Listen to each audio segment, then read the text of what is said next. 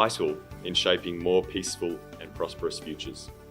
In this regard, our organizations, such as COMESA, must take the lead, collaborate, build networks, and offer a vision. The old order is dying. The new one is being born. And that challenge is going to be with us, that transition, for some time. That COMESA has no choice but to adapt. If you don't adapt, you die. COMESA represents over 600 million citizens across one of the world's most dynamic regions. It cannot be satisfied with reacting to external currents. It must set its own agenda, moving from extraction to value addition. The solution lies, according to us, in a collective and resilient response. We must strengthen intra-African trade, accelerate harmonization, and speak with one voice. We don't do much when it comes to infrastructure.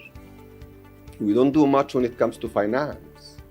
How can we possibly have trade or a better economic development narratives? Nobody will give you this space. You'll have to fight for this space to be on the table. And that is the only way you'll be able to provide inputs and influence decisions. And we can leverage on these public-private partnerships, even in terms of retooling and even changing the education system. Is the education system really responsive to the global market?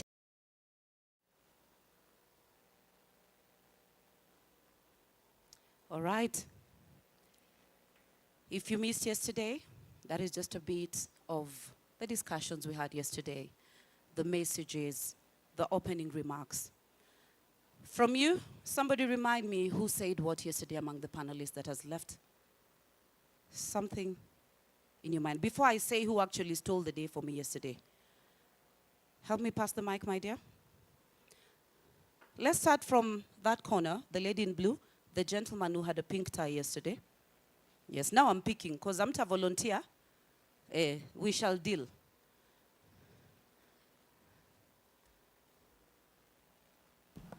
So we start from the far end, then here, the gentleman in glasses.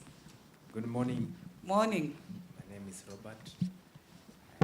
One thing I picked from yesterday is from Ambassador Mwencha, who said, COMESA has no choice but to adapt. If you don't adapt with these changing situations, you will die. What? So you have to make sure you cope with it and lead the way. Thank you. Put your hands together. Adaption is the key, right? Yeah, there's no dying. Wait, that one just sent me to factory settings. Dying. No, life is very beautiful. Next, from the gentleman. Good morning. Morning. My name is Victor Machoka. I remember Ambassador Dr. Kada said it's important for us to understand that COMESA is us. So we are the member states of COMESA, and therefore the character of COMESA is the character of the states. Awesome. Put your hands together. A lady, volunteer somewhere? Right here, next to where you're standing. Good morning. Morning.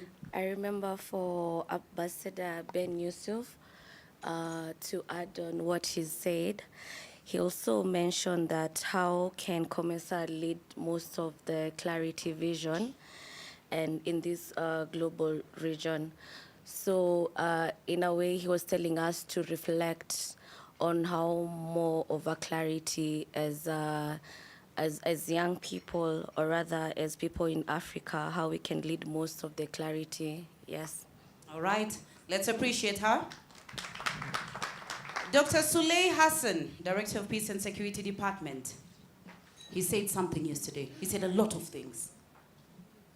He left guys in stitches. He passed a message. It was too deep. Who had? Conflict. Marriage. Who sorts your issues? Do you leave the country? You leave Kenya to go to Tanzania and find someone to come and sort what is going on in your house. Do we do that? Can Africa be able to sort their own issues? Can we sit at a round table and sort what is going on here? Do we need someone from outside? No, we don't, right? Your relationship. Instead of looking for elders, you go to Uganda and say, can we borrow your elders? My wife is not cooking. Is that even possible? The youth. Ambassador Kada said something. Where's your energy? You guys said you're fatigued. Recording stopped. And according to him, fatigue as a youth, how? It's not possible, right? Yeah. You have to earn it. You have it in you. You're the next leaders of tomorrow. The ones who have started this journey are looking at you. But then again, what are we doing about it? We cannot wait for someone to hand it over. Ama namna gani, Gen Z? Tuko pamoja? Yes. Hatutaandamana kwa hizi ofisi. We'll show up dressed in suits and smelling very nicely. And we'll get those positions because we rightfully deserve them.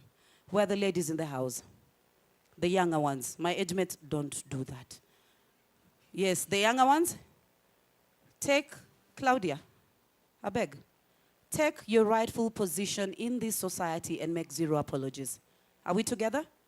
Yes. Women, you'll not sit back and wear your lipstick and just smile. We can lead. All right, guys. About to start. Get your programs. My moderators, my panelists. Are you ready? We start day 2 with energy. Allow me to kindly beg you. Let's keep time. We have so much to say. We can pass it to the other panelists. They can express themselves. We keep time, we move swiftly, and we leave early. All right? Ladies and gentlemen, allow me to introduce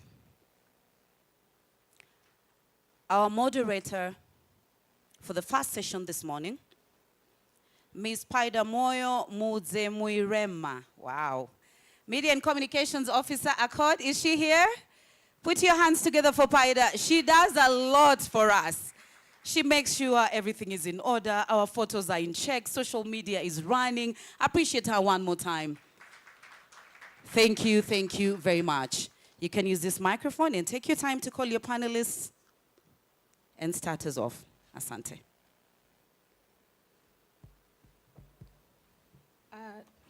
Good morning. Can I just check my panelist online?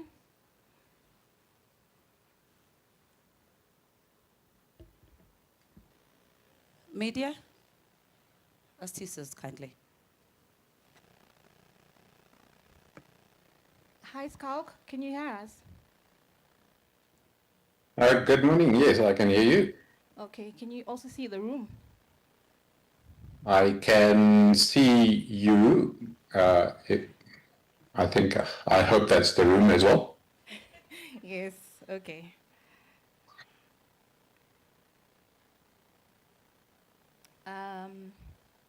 Good morning, everyone, and welcome to this session, Getting Your Research Published. I am super excited for this session because I am passionate about research and data. It is important. It informs our policies. It informs our program. So I am looking forward to this session. And I hope everyone in the room will be able to leave with something. So just to give a background on the session, why it is important and why we thought we should do this session. I think we can all agree that the IRSK conference is not just a platform for thematic dialogues. It is also a space to enhance the African scholarship. It is also a space to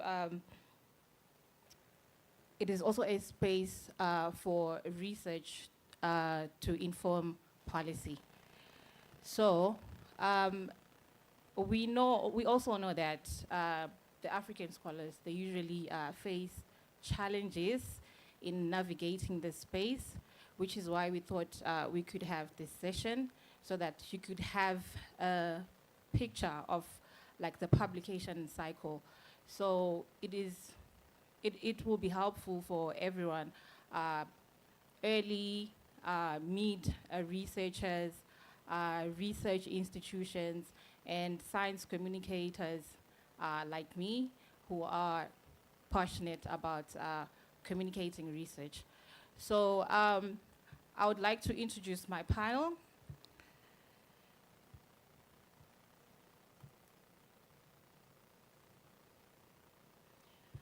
So I'm going to start with Dr. Pra, Andrea Pra. Dr. Pra, can you please come forward? Dr. Pra is the managing editor of the African journal Conflict. She's also a researcher. She's also a senior researcher at Accord.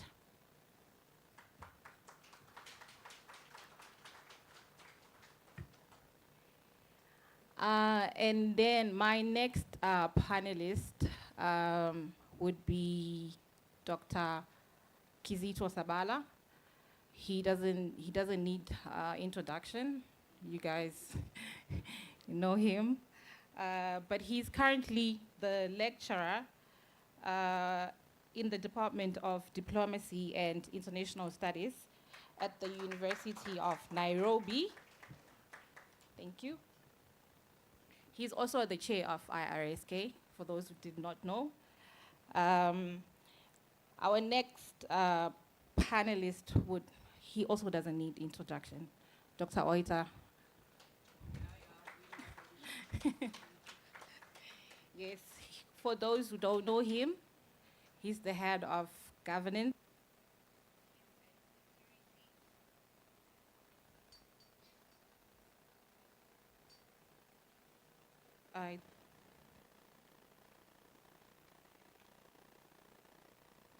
Hello?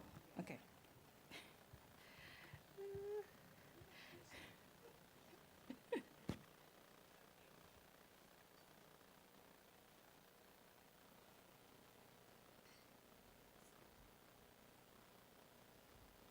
Sorry. And then our next panelist is Mrs. Mumbi Gishui.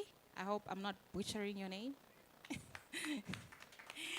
She's the founder of Epsilon Publishers. Welcome.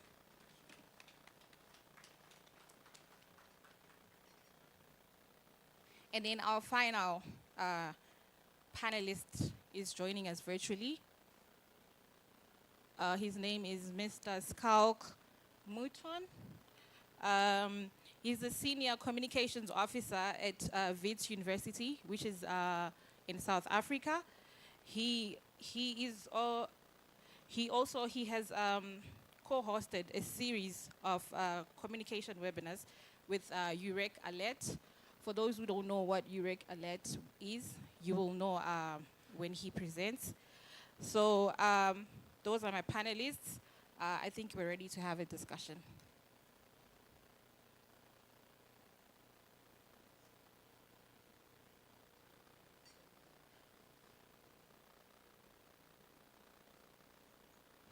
Okay, let's start. I'm going to start with Dr. Pra. As I said earlier on, we're going to give you like a full picture of the publication cycle from manuscript writing, peer reviewing, and then dissemination of the research. So I'm going to start with Dr. Pra. Dr. Pra, your focus is more on academic journals, and you do have a think tank background, so like I would like you to focus more on that. And your question would be like, what do editors look for, like in a strong manuscript, and also what like the authors, what mistakes do they usually make, and why, like common mistakes that that can lead to your paper being rejected, and also ethical consideration in authorship and submission. And we cannot have this discussion without talking about AI. So I think over to you. Okay, thank you very much, Paida, and good morning, everyone. I'm happy not to be in that seat. steering the ship. But yes, it's very big questions, and I'll try to just highlight some key points in my experience. So, I mean, let's start with the basics, and this might sound like a very obvious point, but when authors are looking to submit their manuscript to a journal, and as Paida mentioned, I'll be talking specifically about academic journals. I think we'll have an opportunity to look at other styles of other publications.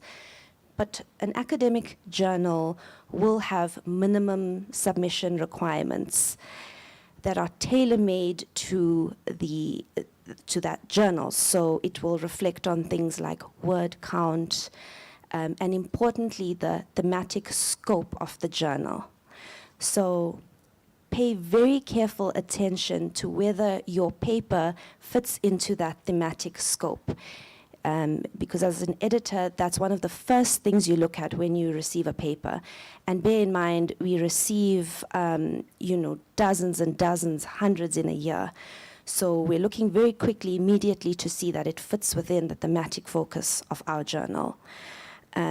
Secondly, is it meeting those minimum submission requirements? And let me give you an example. So for our journal, our word count is 6,000 to 8,000 words. But sometimes I get submissions that are like 12,000 words, or even as low as 3,000 words. And I know it sounds a bit pedantic and silly, but these are details that make or break an initial submission. Another example, we are a conflict resolution focused journal. One of the themes in that field of study is mediation. Sometimes I get papers on meditation, right? So be very, very careful to look at that thematic focus. Second point I want to make, while an editor will, of course, thoroughly read through your entire paper, in that first glance of your paper, what is the first thing we're seeing? Your abstract and your introduction. Make these sections count. Use them strategically to frame your argument clearly and in a concise way. And use it to really highlight the relevance of your paper to the body of knowledge. And the third point that we focus on are methods.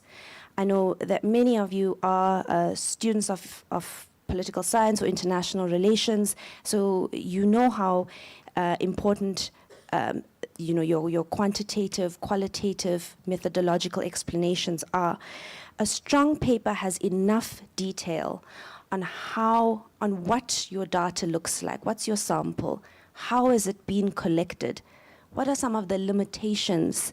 What have you missed out in your data collection? Here, more is better. Rather include more detail, which can be edited out at later stages, than give a very shady-looking methods section. And in here, as editors, we're looking at the validity of your argument. The methods section is important to establish validity. And then, it promotes transparency, and it really helps to advance scientific knowledge. Okay, and then finally on the section, a good paper is well referenced.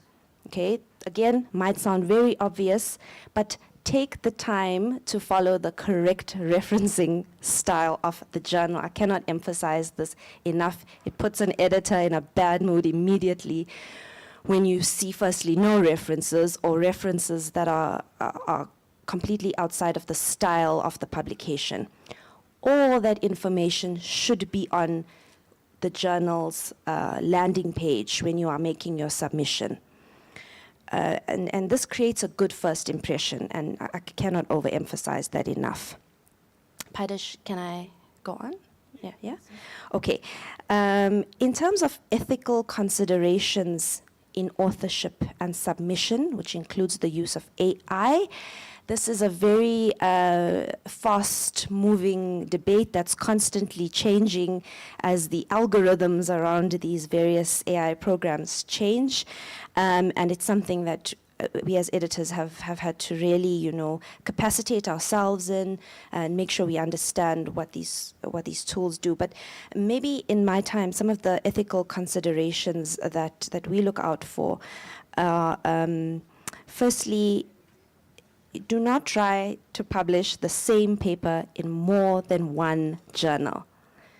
So you've got a paper, it looks good, and then you're shopping it. And once it's published, you're trying to publish it maybe outside of Africa or in a completely different journal. No, we will find out. We will find out either through the use of plagiarism detection software, or just, what editors do in the initial pre-screening phase is to do a Google Scholar search of the author to see what other publications they have, and oftentimes that's where I've picked up self-plagiarism. Yes, so I mean, I've often had the question, but what if it's my work? What if it's my original work? And I want to publish it as I see fit, is it still plagiarism? And the answer I normally give is to refer back to the policies of our journal, the African Journal on Conflict Resolution, where we ask for an original contribution that implies that it has not been published elsewhere and that it's not considered in elsewhere. So have a look at the policies of your journal.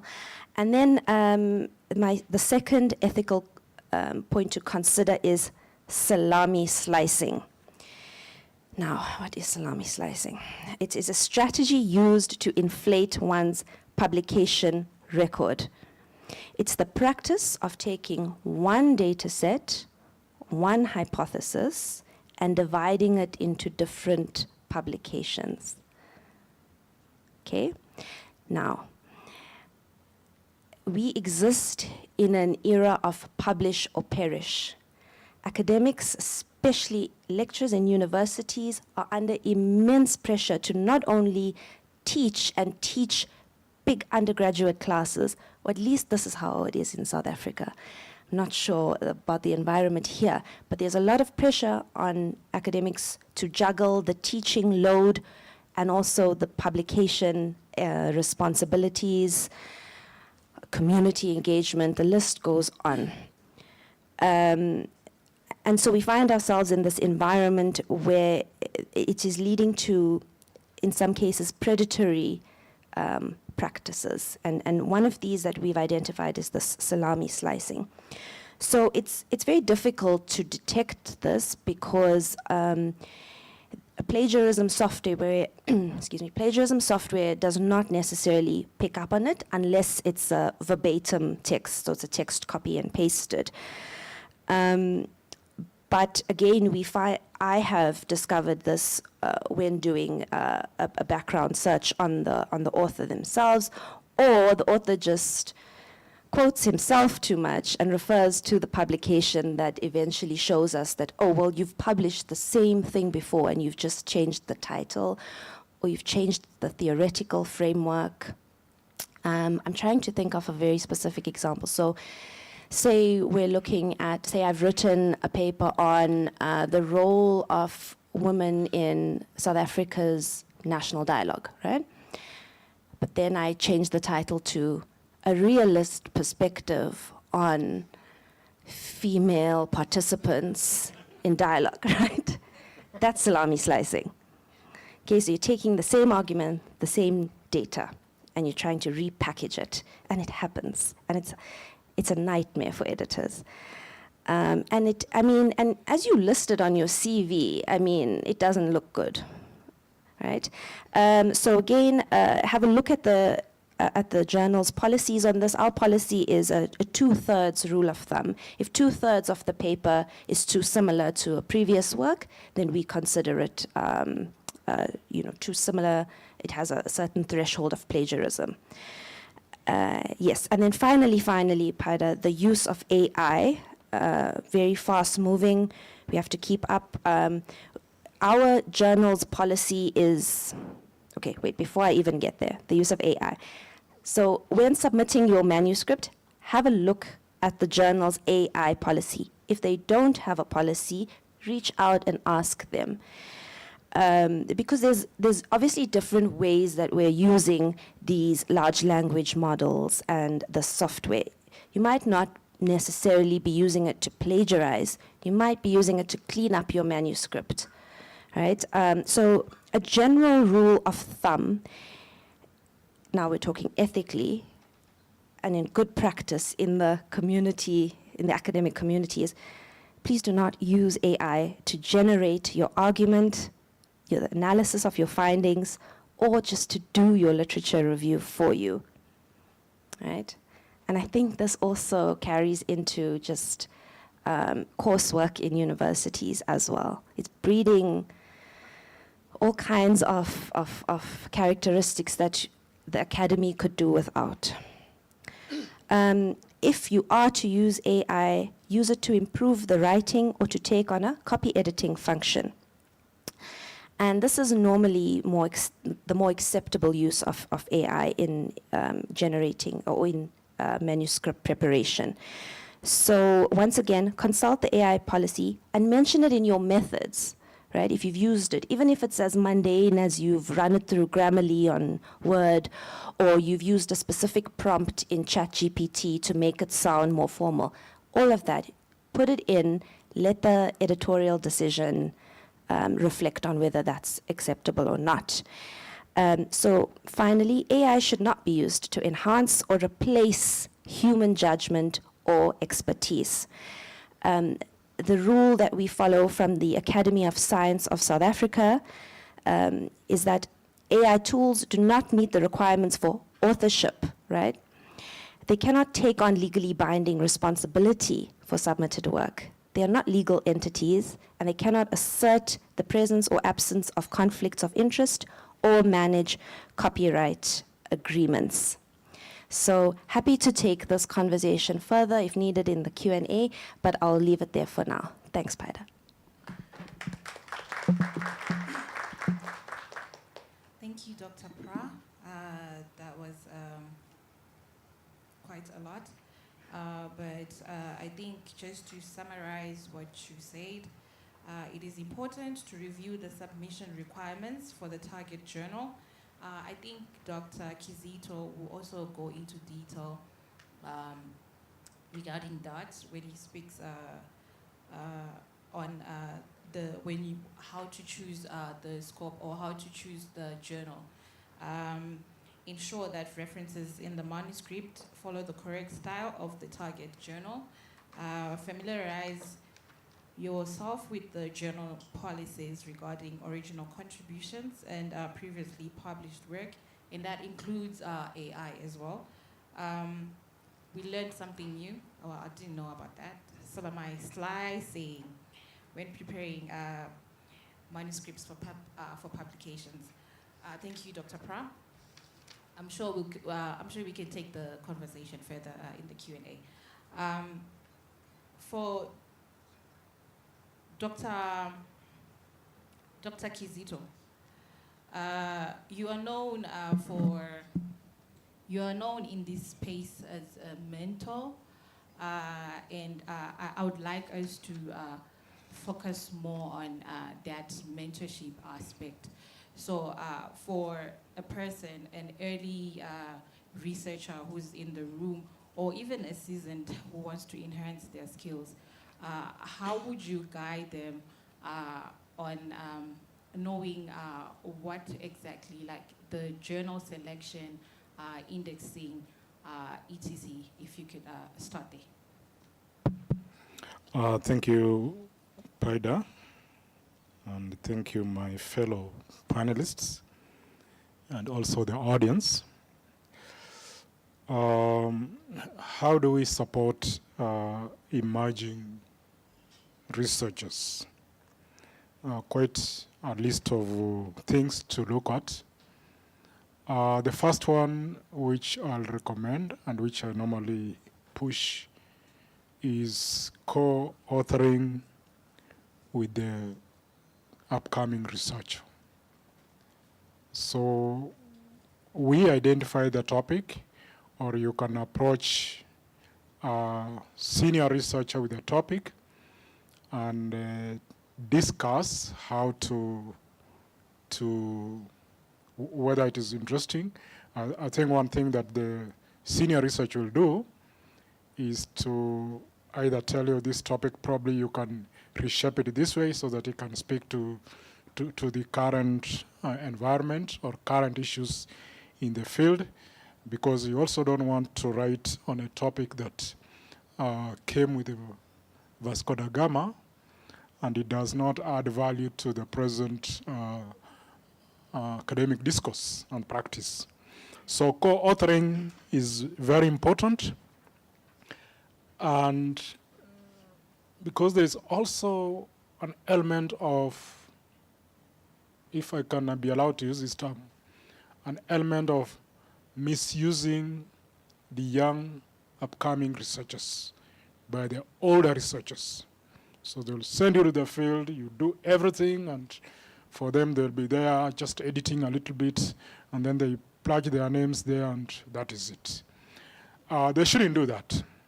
It's important to sit with you down, look at the topic, unpack the topic, so that the young researcher can see how the various sections and subsections are being conceptualized in the paper, so that you just don't go and start writing about this issue left and right. As Dr. Prowse said, don't write 12,000 words when you are required to write 8. You may write 9,000 or so. But this is partly because you did not conceptualize the work very well, so you are really bringing in a lot of issues which may not be very relevant.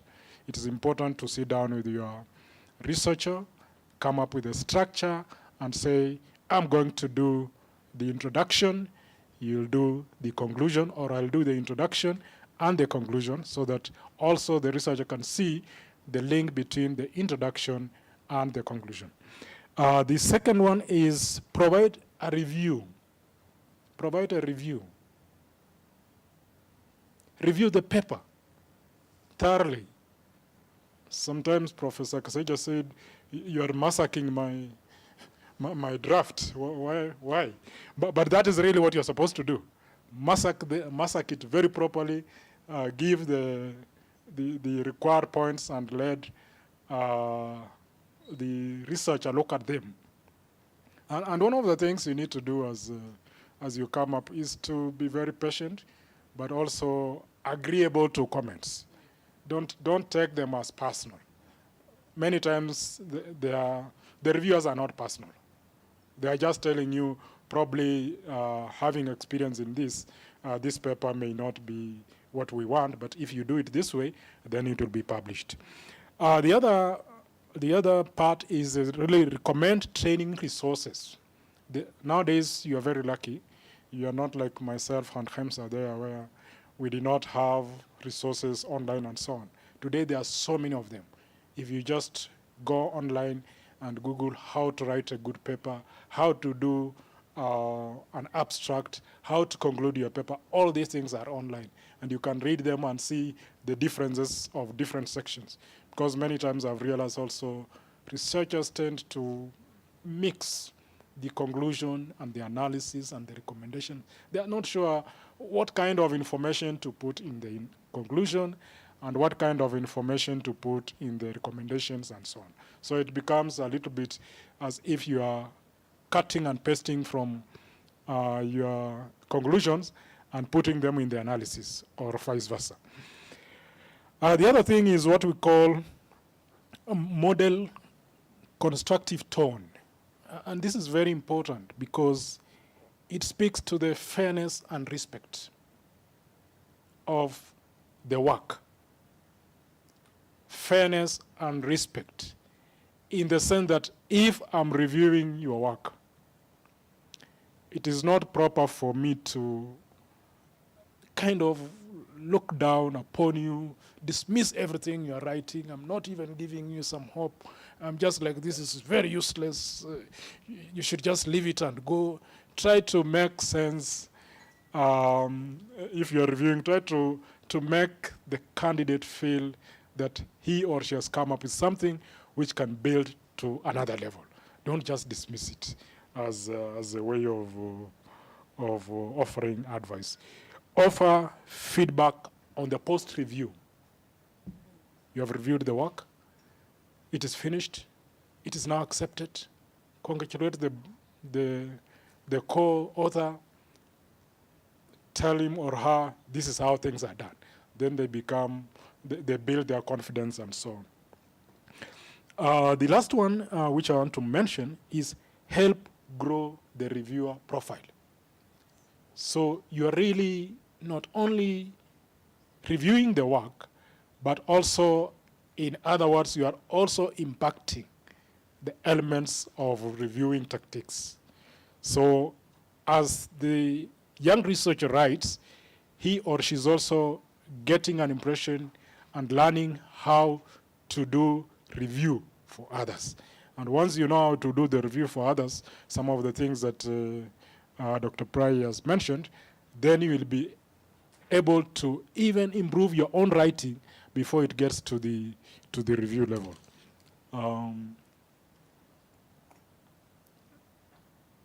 Two things I want to say about peer review. One is originality and significance. Is the research novel? Does it add something new or something very important? Those are two different things. It may be something new or it may be an important dimension. So as you read your own work, can you point out what is different from others yourself? Because you can write and write and write, come up with the 8,000 word page document. And when yourself you ask, okay, so what is the new that, or what is more important in this paper? You are not even able to tell. So as you write, as you conclude your work, please be able to make sure yourself you are convinced that this particular aspect is new, this particular aspect is important, this particular aspect adds an alternative interpretation to the issues that we have today. Yes, can I stop here? Because Oita wants to speak. Would you like to go on? I can go on if you... No, we can stop there for now. Thank you, Dr. Sabala. I think one thing that we can take away from what you've said is, for those who are parents, I'm not a parent, but what he was saying was gentle parenting to the peer reviewers. So if you're dealing with early researchers or early people who are still early in the academics, you need to be gentle. You need to help them grow, and also just lead them in the right way. And you also mentioned co-authorship, which is important as an emerging researcher. You also need assistance from the seasoned researchers. So I think co-authorship will also assist. Over to you, Dr. Oita. For you, I think the focus is more on research versus policy. And I know you are a chief editor, but also you're in the policy space, which is within COMESA. So my question to you would be the role, like what is the role of academic publishing in shaping policy debates? And then maybe you could also expand on how to design, like that's from your experience as a chief editor, how to design and present research for policy relevance. Thank you very much. Ideally, knowledge is supposed to change the course of humanity. Knowledge is supposed to change society. So as you engage in research, the idea is to generate new knowledge, and that new knowledge should take society to a different trajectory. It's supposed to influence the way human beings live in their daily life, and it needs to make it better. Then that knowledge becomes extremely useful. I normally have a problem when somebody tells me that is academic. I honestly don't understand what they mean. Because academic is about our daily life. Academic is about finding solutions to our problem. So as we engage in research, that research is supposed to influence society in a given trajectory. And that is where the policy issue comes in. What is it you want to solve in terms of the problem? What is it you want to solve in terms of influencing the legal and policy frameworks? So in the space where we are in, what is important for us is now the policy documents that emerge from the research output, because that helps us in terms of influencing programming from a different perspective, also influence institutional restructuring or reforms. So as you engage in research, and actually writing policy brief is the easiest thing to do. I find it so easy. I throw many of them to Dr. Pra most of the time because it's the easiest thing to do. You need 3,000 words at most. You are talking about something that you are living or doing.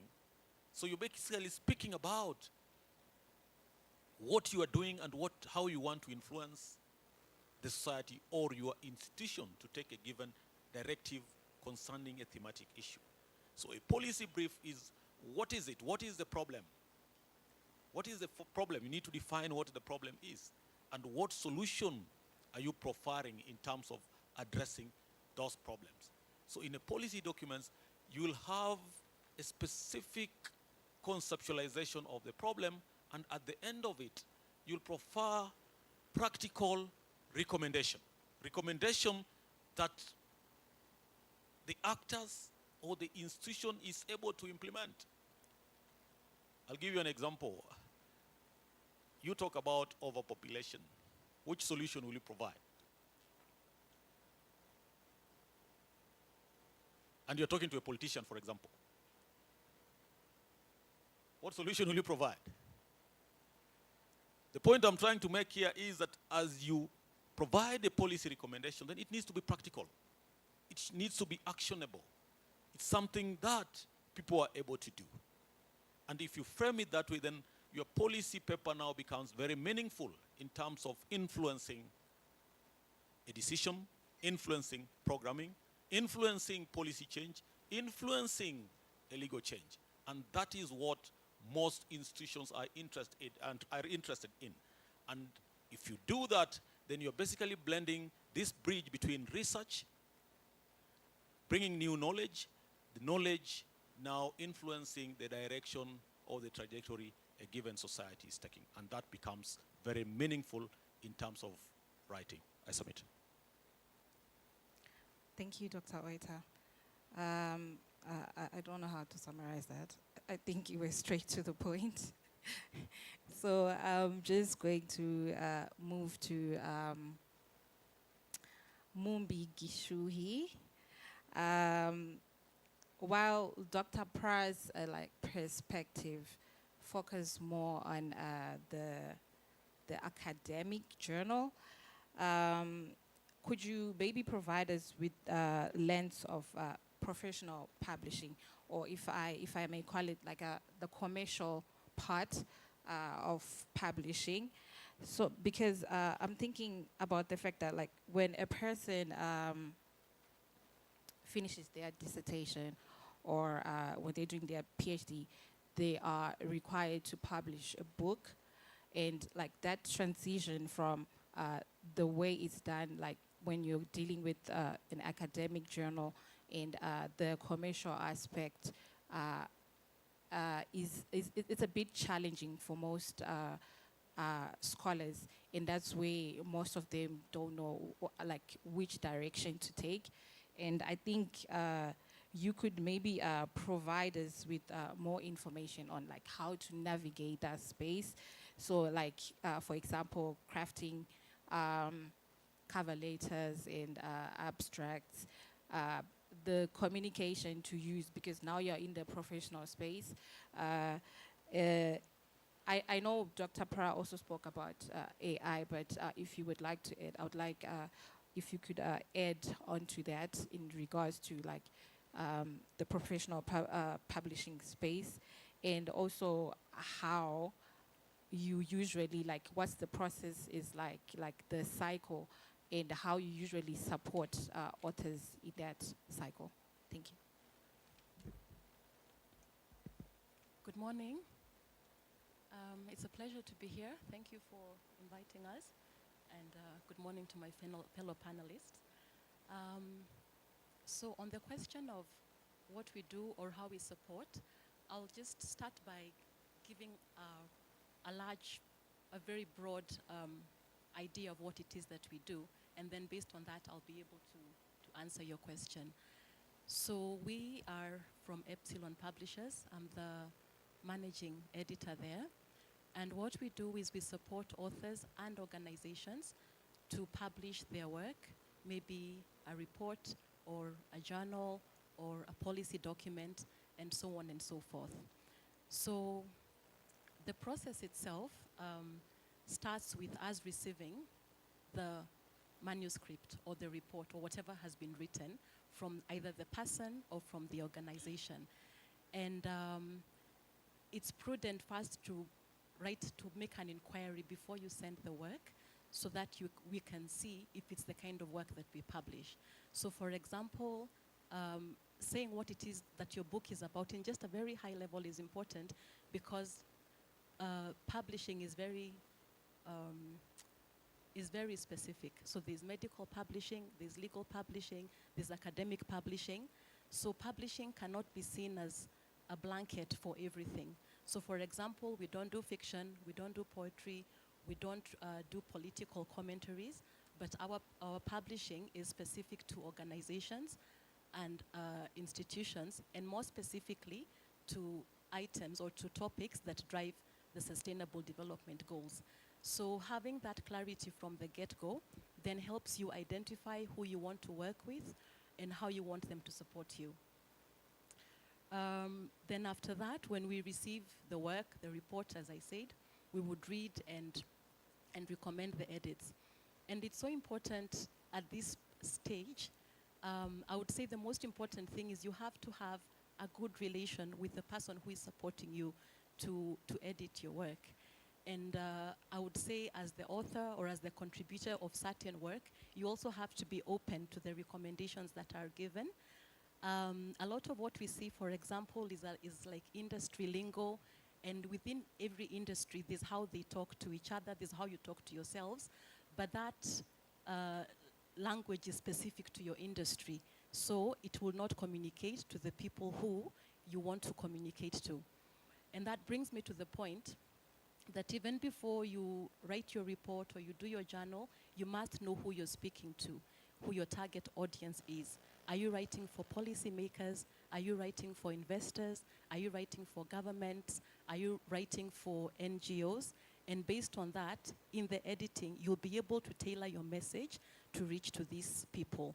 So that I think it's also important to recognize that you can't have a singular message for everybody.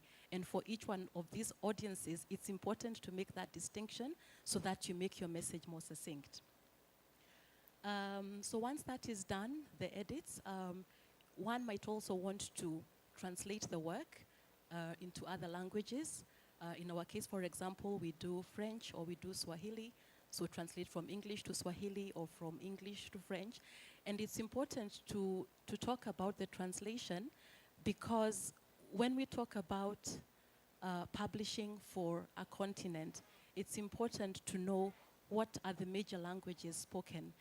If I'm not wrong, French is spoken by 440 million people on the continent. And so if we just have our publications in one language, mainly English, then we lock out almost half of the continent.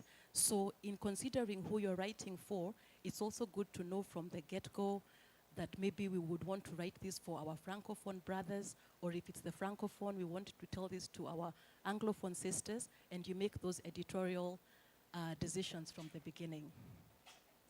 Now, I'm going to talk about AI from two perspectives.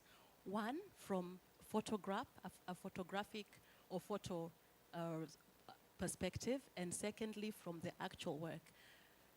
I read the other day in the paper that Kenya is the highest use of ChatGPT in the world. But when you're writing this, your work must be original. Your work must be original because that upholds your professional integrity. And when work is written with AI, we will always know. There's just a way that you know. And no publisher would want to be associated with something like that. So that's really critical. And as was said earlier on the panel, it's okay to use AI maybe to do your editing or to do like your, maybe a quick check, but it cannot be the core of what it is that you're using to develop your report. So that professional integrity is also very important. The other thing I'll talk about AI is use of photos. When you're doing your reports, as far as possible, use editorial photos. And we support people with that. So we have access to photos on Reuters, AFP, and Getty Images. So whatever photos you have in your publication must be duly credited. So you don't say the photos are on Google and you go and Google the photos and you download them and then you put them in your publication. That will not fly because that it lacks the integrity I talked about earlier. So once that has been done, and these are by and large, the technical parts of it, it's also important to talk about something called like the writer's vanity. So writer's vanity is where you've used like a very big word and the editor is telling you or recommend that you use a simple word. So for example, you want to say like we need to augment the economy, but really you just want to use increase. So where you have like a very big word, use the next simplest words because it's so important not to have intellectual arrogance. It's really important. And the simpler your message is, the more you connect with your audience and the more chances are that people will remember what you have written about.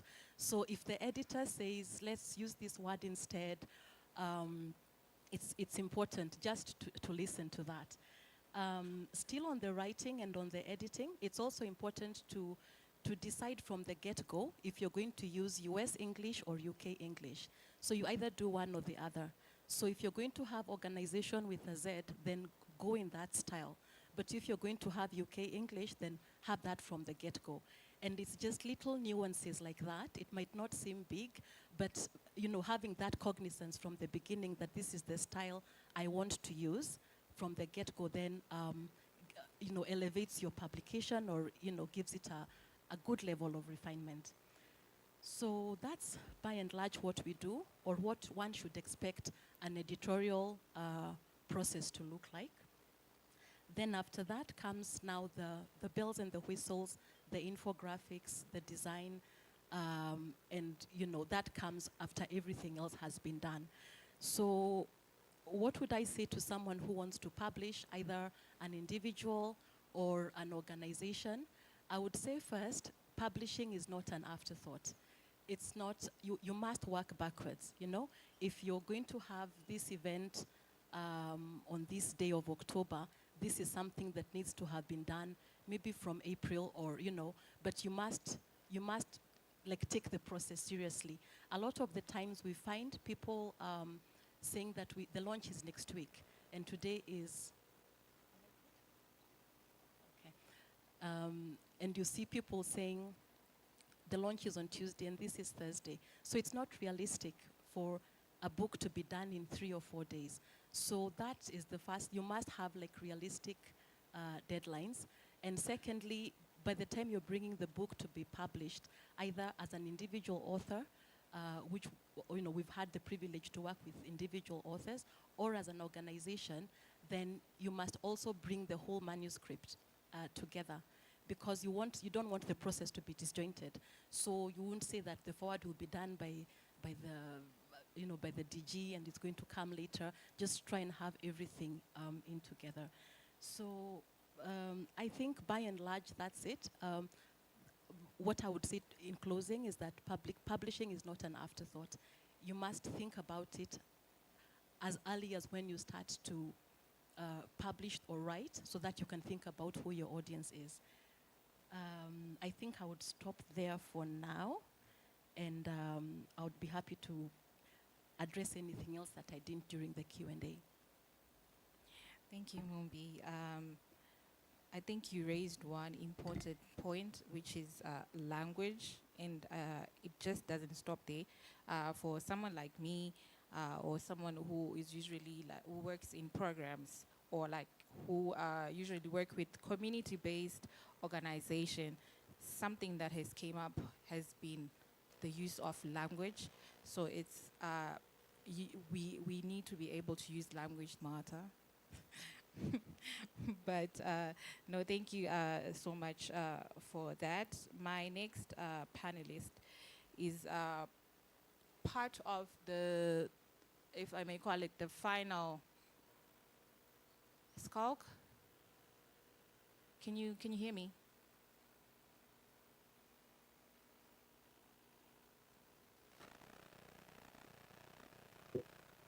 Thanks, Pada. Can you hear me?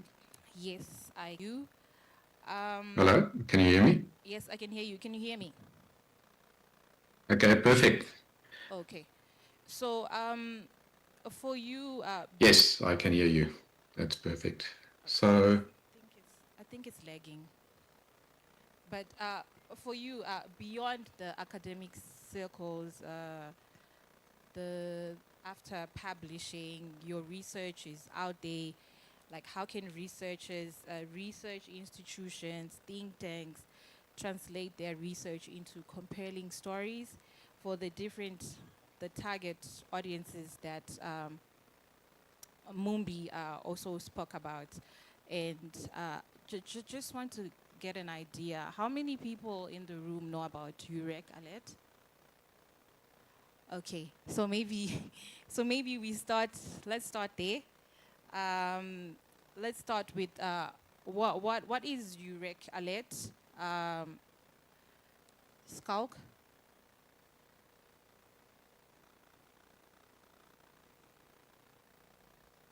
Yeah, I think, Pada, if I may, I'll just take one step backwards. And as I think all the panelists up to now has been in the academic sort of setup, and I come more from the traditional or from the media sector and communicating your research. I just want to take a step backwards, and I'll get to UREC alert in a second. And I think Mumbi left with a very, very, very important step in saying, don't think about publishing your work outside the academic space at the last minute. So I want to quickly just start with a background of me and UREC alert, and then how we assist researchers to get their research into the mainstream news, into social media, and crafting compelling stories about their research. Because every piece of research starts with a question that someone wants to answer. And if you want to answer that question, someone else might want to know about it. So I think that's an important point to start off with. So I'm an ex-journalist, and I'm currently a communications officer at Wits University, and I wear two hats. Separate to that, I work for a communications agency called Story Studio in South Africa. And what we do is exactly that. We turn research stories, we help researchers get their stories into the public space via either through traditional media, which is television, print newspapers, or digital newspapers, or new media, which is social media, video, film, whatever that story might be. Together with that, we are the agents for Irsk Alert, and to just then answer Paida's question is, Irsk Alert is a leg of the AAAS, the American Association for the Advancement of Science. And so they are the publishers of science, the Science Journal, for instance. And what Irsk Alert is it's a news distribution platform for researchers globally. So they've got 12,000 registered journalists on their platform. So in other words, me as a researcher want to distribute my press release, and I don't know where to go to. I post it on Irsk Alert, and that immediately gets distributed to 12,000 science-focused journalists around the world. So it's a really powerful platform to get your news out. And yeah, as I say, we are the agents in Africa for that platform. So if you want to use that platform, reach out to us. We can assist you in accessing it, and we can assist you in generating your content for the platform. So just stepping back to what Mumbi said from the start. Many people think about, and researchers, and I get this all the time, is that starting to communicate your research to the wider public is only something that we want to think after we've published in a journal. And Mumbi gave me the right intro to this, is in when you start with your research, it's actually just as important to think about how I'm going to communicate this to the public from the start, so that I've got a plan to work with throughout my research. And why I'm saying this is many funders, if you think of why you want to communicate your research to the wider public, is point number one is many funders these days expect you to, in your application for funding, tell them how you are going to communicate it. So you start to think about it right from the beginning.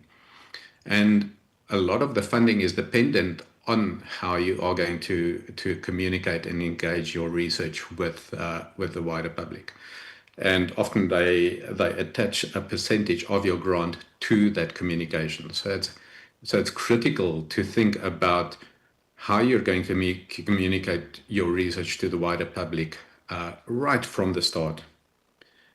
Other reasons why we want to communicate our research to the wider public is because it obviously builds your public profile.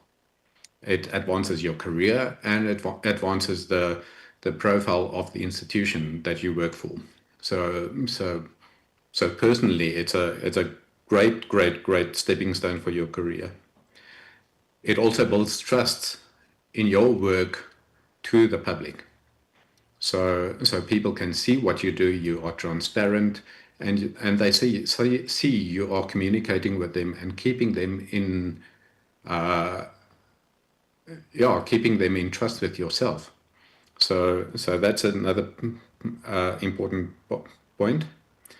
And then the final point that I would say to that, and I think there's many that I may have skipped, but these are the couple of important points, is that a lot of research, probably about 95% of research, comes from public institutions. In other words, they are funded with public funds. So researchers actually have an obligation to communicate their research to the wider public, because it is the public's tax money that actually pays your salary. And if they pay your salary, then you have an obligation to tell them what you are doing. So that is a couple of points on, I think, why we are communicating to the general public. And then thinking, how do we communicate? And this is another point that Mumbi made, is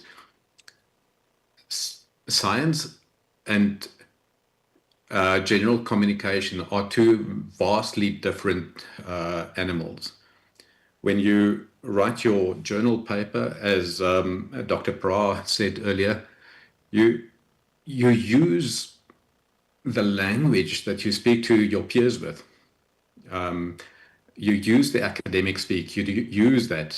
But when you speak to other people, to the general public, it is really, really important to keep your message simple as possible. Use simple English if that's the language that you use to communicate, or simple terms in the language that you use to communicate. And then it is important to tell a story. So not just throw facts at your audience, just to tell a story. Humans have evolved telling stories to each other around the campfire. Rock art, depictions of rock art, that is telling a story. So when we tell a story to someone else, it is much more likely that the other person remembers that story and will tell it to someone else than if you just throw facts at them. And then I would say, when you start to, just to connect to the beginning of what I was saying, is start with a plan. Think of, my research is applicable to these specific communities, and I would like to speak to these communities about it, and this is what they need to know. So from the start, you start with that plan and think what the communities that you need to speak to need to know, and how you are going to reach them. So whether you use traditional media, which again, television, radio, print newspapers or digital, or you are going to use podcasts or video or social media, you always need to start with the content first and think about story, how you are going to reach those people, and then what channels you want to use to reach those people. And then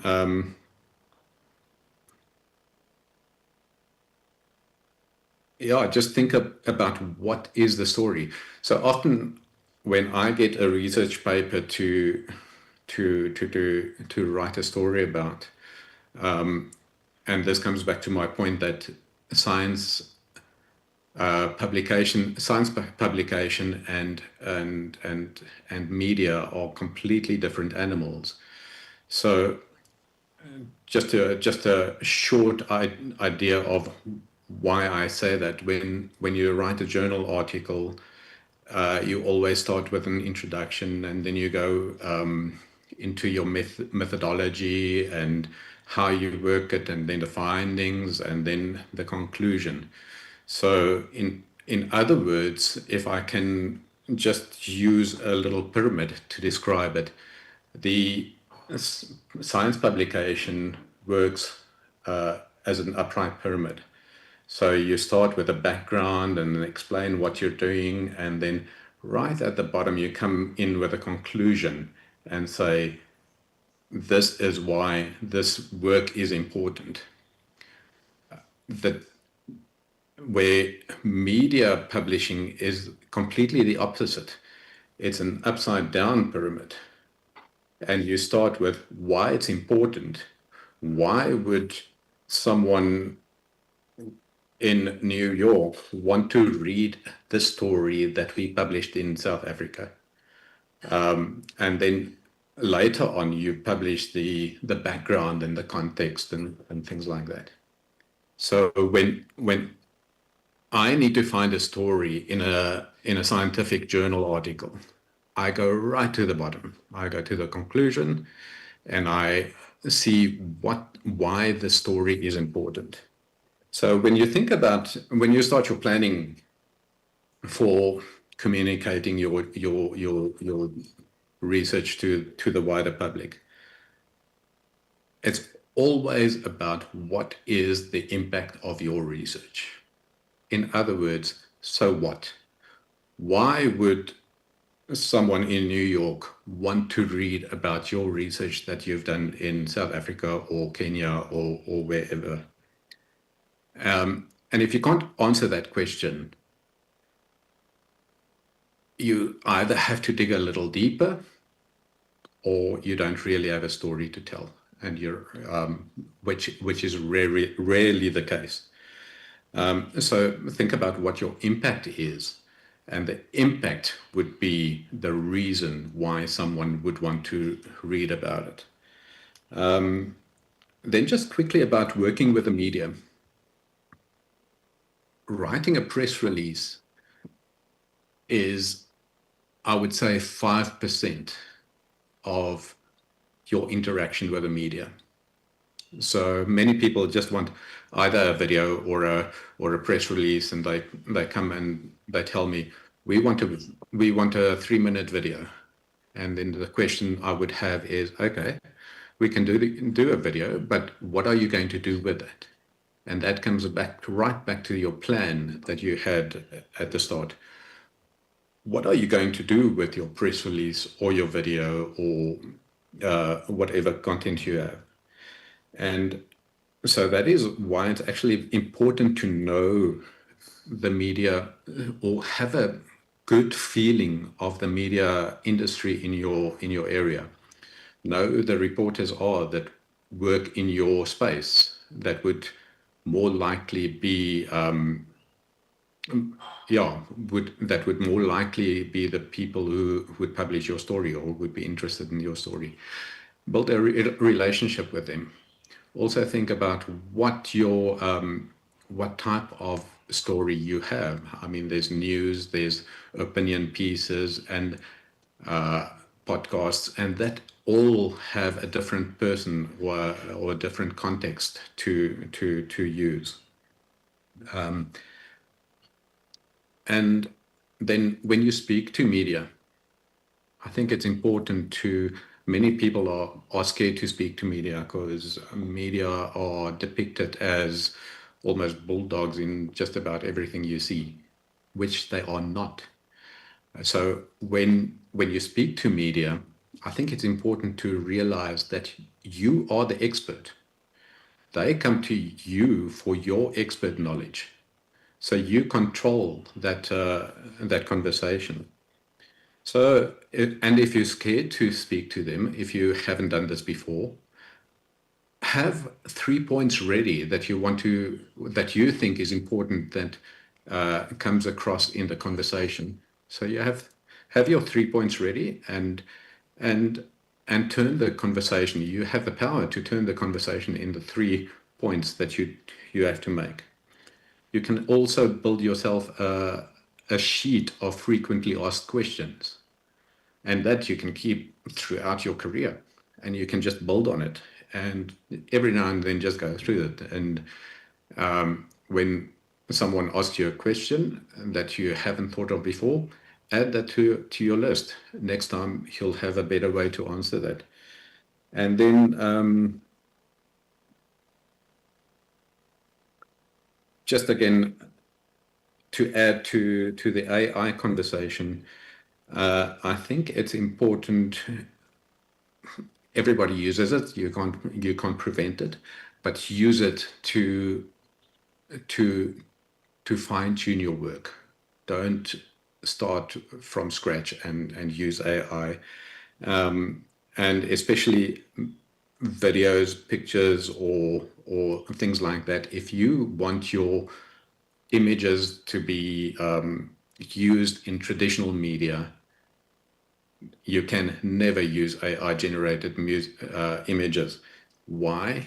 Because news media is a specific animal that they need to present the world as it is.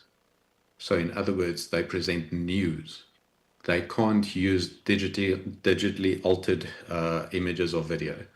So if you use images, video or something, use original content. And then one last point on AI is don't trust it. If you create something with AI, double check it. You are the fact checker. You double check it. And then, yeah, I think that's as an intro what I have to share. Thank you. Thank you so much, Skauk. That was a mouthful, and I think that was a lot of information. I'm not going to summarize what you said because I think it was straight to the point, and I do want to add on what you said regarding storytelling, which is important. So now we are about to go into our Q&A session, and I would like to kickstart that Q&A session to you, Skauk. You spoke more about storytelling and these stages that you need to take, all these things that you need to factor in when you're thinking about sharing your research. And me as a person, as a science communicator, this is information that I am sort of privy to, and it applies more to maybe research institutions and think tanks. But if you could maybe help us, because most of the people in the room are academics who are early academics, so like they don't have, like, let's say, resources to come to you and to be able to help them with that whole process. So maybe you could maybe start with helping those, like that target group, like the early researchers, like how exactly, because they don't have as much resources as think tanks or institutions, or even the time. They might not even have like the time to actually think through everything else that you have presented. So just think about it, and then I'll open the floor for a Q&A. Nicodemus, 1, Claudia, 3, 4, 5, 6, 7. Yeah, I'll start with Nicodemus. Thank you very much. And my question is very short and direct. I read this article on The Atlantic says that the job market is hell. Young people are using ChatGPT to write their applications. HR is using AI to read them, and no one is getting hired. I think to you, I think this is very symbolic of the nature of the AI that we are, the age of AI that we're living in. I know it might be different maybe in the, is also, for example, maybe even reviewers use AI, all right, to read the papers as well. So it's almost like a double-edged sword. I don't know, you want to comment on that, particularly on that particular statement on how there's that interface between the users of AI. So on one hand, they are using AI to write these papers, and then this other, the end user is also reviewing these things using AI in the first place. So I don't know how that applies also in the field of research and publications. Thank you, Nicodemus. That question is directed to Dr. Pra or Mumbi. Okay, Dr. Pra, thank you. Thank you very much, Paida, and thank you so much to all the panelists for inciting us. I have 2 comments, one on the overpopulation that Dr. Itiang mentioned. With my neighbor, we were saying to stop overpopulation or the solution to it, maybe we should stop mammal reproduction. And a comment on gentle parenting, Dr. Kizito. This has been an issue, I think, for me as a researcher, with the fact that we have peer reviewers who want you to write the paper the way they see it. They don't want to understand where you're coming from with the paper. So they would sometimes not get to, have a conversation with you. So what do you seek to achieve with this paper? What is your problem statement? And what is the solution you're proposing? They would want to start correcting and imposing solutions on you. And this is something I think it's not just a problem for me. With other researchers, I think we have that problem. And I think peer reviews, as Spider and Doc you mentioned, there's need for gentle parenting. There's need for a conversation between the peer reviewers and the researchers to have an entente, like a point of agreement. And my question to all the panelists, I don't know, whoever can pick it, is how can we researchers, and not just researchers, but also publishers, how can we amplify the visibility of our papers? Is there a novel way of doing things other than just publishing it on the websites? Because now social media has really, really taken over the globe. And so how can we amplify the visibility of our papers other than just doing the usual publishing? Thank you. Maybe let's direct it to Scalp.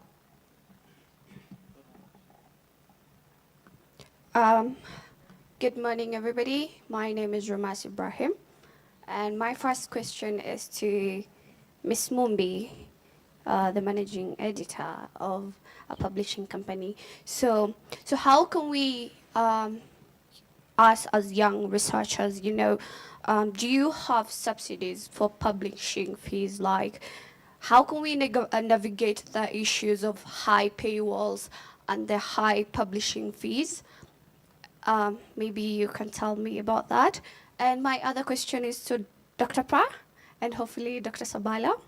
So we as young researchers, we are often quite, ambitious. How can we navigate, meeting the international publishing standards while producing local research topics with yani vitu kwa ground? How can we publish? Sorry, Dr. Pra. What my question is like, how can we meet or balance international publishing standards with producing research that has a real life impact or the local impact? Yeah, thank you. That's it.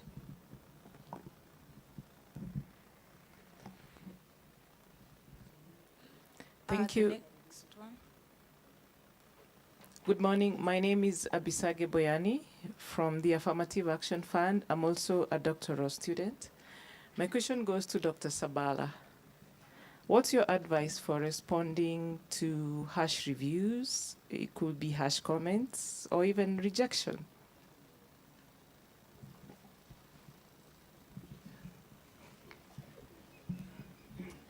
Good morning. My name is Rahma Oda. I'm a researcher. I had two questions, but both have been partly asked, but I'll just go ahead and ask it. My first question I directed to Dr. Pra. Yes, AI is advancing really fast. And I know as Africans, we are a bit hesitant to changes, but it is inevitable at the end of the day. So as researchers, for example, personally, I'm a researcher and I use Kimi AI. I do not want to deny it. How can we leverage this AI without compromising the originality of our ideas and ethics and also integrity? My second question, I would direct it to Professor Dr. Sabala, and also I would like to hear your comments, Dr. Pra. As young researchers, it's really hard to get your papers published. There are a lot of rejections and all that. How can you advise people, someone like me who is a young researcher, to get their papers published and get their ideas out there? Thank you.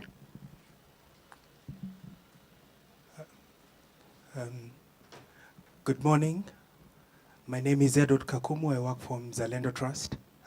Mine is just a comment to a question asked about how to further disseminate research, especially for students. So as Zalendo Trust, we work a lot on public policy. So we do a lot of research around such measures, public policy, and various bills and laws that go through Parliament. Zalendo Trust is basically a parliamentary monitoring organization. So we monitor mostly bills and laws within Parliament. And so we do a lot of research on laws and bills. Basically, maybe four ways of how we do dissemination of our research will be around. We try and validate, so we call stakeholders together just to have conversations around the research that we have done. And then from that we urge stakeholders to kind of amplify that research in their various platforms or various engagements as they do interventions. The second avenue that we also use is through, we try traditional media. I think Skulk spoke about this. We go to radio shows and you know, TV shows and just have interviews on public media and then disseminate our research through that. We also utilize social media platforms, bring members of public together through webinars and such kind of avenues just to have conversations around the research and see how to build on it. And then lastly, we also engage people like policymakers just to have those conversations. So those are some of the avenues. Through conferences, we can also, you know, disseminate our research in such settings. Like we'll have, you know, academicians doing their papers today. We also disseminate research through that. So yeah, those are some of the avenues you can utilize. So mine was just a comment, not a question. Thank you. Good morning. My name is Barak Ogada, and my first question is directed to Dr. Pra. I wanted to understand if your journal is always open to receiving papers throughout the year, or you have specific timelines when you call out for paper submissions, and is publishing with your journal, is it fully free, or there are some fees that you charge those who are publishing with your journal? My second question goes to Dr. Sabala. You've mentioned that the senior researchers normally misuse the upcoming researchers by loading them with a lot of work, and then they just copy-paste their names in the work and they publish.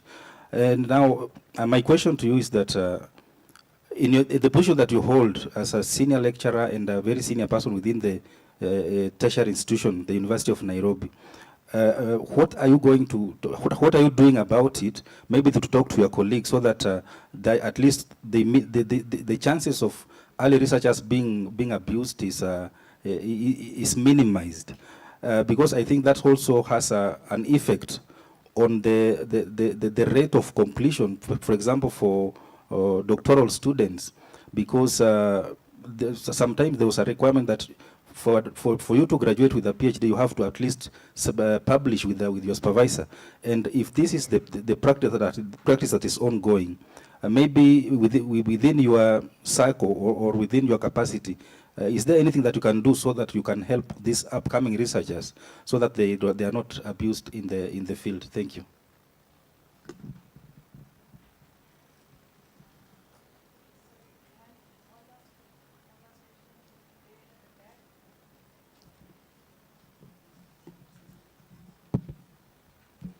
Good morning, my name is Nancy. I work in a research department and engage with students quite a lot.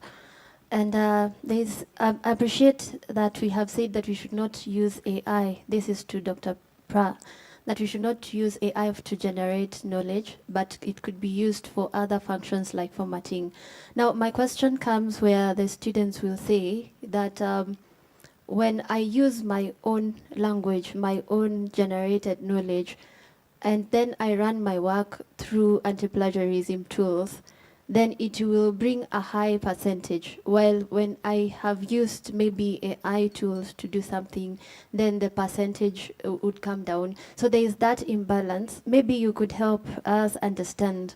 You said that we should acknowledge the use of AI and how we have used it. Is it enough even when the percentages come out very high? Or how do we then mitigate this problem where the AI detection tools are bringing up very high percentages, even when the users will claim that they did not use it? Thank you. Thank you. Okay, we are running out of time, so I'm just going to allow the panelists to respond to the questions that have already been asked, and then if you feel like you just really need to, we'll see with time. So I'm going to start with you, Dr. Pra.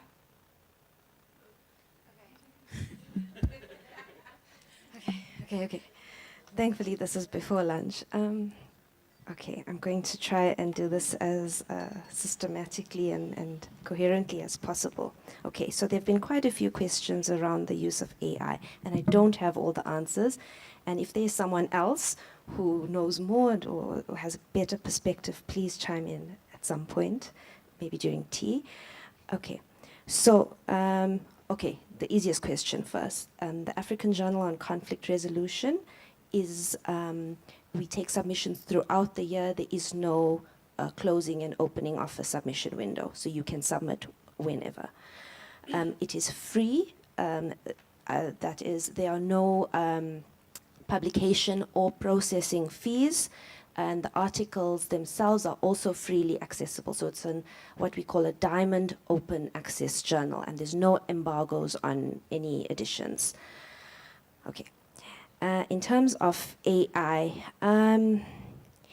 yeah, in terms of the AI detection, I can only speak in terms of the software that we are using, which, you know, as an NGO, we only got fairly recently, because we didn't really have, you know, we had to apply for a grant, we had to get funding. We had to make a case now for how to review for possible AI use. So what we've done to try and mitigate some of the issues around the results that come out of the software is we've developed like a threshold. So that's one. If it goes over, I mean, 25 to 30%, then we contact the author and we show them what is being picked up as AI. Sometimes it's simple things like names, like if you've written a paper on Nelson Mandela, you know, you can have a very high detection rate. So as the editor, we also have to carefully go through the detection reports and see what it is picking up. Now on Authenticate, for example, and this is not a plug, it's not a paid plug, it tells us on the back end what it thinks is AI and what ChatGPT or exactly Grok, what was being used. Again, preference of the editor. At the AJCR, we really value communicating, keeping the communication lines open with the author. We don't immediately reject the paper. We always go back to the author and say, have a look, this is what we picked up. Where can we meet each other so that we get this to the finish line, or you take it back, you revise it. Yeah, so it's the threshold and it's the discretion of the editorial process. Use of AI in peer review.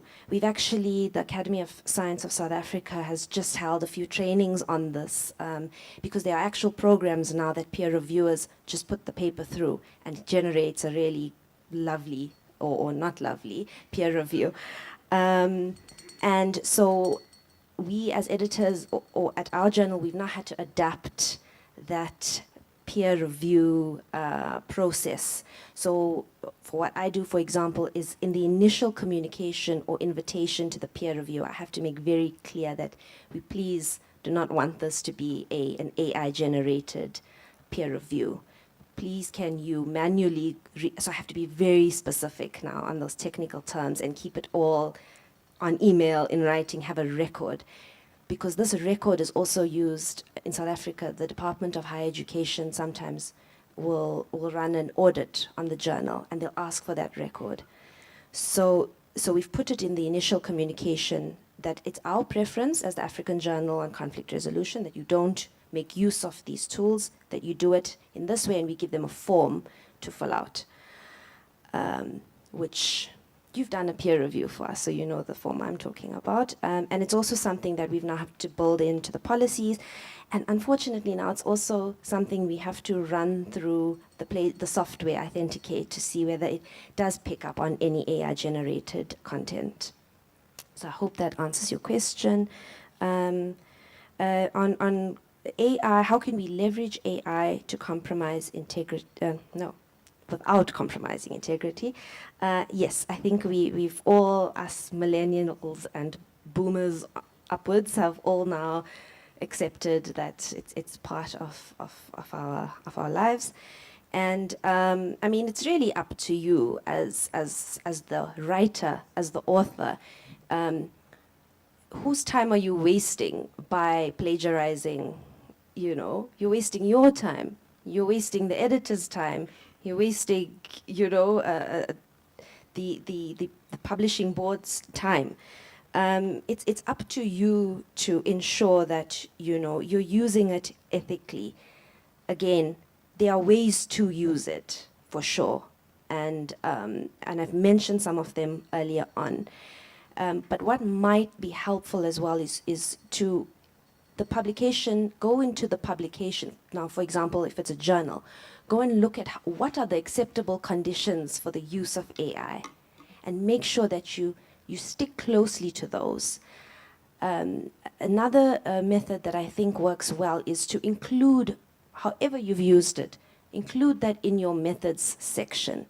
And not just for a journal article, even for your research essays, in your coursework, in your dissertations.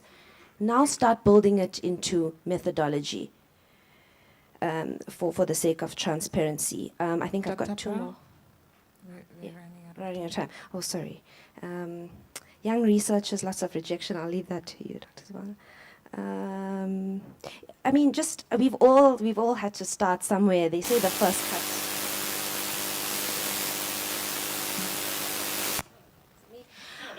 Okay, I've clearly been told to keep quiet, but I'll keep this one short. We've all had that very painful first rejection. I remember it took me like, I had to recover, you know. Peer reviews can be unnecessarily nasty, you know, and that's a fact. It's someone is feeling powerful, they're a reviewer, or someone's having a bad day and they're a reviewer, you know. But take it in the most constructive way possible and use it, strategically use it to improve your paper, because at the end of the day, that's the end goal. You want to improve it. And it gets easier, it gets better.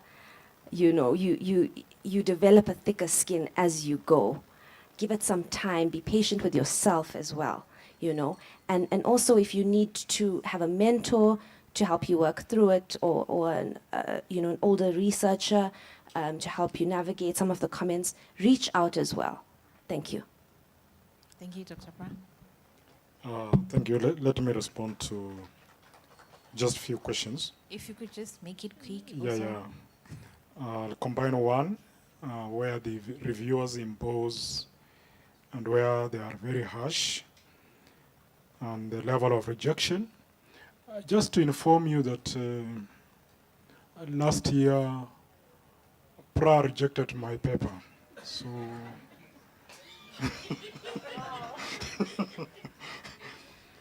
and as she has said, you really, it's part and parcel of publishing. So we are seated here, we are not fighting. So rejection is normal, and you have to just take it as part of the process. But more important, I think, what happens nowadays is your paper is normally sent to 2 or 3 reviewers. And I can assure you not all the 3 reviewers will be very harsh. at least one or two will show the potential of the paper.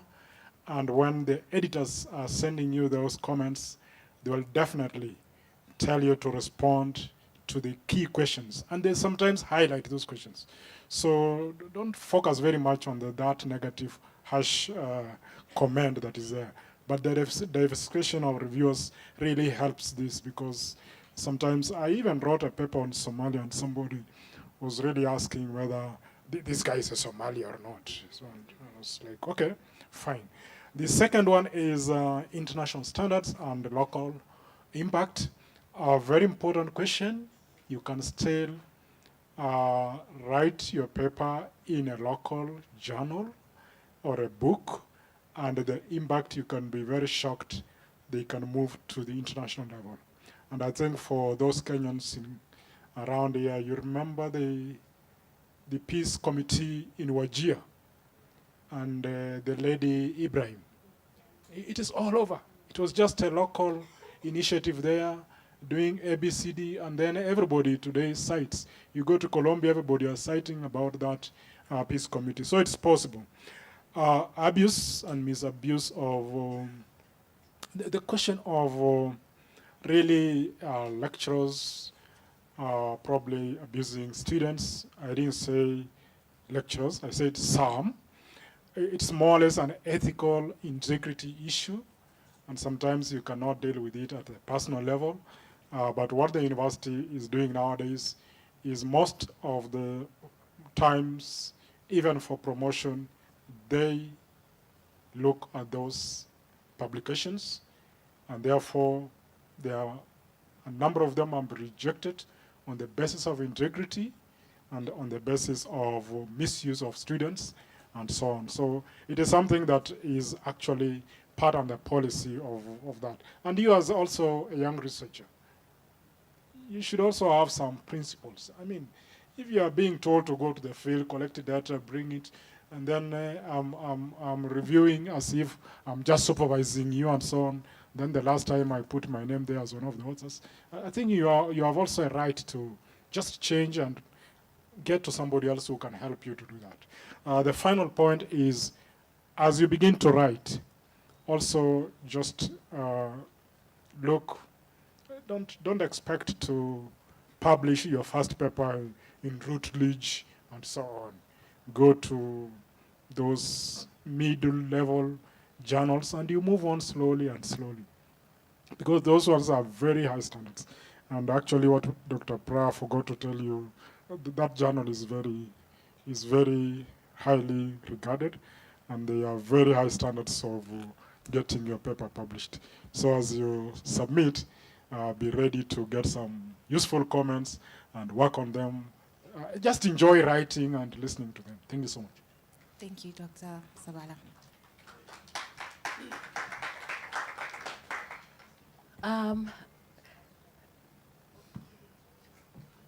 Okay, I think the two questions I saw, the first one was how to amplify the visibility of your work.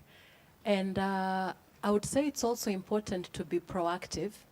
Yes, you can, go the route of trying to get published in journals, but I dare even say, I would even challenge you and say you can also start your own blog and write about your topics of interest. And the more you write, the easier it gets. Writing is like a muscle.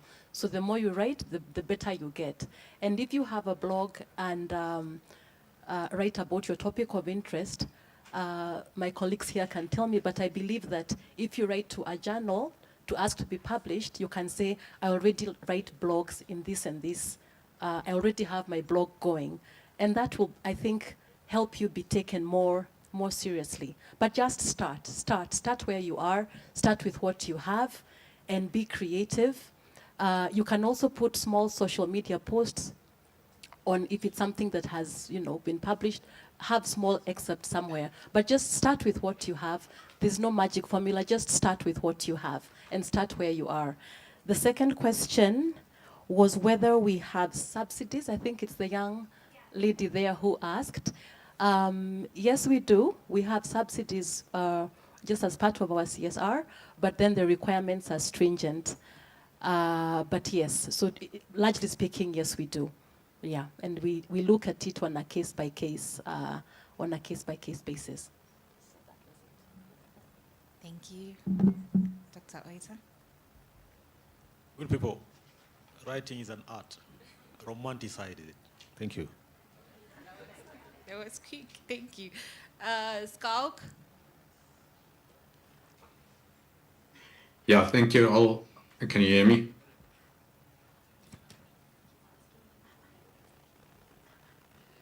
Can you hear me, Paula? Yes, I can hear you. Okay, perfect. Yeah, just a quick note. So, and I'll be really quick. Just again to connect with Mumbai there is absolutely be proactive and plan how you're going to communicate. So, and this is to the question on how to amplify your papers in the media. So 20 years ago, which is not long ago, researchers and scientists published their research in a journal. It got put in a library, and that was it. I move on to next project. Today, you are absolutely spoiled for choice. You can go anywhere, and you should go anywhere. But plan how you first think about, again, your audience. Who do you want to speak to? And then plan according to that.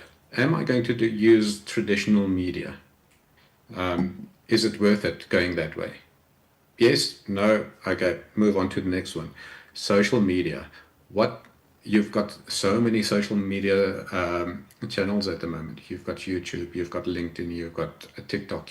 I mean, look at who the audience is on each of those specific media. For instance, if you want to reach a teenager, obviously you go to TikTok. If you want to reach professionals, you go to LinkedIn. So just have a look at what the specific channels are as well, and then publish and change your content according to each of these. Your own YouTube channel, blog, whatever, is immensely powerful.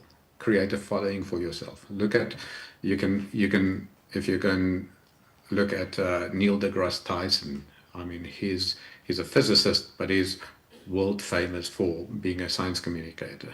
That's what he's known for. So there's various examples of that. But be proactive and plan for it. And then just a note on my thinking and on AI. And this is just my general thoughts on it. It's not telling you how to do it or how to get published. Is, to me, writing is a way to organize your thoughts, and it's an integral part of critical thinking. And if you think about research is about thinking and learning. And if you hand that process over to AI, you're letting the computer do your work. You're stepping away from the thinking process. And then I would pose the question, why are you in an academic setting? Why are you doing this? Is it just to get your salary, to advance your career, to get published at whatever costs? Or is it to actually become a leader and a critical thinker and be known for that?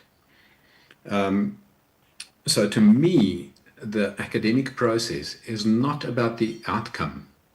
It's about your journey of discovery. And if you make that decision, I think then you're going to make the decision on either I'm going to be proud of my work, I'm going to craft my academic journal article or my paper or whatever, and I'm going to be proud of it when I submit it. Or I'm just going to give it to AI to do the job, and hopefully it gets published, and I advance my career that way. And that's my thoughts on that. So I'll just leave that there. Oh, thank you, Skauk. That was a great conclusion. I don't need to conclude. Thank you to my panel. I think we can all agree that was very insightful. And one thing I'm going to leave you with is researchers massacre the paper when you review, and peer reviewers don't massacre the researchers. So thank you so much for your time. All right. Thank you. Let's appreciate them. Photo. Where's my photographer? Mushemi, kindly help me hand the bags. And then, once you're done with this first one, do not leave, or we can combine with the bags and with the books. All right. Media, whenever you're ready. After the photo shoot, we're going to play something on the screen. Dr. Sabala, the other way around. Let's have Irsk in front. No, do not put the books inside. Yes. So I want one photo with the bags and then one photo with the books only. Yeah, so just the books on your seat.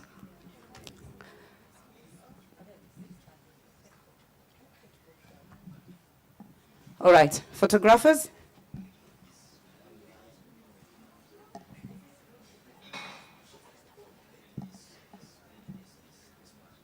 Big smile. You guys have done a good job. Dr. Sabala.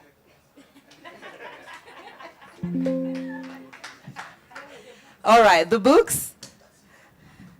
Thank you. And like I told you last year, once you see Dr. Sabala has dropped the suit, we've relaxed. It's day 2.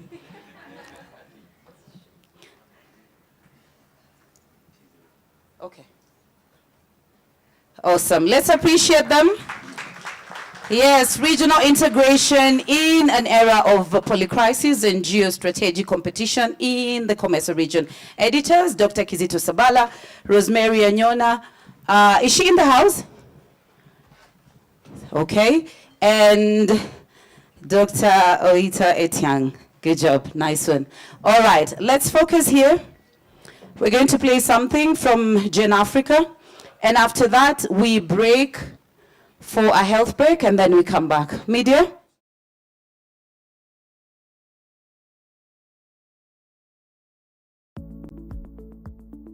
May I share with you the background and history of this great company? Back in the 70s and 60s, Richard Cass, who subsequently became the chairman of Genesis Kenya, played rugby in Kenya as a visitor from the UK. After several visits back in '94, he stumbled across a company that was being sold as an investment management company called Standard Chartered Investment Management, SKIS. Working with Genesis asset managers based in London, the company then expressed an interest in buying SKIS. After several attempts and a due diligence, they found out that this company was not the best company to buy in Kenya. But Richard never gave up. 2 years later, Richard returned to Kenya, and Genesis made the decision to set up a fund management, mainly doing research for their group in the whole of Africa. So the first emphasis when they set up the company was mainly to do research and not to manage any assets. In that process, they teamed up and got into a joint venture with a company called Middle Africa Asset Managers. And they set up a company called Genesis. However, the CMA refused to license the company for very many reasons. One amongst the reasons was the integrity of the founder of Middle Africa Asset Managers. In 1996, Genesis Asset Managers decided then to go alone and set up their own company called Genesis Kenya Asset Managers. In that process, I was then recruited to lead a team of very able fund managers and analysts. I've known Gen Africa for ever since its existence. In fact, I attended the launch of the then Genesis Kenya in 1997 at the Serena Hotel. And at that launch, Charles Ogalo, the founder of Gen Africa, articulated his vision of creating a specialized investment firm that was focused on research, that was focused on quality information for trustees of pension funds and other institutional players in the country. So the long journey of finding clients, the long journey of doing research, and credible research that would be acceptable to the Genesis Asset Managers based in London was our great mission and strategy. Our first client as a fund manager was Air Kenya. The Board of Trustees has had trustees that are pilots by professions, engineers by profession. We have HR professions, finance manager, marketing professions, and they are all not, they are in the business of what they do best, but investment is not one of them, and therefore a fund manager is quite important. Gen Africa has taken the role with pride. We have acquired great strides together. The fund has grown from just thousands of shillings to hundreds of millions. The first transition came in 2013 when Genesis decided to exit the market. The more primary reason was the fact that it had reached a point where we, as a local team and a local management, wanted expansion into the East African region. We then took in a partnership with Centum. That relationship worked exceptionally well until Centum decided in 2018 also to sell the business to Kuramo. When you take a look at Gen Africa, when we actually came on board, we were indeed fortunate to find a solid board from a governance standpoint that was running the business under the leadership of our chairman, Andrew. As a matter of fact, when we came on board, we did not change the makeup of the board. All we did was add a couple of other individuals from Kuramo. Over 26 years, we've been able to build this company from managing a single client with 1 billion shillings in assets under management to developing confidence in the market and growing to a level where we have over 100 clients at the moment. And more importantly, they've entrusted us to manage more than $3.2 billion of assets, which in the Kenyan context and the East African context is no small amount of money to speak to. We have worked with Gen Africa over the years in building the portfolio for pension funds on what they have today, which have basically been able to create a very, very good nest egg for pensioners for their retirement days. We're indeed fortunate at Gen Africa to have the client base that we have. As a matter of fact, going forward, one of the key strategic plans that we have is to ensure that we maintain that client base. We do not take it for granted that we have these clients, and as a matter of fact, while we are fiduciaries, we always make sure that we articulate to our team members that those pension plans that we manage the money for, they themselves are managing that money on behalf of individuals that work for those companies. We've dedicated ourselves to proving ourselves to our clients by delivering superior returns. It's a very competitive market. We're not the only players in the market, but I'm proud to say we are one of the largest players in this market.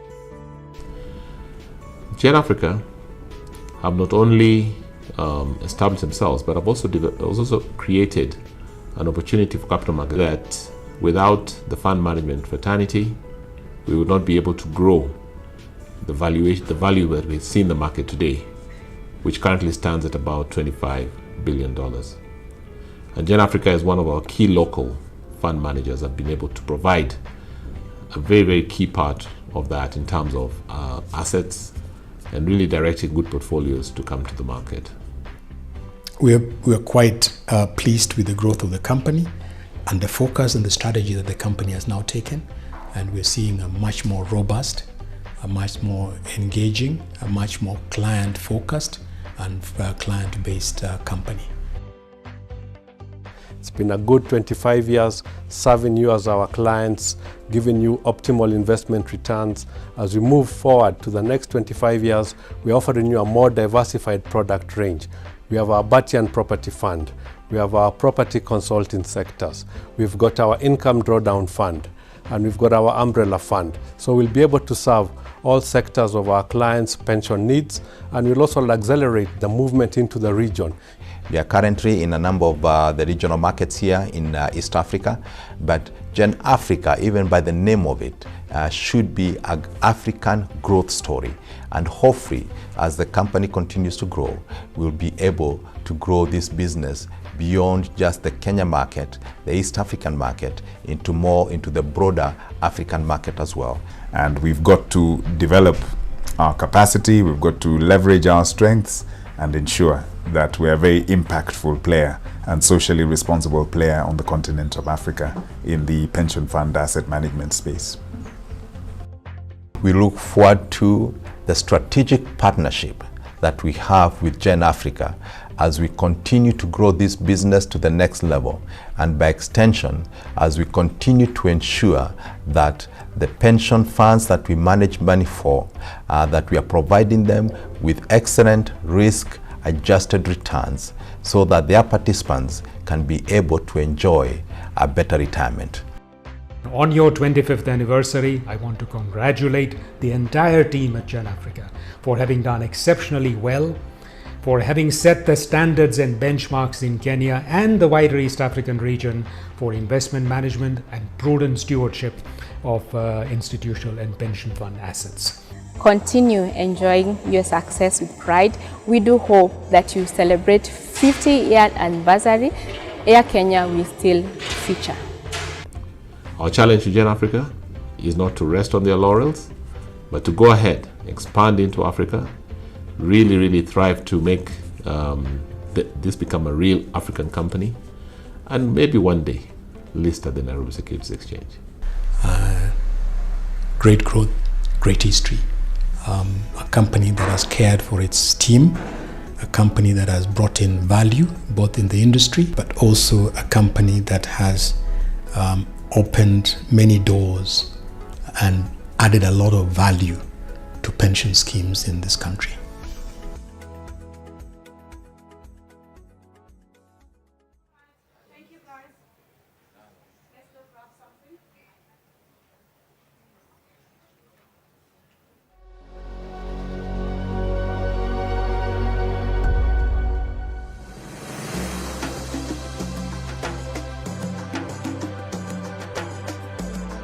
Welcome, delegates.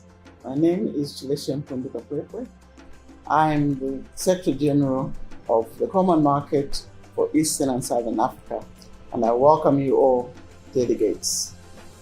COMESA is one of the 8 regional economic communities recognized by the African Union and has 21 member states with a population of 600 million people with a combined GDP of $1 trillion United States dollars. Our mandate is to support our member states' economic and social development anchored on trade and investment. While our mandate is to support economic growth We also know that peace and security is fundamental to support sustainable social and economic development. That is why our mandate extends to ensuring that there is stability in our member states. Without peace, there will be no economic prosperity. My name is Oita Etiang. I'm the head of Governance, Peace and Security in COMESA. As Governance, Peace and Security Unit, we have quite a number of programs that are aimed at promoting peace, security, and development in our region. We have a program in conflict prevention and conflict management. We have a program in post-conflict reconstruction, on countering violent extremism and terrorism, on youth peace and security, on children affected by armed conflict, and we also have a program on climate change, peace and security. These programs are aimed at promoting not only regional integration, but ensuring that peace, prosperity, and development accrue not only to the member states, but also to our region.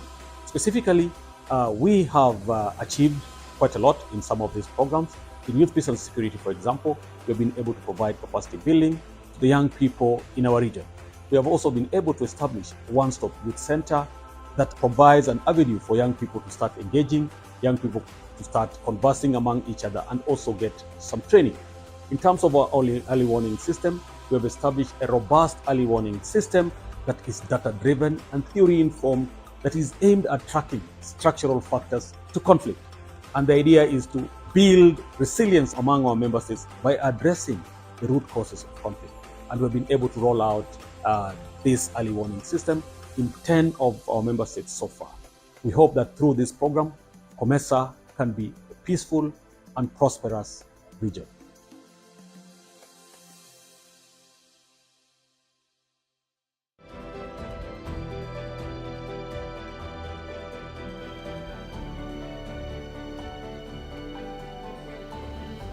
My name is Yakisha Patricia Wene.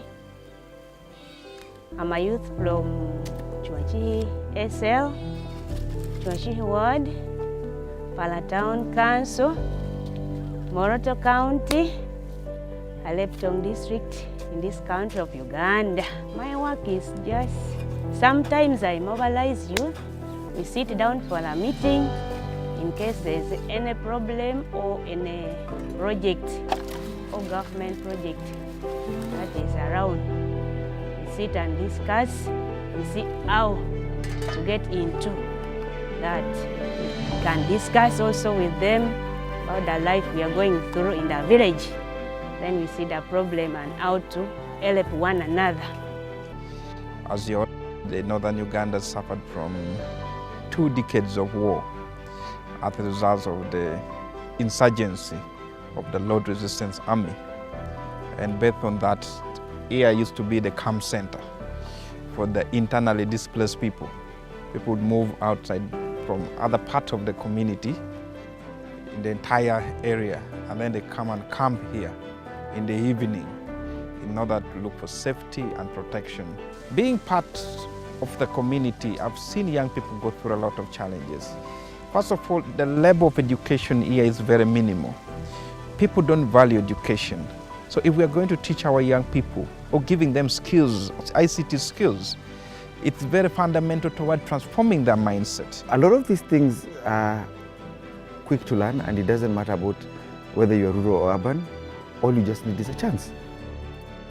And for me, the way I look at technology and digital spaces, they're actually supposed to be enablers and not the actual end to something. So what I see rural youths doing is tapping into the technology space and the digital space to build enabling tech that can help them to deal with their social problems. So I think give anyone an opportunity and they will surprise you. The reason why we are here in Apala is that we have come to launch the One-Stop Youth Center. This center was conceptualized some time back after the Interministerial Youth Conference that was held in Nairobi in 2021 November. And one of the recommendations was that let's establish a one-stop youth center in the region. And we decided that, look, it would be good to have one in the region, and Apala was identified as one of the regions to benefit from such a center. Back in 2021, that's when the dream of having an excellent center as a youth center was envisioned by Save the Children, Horn of Africa, and COMESA. Community youth centers they have played a very critical role to be a safe space where young people can be able to come and engage, dialogue with governments, the municipal town council of Apala, but also with the national governments on some of the critical urgent issues that are facing the young people in this particular region. It is really important, even a supply chain and donors, for INGOs, we have to think of the impact. Are we creating sustainable communities, resilient communities that we are not just giving them aid or goods and services that have been procured miles and miles away, but giving them a chance to be part of the economy and building their own sustainability and making their communities stronger. So I think that was really important. So the one-stop center actually is more like of a catalyst and an enabling environment for them. But the motivation, the drive that they have for the social change in their community, that is only the youth who will do it. And the youth here actually really intent on transforming their society. My government have been committed enough by supporting the youth. The ground where we're sitting on has been donated to the government from the government of Apala Town Council because we love our youth. Youth are the future of our nation, and we urge them to make good use of it. So please, we are here as partners. We promise you that we'll continue supporting this center.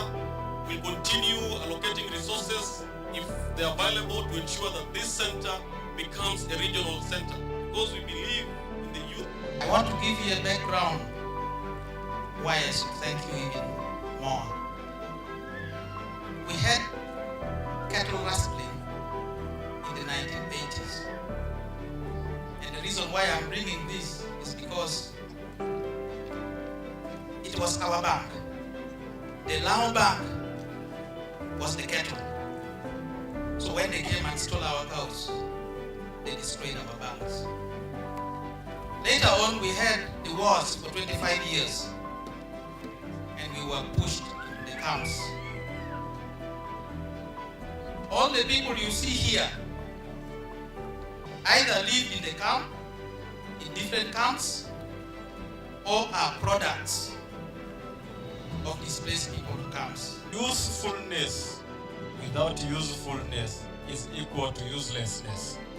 So let's make sure our people, our local people from within benefit from this first.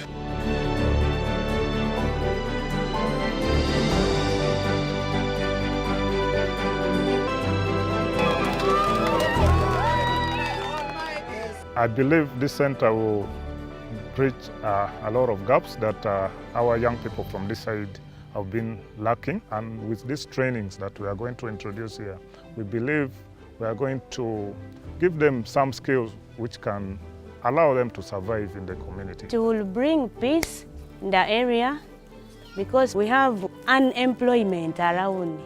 Youth are many, they have papers, but there is no work. Yeah, this is my first time to see this computer. The center will be very critical in terms of having the strategic focus and deliberately engaging each and every person within the societies in terms of moving into the future. Transform. Creativity. Inspire. Progress.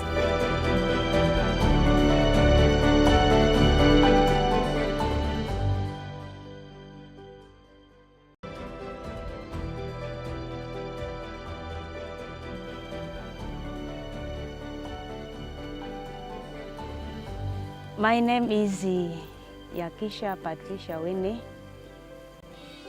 I'm a youth from Chuachi SL, Chuachi Ward, Palatown Council, Moroto County, Aleptong District in this country of Uganda.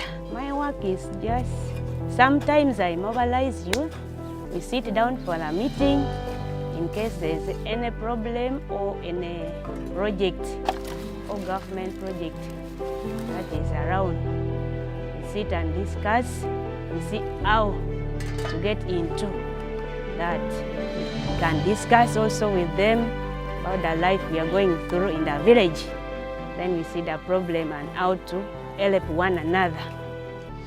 As you all know, the northern Uganda suffered from 2 decades of war as a result of the insurgency of the Lord Resistance Army. And based on that, here used to be the camp center for the internally displaced people. People would move outside from other parts of the community in the entire area, and then they come and camp here in the evening in order to look for safety and protection. Being part of the community, I've seen young people go through a lot of challenges. First of all, the level of education here is very minimal. People don't value education. So if we are going to teach our young people or giving them skills, ICT skills, it's very fundamental toward transforming their mindset. A lot of these things are quick to learn, and it doesn't matter about whether you're rural or urban. All you just need is a chance. And for me, the way I look at technology and digital spaces, they're actually supposed to be enablers and not the actual end to something. So what I see rural youths doing is tapping into the technology space and the digital space to build enabling tech that can help them to deal with their social problems. So I think give anyone an opportunity and they will surprise you. The reason why we are here in Apala is that we have come to launch the One-Stop Youth Center. This center was conceptualized some time back after the Interministerial Youth Conference that was held in Nairobi in 2021 November. And one of the recommendations was that let's establish a one-stop youth center in the region. And we decided that, look, it would be good to have one in the region. And Apala was identified as one of the regions to benefit from such a center. Back in 2021, that's when the dream of having an excellent center for as a youth center was envisioned by Save the Children, Horn of Africa, and COMESA. Community youth centers always, they have played a very critical role to be a safe space where young people can be able to come and engage, dialogue with governments, the municipal town council of Apala, but also with the national governments on some of the critical urgent issues that are facing the young people in this particular region. It is really important, even as supply chain and donors, for INGOs, we have to think of the impact. Are we creating sustainable communities, resilient communities that we are not just giving them aid or goods and services that have been procured miles and miles away, but giving them a chance to be part of the economy and building their own sustainability and making their communities stronger. So I think that was really important. So the One-Stop Center actually is more like of a catalyst and an enabling environment for them. But the motivation, the drive that they have for the social change in their community, that is only the youth who will do it. And the youth here actually really intent on transforming their society. My government has been committed enough by supporting the youth. The ground where we're sitting on has been donated to the government from the government of Apala Town Council because we love our youth. Youth are the future of our nation, and we urge them to make good use of it. So please, we are here as partners. We promise you that we'll continue supporting this center. We'll continue allocating resources if they're available to ensure that this center becomes a regional center because we believe in the youth. I want to give you a background why I should thank you even more. We had cattle rustling in the 1980s. And the reason why I'm bringing this is because it was our bank. The Lao bank was the cattle. So when they came and stole our cows, they destroyed our banks. Later on, we had the wars for 25 years, and we were pushed in the camps.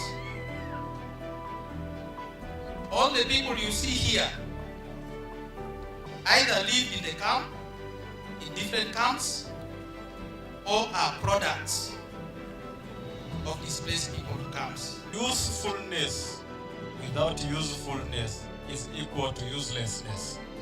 So let's make sure our people, our local people from within benefit from this first.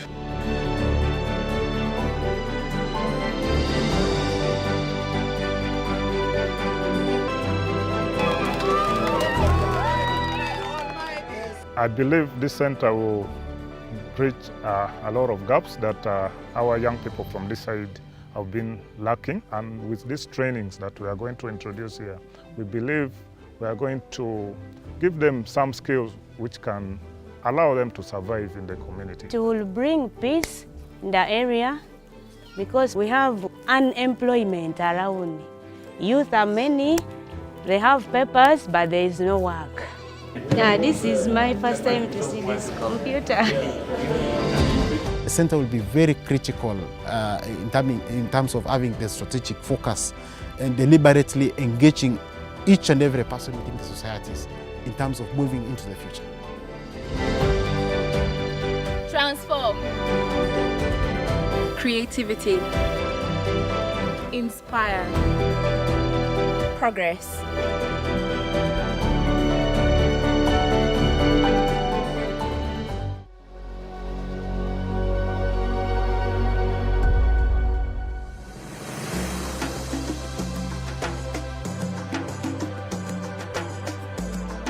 Welcome, delegates. My name is Chileshem Pundukapwepwe. I'm the Secretary General of the Common Market for Eastern and Southern Africa, and I welcome you all, delegates. COMESA is one of the 8 regional economic communities recognized by the African Union and has 21 member states with a population of 600 million people with a combined GDP of $1 trillion United States dollars. Our mandate is to support our member states' economic and social development anchored on trade and investment. While our mandate is to support economic growth, we also know that peace and security is fundamental to support sustainable.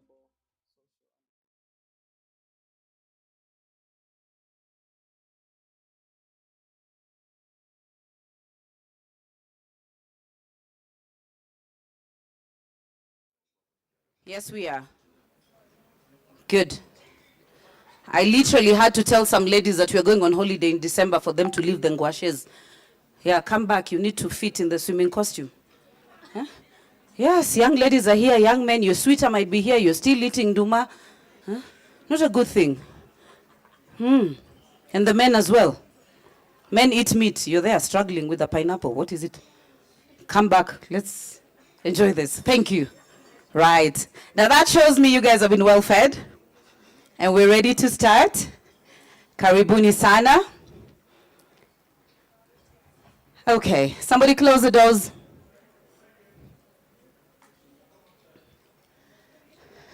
Where is the protocol team? Love, help me close the doors. That one as well. Mushemi, I'm waiting for you and your team. Are you? Is Leva in the house? Good. Thank you. All right.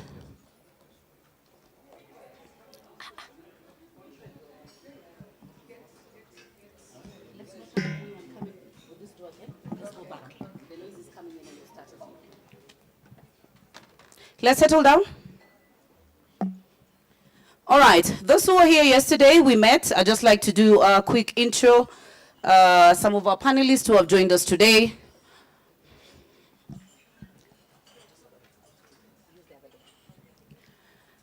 My name is COMESA Rehan, your MC from yesterday, today, tomorrow. We've been friends, we've been happy. I told you tomorrow is much better. Social media, you know what I said, X, LinkedIn, let them know we're here. Hashtag COMESA 30, the second hashtag is IRSK Conference 2025. The one who gets more engagements gets a gift tomorrow. And one with many posts also gets a gift. Get a good caption, get good photos. If you need your photos for yesterday, for today, later on, you're gonna scan them from the screen. Make sure you post those photos and say something about them. So right now, we're getting into the second session of day 2.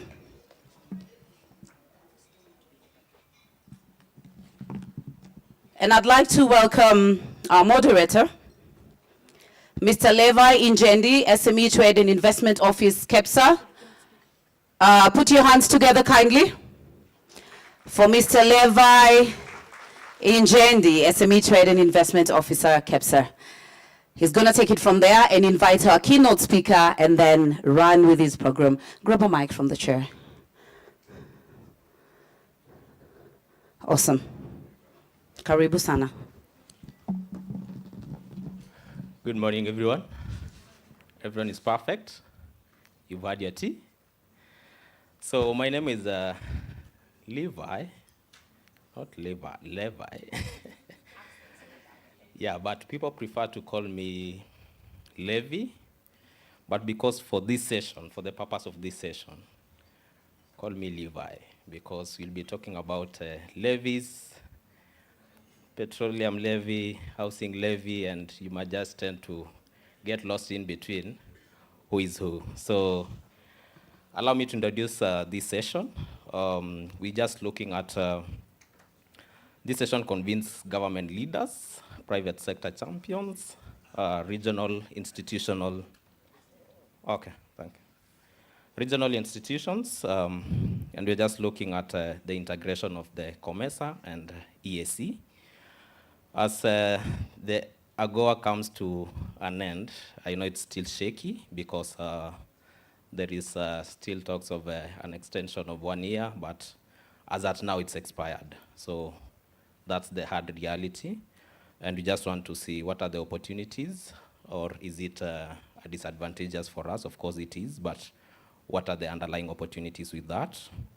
And of course, we'll explore both the risks and the opportunities. Panelists, we have experts cutting across East Africa, and we just want to deep dive into the innovative strategies to dismantle trade barriers. This is a headache, you'll agree with me, and we want to make it as simple as possible, enhance competitiveness, expand regional value chains, and foster resilience, positioning private sector as the key architect of Africa's sustainable growth. So private sector is the center of it, and you know we are the heavy carriers of whatever happens in terms of this political and the social arm of trade agreements and trade space. So allow me to introduce the person who's going to set the stage for us. This is Abel Kamau from Kenya Association of Manufacturers. To just set the pace for the panel, and after thereabout, I'll introduce my panel of experts who will come on board, and we see how we can deep dive for the next 1 hour and 30 minutes. Thank you. Karibu sana, Abel.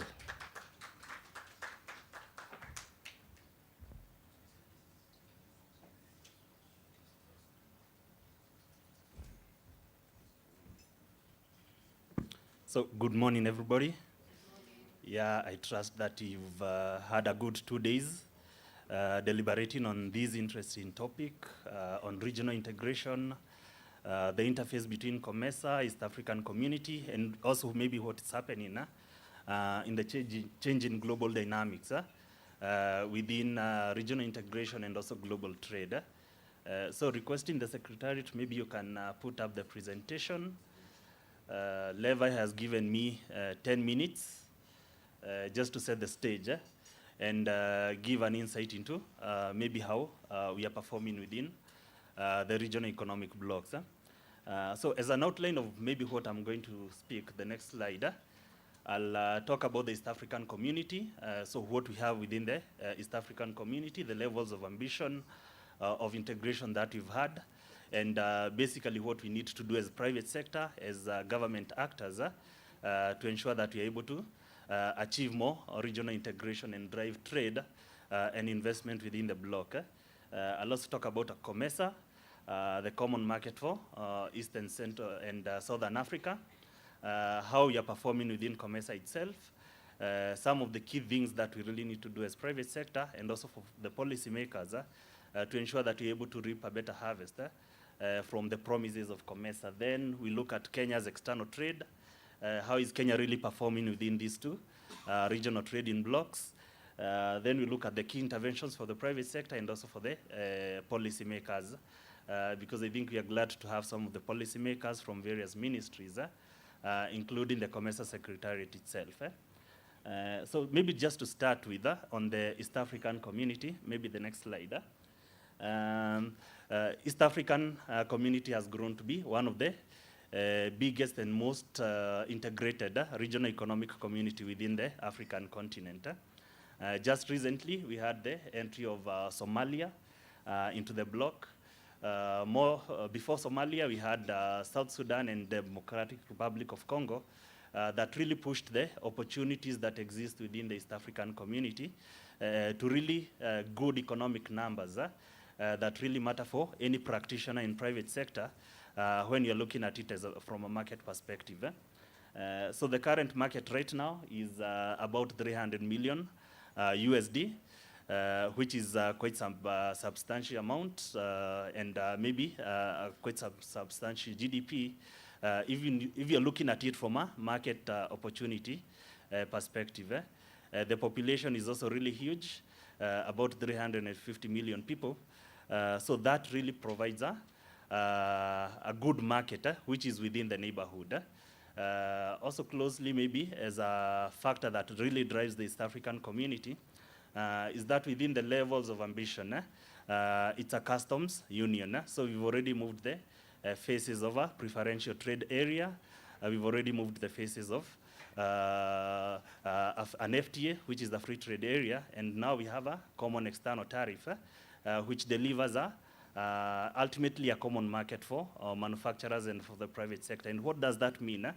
If you are a business person operating in Nairobi, technically you're supposed to, for instance, interface with a company in Dar es Salaam, or for instance in Kigali, as if you are trading with a partner in Busia or in Kajiado. So it's really one common market that is up for grabs for manufacturers and also for the players in the private sector, for instance, in trade and services. We are guided by one common external tariff. So I think one of the largest discussions and the most common discussions that the world has had on the recent past is about tariffs. I think everybody is talking about maybe how the US is coming up with tariffs that govern what are the duties paid by traders into the United States market. And for the East African community, our tariffs are governed by a common external tariff that is really simple to use. The 0, 10, 25, and 35%. That gives some level of value chain integration for anybody who wishes to get into trade. Also alongside it, we have tried to harmonize various trade policy instruments, such as standards, to allowing mutual recognition for standards and also harmonization. And this really makes it easy for practitioners and for business people within the East African community to trade amongst each other. A key thing to note, maybe as we go to the next slide, is that all members of the East African community are members of COMESA except Tanzania. And maybe this brings about the dual membership challenges and sometimes also the opportunities that come up with being members of different regional communities. So for the COMESA region, it broadens up the market access for a practitioner, for a business person who will be operating from Kenya or any other territory within the COMESA region. I've tried to bold maybe part of this side of the presentation. So as COMESA, we do have 21 member states, and it's one common market, so meaning that you can trade freely amongst each other, and it has been one of the most effective trading blocks for business people across. I think as opposed to other FTAs, to other regional economic blocks, COMESA does not have the perennial market access challenges such as NTBs, such as TBTs that are faced within the other regional economic blocks. However, we do have COMESA as a block, and we do have COMESA as an FTA. Not all members of COMESA are members of COMESA FTA. And for instance, that poses challenges for business people, for instance, if you are trading with countries such as Ethiopia. So for instance, if you are a manufacturer, if you are a trader wishing to trade with Ethiopia, you don't really get duty-free market access into the Ethiopian market, but you have to pay some level of duty, at least 10% of the prevailing duty rate. And partially that is what is being addressed by what we are talking about, the tripartite free trade area, and also the African Continental Free Trade Area that try to address some of these bottlenecks. Within COMESA itself, we've been having trade happening between as far as Cairo to as low as Zimbabwe, Harare on the other end.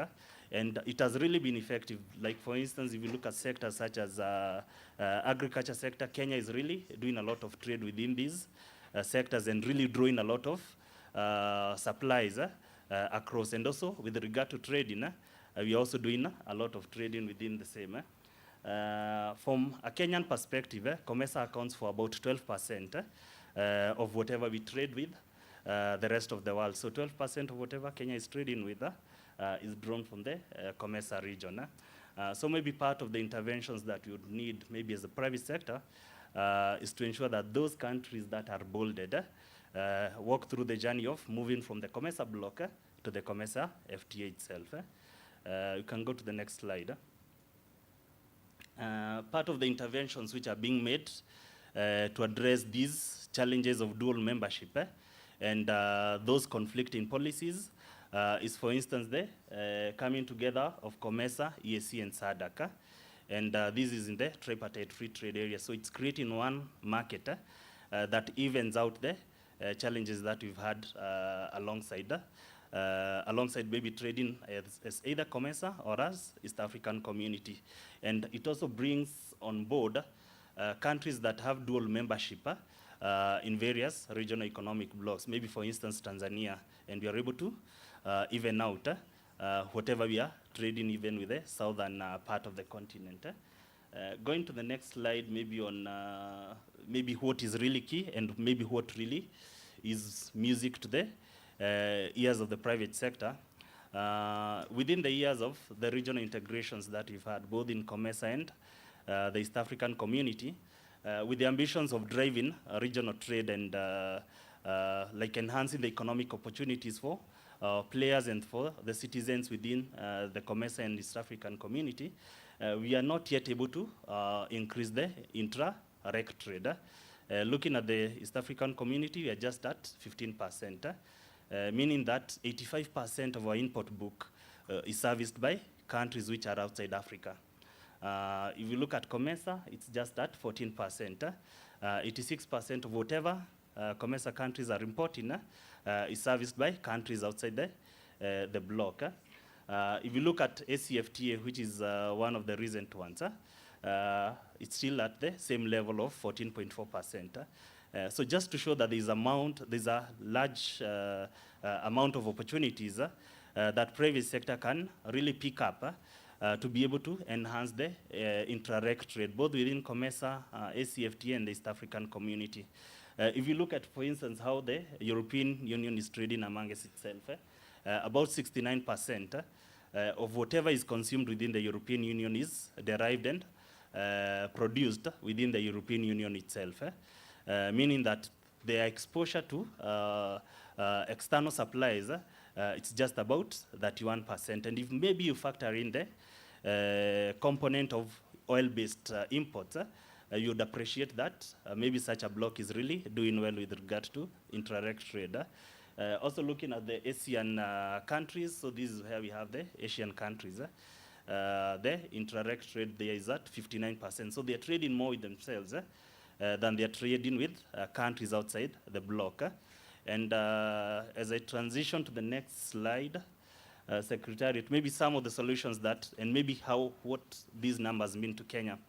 If you look at maybe how Kenya is trading with the East African community, trading with COMESA, and also trading with the rest of the world, we appreciate that when it comes to exports, so what Kenya sells to the rest of the world, in East African community, technically these are not called exports, they are transfers because we are one common market.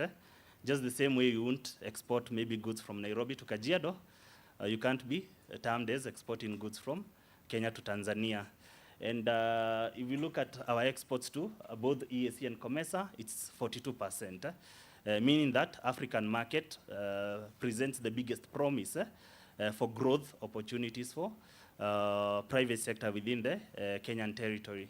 A key factor also to look at the 42% is that much of these trade is value-added trade, as opposed to maybe for what maybe we are exporting to other territories outside the African continent. There's a lot of diversity and complexity of what we are exporting into the African continent, both COMESA and EAC. So from this 42%, about 11.5% is COMESA, the rest is the East African community. But however, if you look at what we are importing from EAC and COMESA, it's just 11%. So meaning that we are still importing more from outside EAC and COMESA as opposed to getting and, as opposed to looking at the opportunities that exist in strategic sourcing within the East African community. So if you look at Kenya and maybe for instance the commitments that we've had that guarantee us preferential market access, we do have the European Union, we do have the United States. Sadly, maybe that was the case about maybe 2 days ago before the lapse of AGOA, but as noted by the moderator, there is that push towards ensuring that at least the African states get some form of preferential market access to that market. We also do have the UK, we also do have the larger African continental trade area. So maybe the key takeaway for this is that maybe as private sector, as practitioners in different fields, we should look at how can we change that 11% to 15% to 20% over a phase of time, so that in as much as we are looking at maybe the block as a market, we also look at the block as a source of goods that we are importing from the rest of the world. So maybe going to the next point, which is maybe what the private sector really needs to do to ensure that we are able to optimize on the opportunities that exist within the East African community and also the common market, the COMESA market. The first thing is to put in a regional strategy.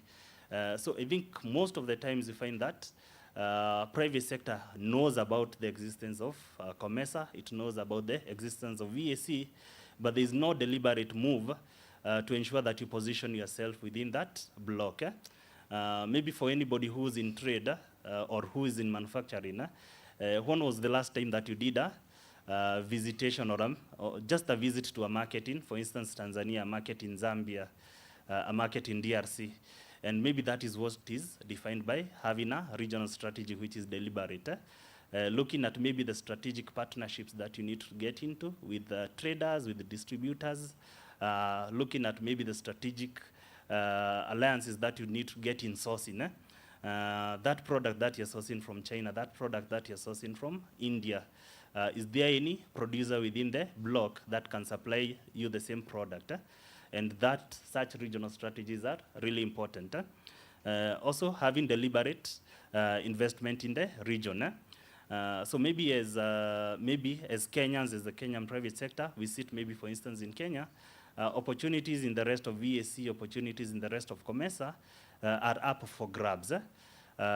In most of the instances, if you look at the investment flows and the FDI flows in these countries, you find that the FDI flows from intra the block, for instance, from Kenya to Tanzania, from Tanzania to Uganda, from Uganda to Malawi, is really low. We're always looking at maybe what European investment is coming into EAC, what European investment is going into COMESA. But we as East Africans, we as members of COMESA, this is an opportunity that we really need to take advantage of. And I think in the two regional blocks, the freedoms of movement of capital and investment and also the national treatment are well considered. Also around it is business development and digital trade. how do we leverage on the tools that exist? I know maybe some of the panelists will be talking more about how to look at those opportunities that exist within digital trade, and that can enable us to access those markets. So you as a player, maybe for instance, if you registered with an e-commerce platform in Tanzania, maybe you are complaining that you're not able to access the Malawian market, but do you know about the opportunities that exist there? We would be shocked that, for instance, COMESA and also EAC share periodic reports and also have various portals that enable us to check on what opportunities exist in such territories. Also engage informally within the regional economic blocks. There are many challenges that happen within external trade, such as NTBs. They are due to come. They always happen. In fact, as we speak right now, EU and, for instance, the US are having their own issues. China and the US are having their own issues. So market access challenges will always happen. But how do you engage with formally through the right structures? Within the COMESA block and also the EAC, we have the time-bound mechanism for reporting any issues that you experience as a trader within the block. And the advantage of doing it formally is that it becomes an agenda for discussion. But if it's just noise on the sidelines, putting it on an agenda for resolution becomes a challenge. So we need to engage formally through the various platforms that we have, and also be part of various business membership organizations that offer us that platform to do that. COMESA is one of the organizations. Kenya Association of Manufacturers, where I work, is also one of the organizations, plus the other BMOs around. So you need to be part of a community of similar businesses that can enable you to get and address some of those challenges. Then lastly is work on your internal capacities, so the farm level competitiveness, ensuring that you have a value proposition that you're offering to the intended customers. Lastly, maybe on the last slide, is some of the key policy changes, which includes the fast tracking of resolution of NTBs and market access challenges, both within the blocks. As noted earlier, COMESA really doesn't have many NTBs, but for the few NTBs that we've had within COMESA, they've been there for the past like 10, 15 years. If we look at maybe the NTBs around the market access for edible oils, if we look at the challenges around market access for products such as dairy. And in EAC, I think our representative from the Ministry of EAC will talk more about it. But the timely resolution of these NTBs is important to ensure that injury to the private sector is mitigated around the same. Also addressing competitiveness, because no one will just buy from you as a Kenyan company just because you are a Kenyan company or from East African community. For the African market, it's really price sensitive. And for instance, a consumer in Malawi, a consumer in Zambia will be comparing the price of your good versus what they're getting from India and China. So working in-house on our national competitiveness to ensure that we are able to tick off the quality, price, and other parameters of what maybe the consumer defines as value is really important.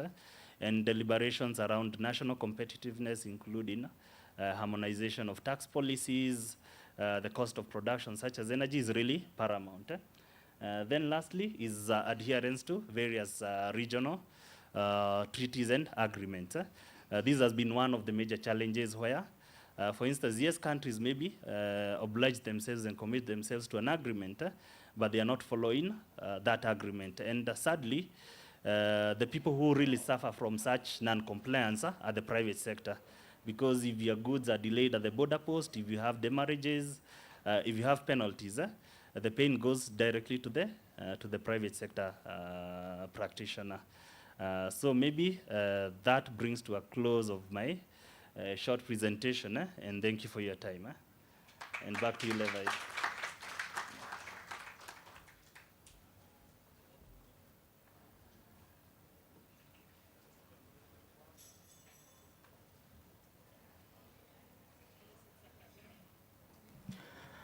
Thank you, Abel.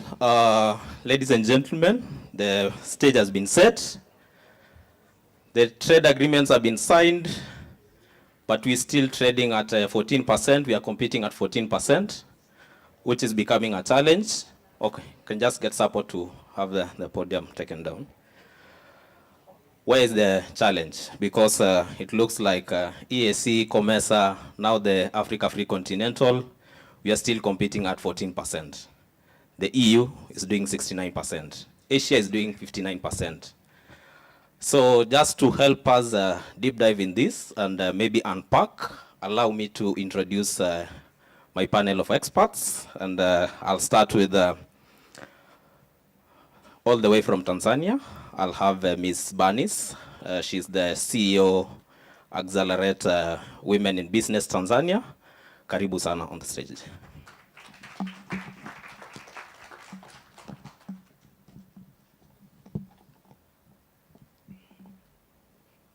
Second on the stage, let me invite Mr. Robert Mwanyumba.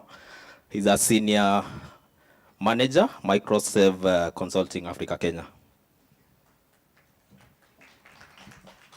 Okay. Then third on the stage, ladies, we have Ms. Vicky Karuga.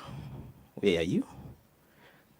She is the chairperson, COMESA Federation, Women in Business Kenya chapter. Karibu sana, Ms. Vicky.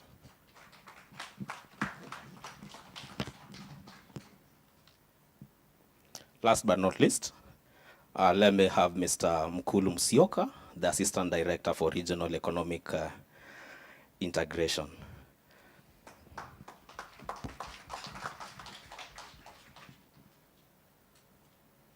So I will be having let's join in by Ms. Susan Maingi, who's the chairperson Kenya Trade Sector Board. She's been stuck in traffic for some time, but she will be joining us briefly in a few. So, ladies and gentlemen, maybe just to dig back on what Abel has said, and I like the last point that he touched on, adherence to the treaties and the laws. It is a challenge that we are having because now everyone is trying to also diverge and depart from whatever was set, and maybe could be the challenge that is bringing about the 14% to be stuck at it and not moving to 20, 30%, and maybe get to even 60%. So I'll start with you, Mr. Mkulu, and just for you, introduce yourself, what you do, and maybe for the question, I'll just try to build on the last assertion from Mr. Ebel. The recent ongoing trade tensions between the different EAC and mostly the EAC partners, it's putting the private sector at the center stage, of which most the private sector is the people that suffer, because you see they are contributing almost 70% of the trade, and it's killing the spirit of the common market protocol. What do you think? How can you build into this? And do you think that whatever we signed, is it working? And what are some of the recommendable policies, recommendations that you could put in that have already worked and we can build on, and or that have not working that we can change, and some that you can recommend that we can maybe abide along the way as we go? So introduce yourself, what you do, and give. Okay, thank you. Thank you. My name is Mkulu Musyoka from Ministry of EAC. Generally, we call it Ministry of EAC, Regional Development and ASAS, or ASAS and Regional Development. But within that ministry, for those who don't know, we have a state department that is handling the EAC affairs. It's like a EAC Kenyan chapter. That particular state department or a unit, it could be a unit in another, maybe other partner states, it's created by the treaty establishing the EAC community or East African community. In that particular community, we have a directorate handling economic integration. In that economic integration, we have trade and economic issues.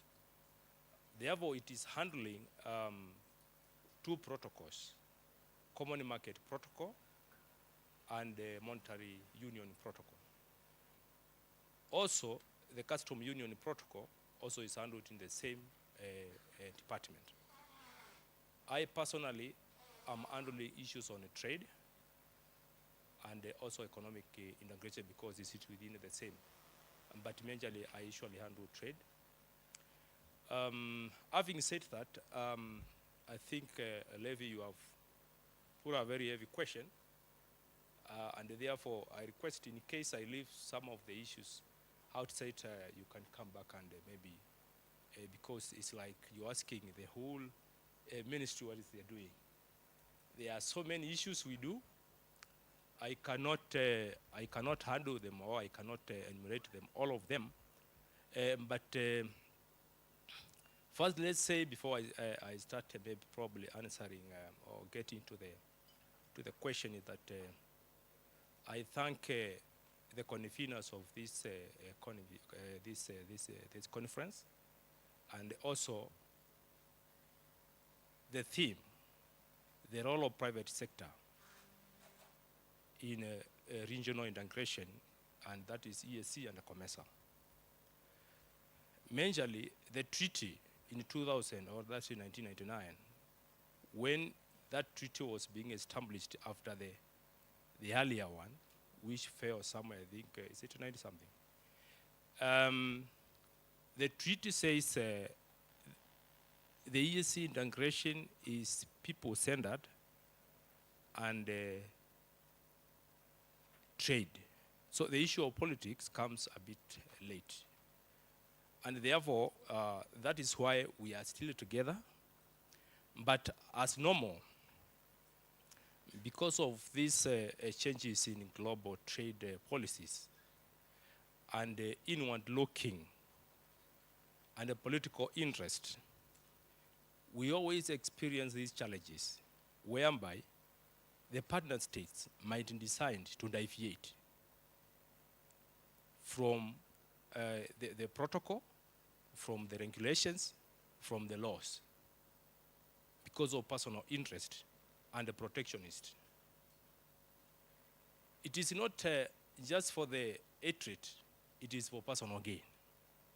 So therefore, those issues, when they appear, there are mechanisms anyway, there are policies, framework set that once you deviate, there is a court of law, East Africa Court of Justice. There is a mechanism. If you feel like you are deliberately or unprocedurally or against the law, you are blocked, or free trade or free movement of goods across the border is denied. Always there is a procedure. This happens in various ways. It can be NTB, it can be a law, maybe a country unilaterally coming up with a regulation or a law that discriminating other partner states' goods entering their market. But in Common Market Protocol, Article 15 and 17, they say no partner state should in any way enact any law or regulations that discriminate. So you should treat other partner states' goods and services the way you treat your own domestic. Immediately you do that, there is a mechanism. Actually, it is only a REC or the bloc or the region that has enacted and ratified a law on NTB elimination 2017. So there are mechanisms, there is time bound. It is also a bloc that has enacted, not enacted, has developed a web-based a hub and a SMS way of reporting NTB.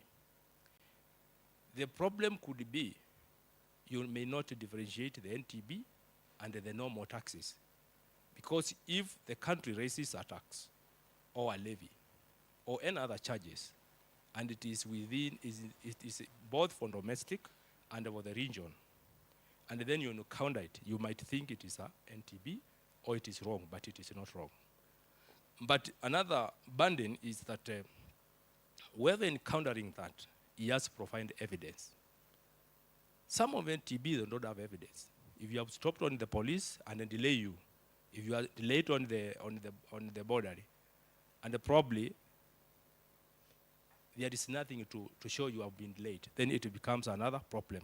Another issue challenge maybe we face in handling NTBs is that it can be of a short time, and before you report, it is already removed or lifted.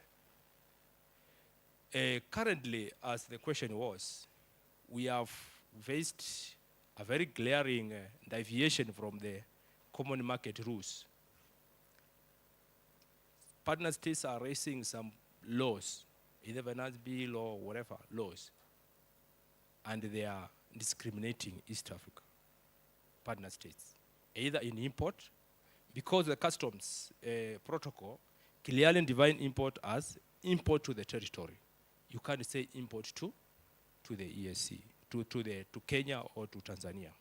Once you develop any law saying you are importing to Tanzania or to Kenya, you are violating the East Africa Custom Union Protocol. However, these challenges, we have been having them, and there are always a mechanism, and we are in the process of solving them.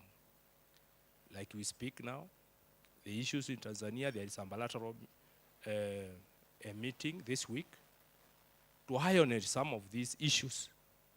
Last time we were in Uganda, we ironed almost 100%. So, my fellow, or my dear private sector, as a government, we are always committed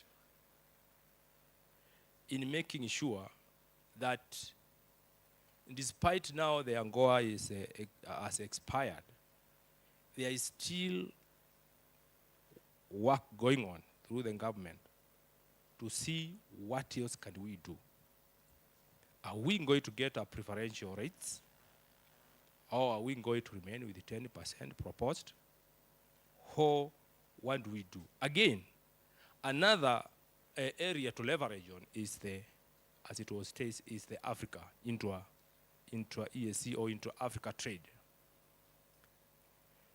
In ESC, we are at 15%, but we can do even up to 50 because we are very close. In COMESA, we can do more. COMESA, as you have heard, there are not much NTBs, but what is the issue? The issue is that issues like rule of origin is a problem.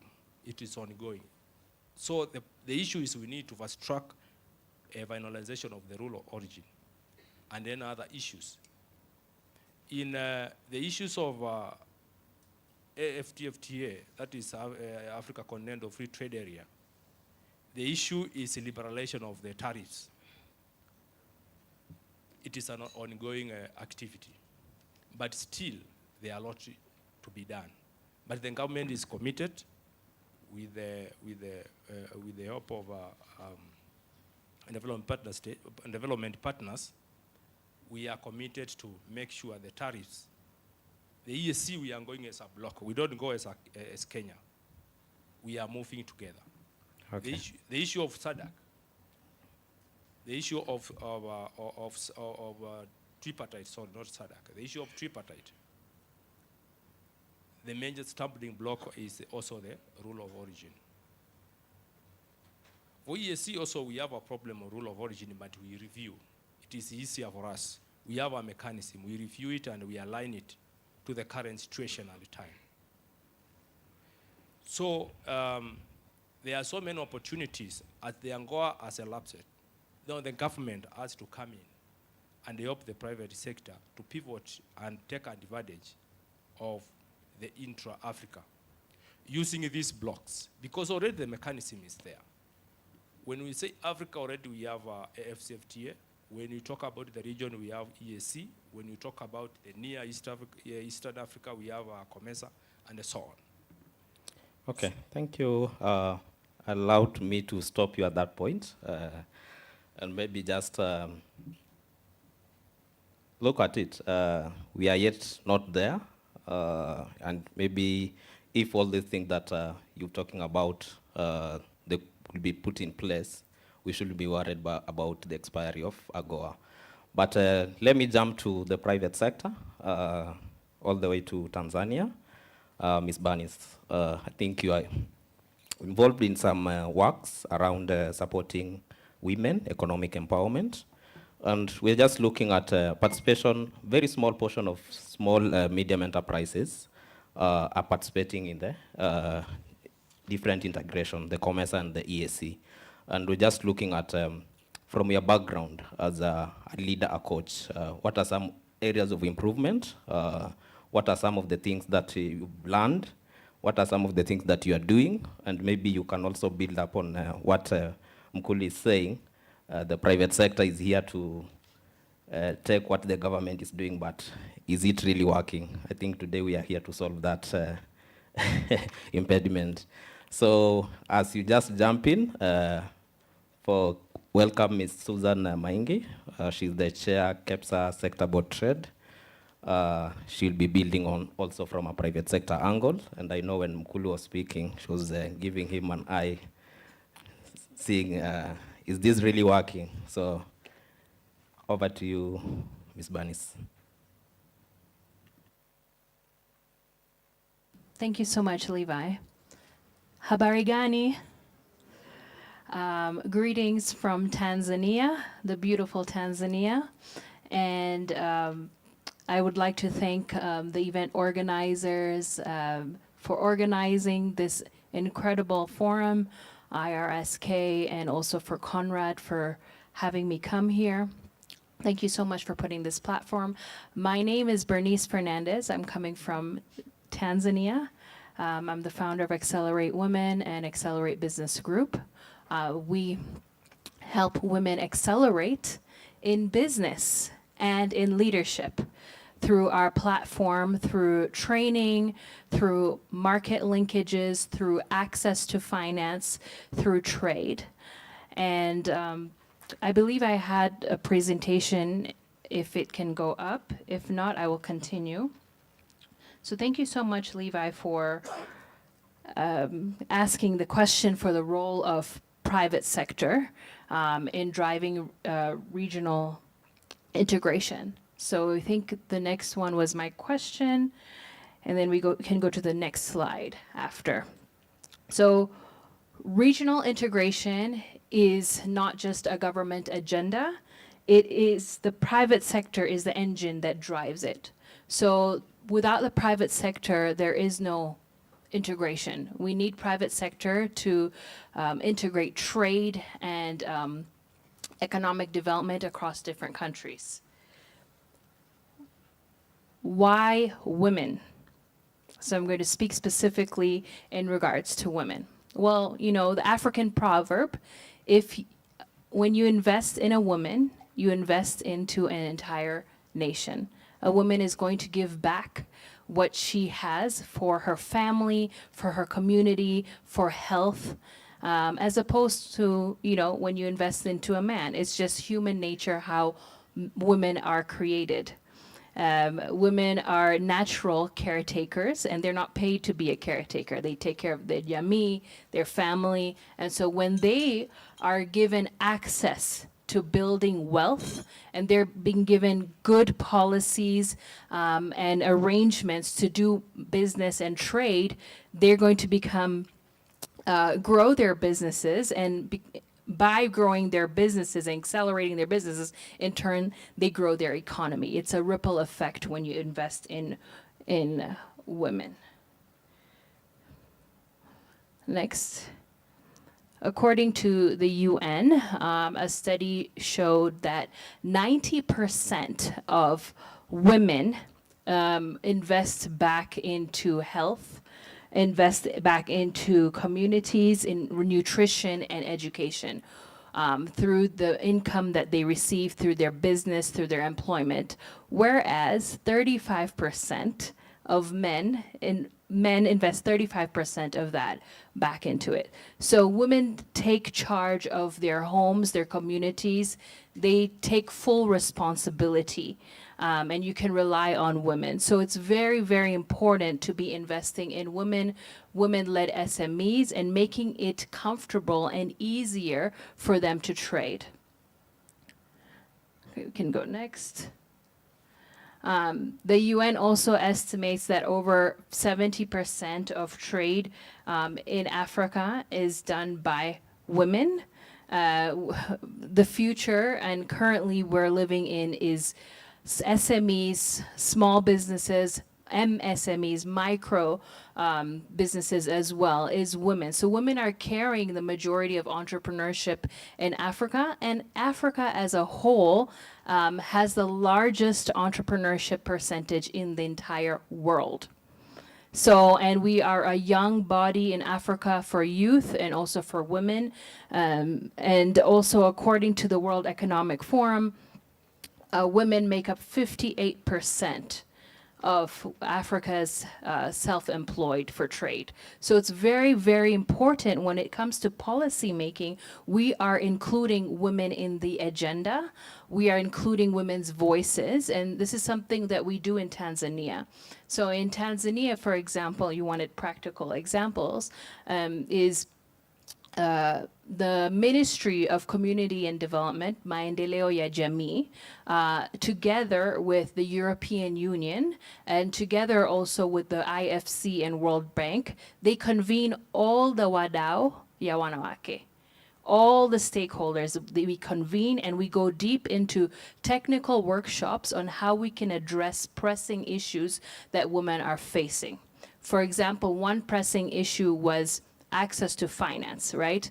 If women don't have access to finance or trade finance, or the banks are not giving good trade finance solutions, maybe they don't have enough capital to purchase from another country, and they don't have access good solutions for trade finance. So what accountability can the banks or financial institutions do to support women? And so we go deep into these technical workshops together, and we solve the problems as stakeholders, and we present it to the government.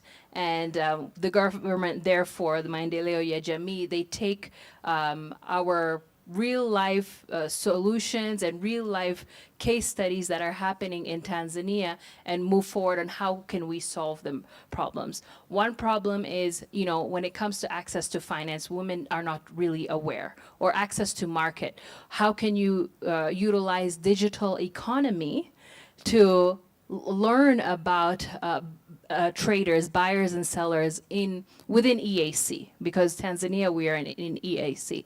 How can they know about it? I'll touch base later on about some tools and platforms that we promote and we share to women where they're actively on and they're able to connect with buyers and sellers.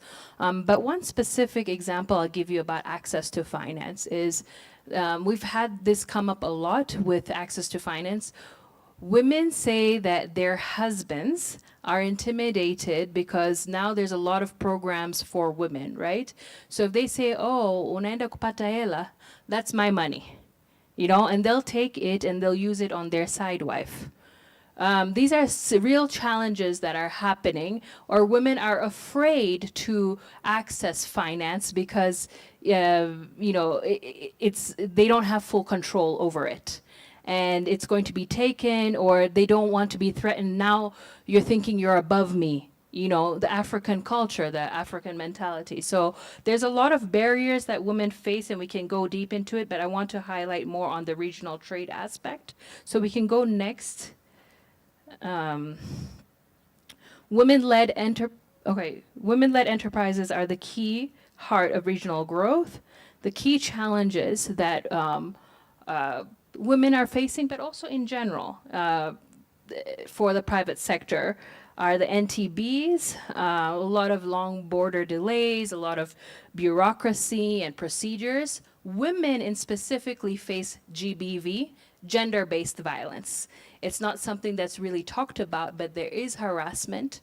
You know, when it's just like, oh, do this for me, then I'll give you a favor here, or takupa fursa, or you know what I'm talking about when I talk about gender-based violence. I don't want to go deep into that, but there needs to be a safe space for women to be able to go boldly and be able to trade, and safe measures where they are protected. Otherwise, one scenario, a woman may shut down and may never trade again because of harassment. We talked about access to finance, credit and capital needs. There's a huge demand for collateral, and with land ownership rights, women just in the recent years have been allowed to own land. I'm not sure in other countries, but when it comes to Tanzania, the inheritance of land usually goes to the man of the family. So having collateral, if you have your land, that's collateral, so you can go and take a loan from a bank. But also there's a confidence issue with women going after those opportunities. I'm a former banker, so I know from the other side, women are less aggressive when it comes to kuchangamkia fursa. So we need to really advocate and empower women that they can be bank ready and also investor ready to access finance. And then, of course, infrastructure gaps when it comes to logistics and transportation costs. There's so many solutions now with the use of technology. I will share the different technological tools, but with all these cost things, at the end of the day, if they don't have the business knowledge, they can see that their money is coming in, but are they making a profit? They might not be making a profit, right? It may be the profit and the time that they're investing, they're not making full profit. Going next is solutions. Utilizing the AFCFTA platform, where we provide a lot of AFCFTA trainings for women that they can utilize the platform, they can access different markets, they can trade easily, women to women, championing more of that. And then also governments must listen to our voices. That's why we have those special technical workshops that are presenting to government. And for accountability, we do have accountability. World Bank has accountability with the financial institutions, making sure that SMEs are accessing finance. So for example, CRDB has a whole Embeju loan process where a lot of women have been able to access finance for very low interest rate, as low as 7%. Exim Bank has a very, nothing heard of, nobody's heard of this before, but Exim Bank has actually a 0% interest rate, but for startups, women startups. So when we have this information, we are the bridge where we share it to women and see if they can qualify for these tools and resources. Another solution would be, banks creating and tailoring their products. There's so many women banking products, but are they really listening to the women, and are they tailoring products for them? There are a lot of products that have been come to the market, but now how do we give it to women? And then also strengthening private sector networks like COMESA. In Tanzania, we have Tanzania Private Sector Foundation. There's also a lot of alliances, Tanzania, TIC, Tanzania Investment Center, also COMESA, EAC region. I know I'm wrapping up on this. We also work with Trademark Africa. So Trademark Africa is the largest trade a platform to promote trade. Over $1 billion has been invested into this international nonprofit, and we work closely with them to provide access for women. Finally, areas for improvement would be financing that fits women businesses. The only way that you will know what would fit a woman is actually talking to the woman. Having a customer mapping, talking to them, profiling the customer, what are their needs, what kind of solution can we develop that will suit you, whether when it comes to trade, whether it's doing your market research. A lot of times we think we know, what is the solution for women, but we haven't brought all the women in the room to actually talk to them and realize their challenges and barriers, and maybe they themselves can come up with a solution. There's also financing that fits them, simplified border procedures for them, giving them more training that, you know, helps ease them throughout the process. Market intelligence and networks. What are the right networks that they need to be involved in? Because we have Accelerate Women in our last major conference in March for Women's Day, all the women filled out membership forms. There's not a single woman in the room that didn't fill out a form because they are hungry. They want to be part of networks that will change their life and that will impact them. And a lot of trade happens within the organization, within our platform. And then, of course, policy accountability. To wrap it up, here are some trade vehicle options. Of course, there are a lot more, but these are some of that we know and we work with. ISOCO, there's ISOCO Kenya. ISOCO has been developed by Trademark Africa. So we have ISOCO Tanzania, Kenya, in different countries. So it's an app, a trading app, so if women can download that app and they can go and see, buy and sell from other traders within the region. You know, AFCFTA, they have a platform for, to access trade. Wasoko was born in Kenya. The founder came from America, saw the solution with the informal sector, you know, when buying and purchasing, procuring goods in the duka, and they built a chain, a value supply chain, and a whole logistics center where people can utilize a Wasoko platform to access market and buy and sell. And then Ramani was founded in Tanzania. They raised $35 million from the US. It is tech, supply chain, and inventory management. So they're backed by Tanzania Commercial Bank and Stanbic Bank.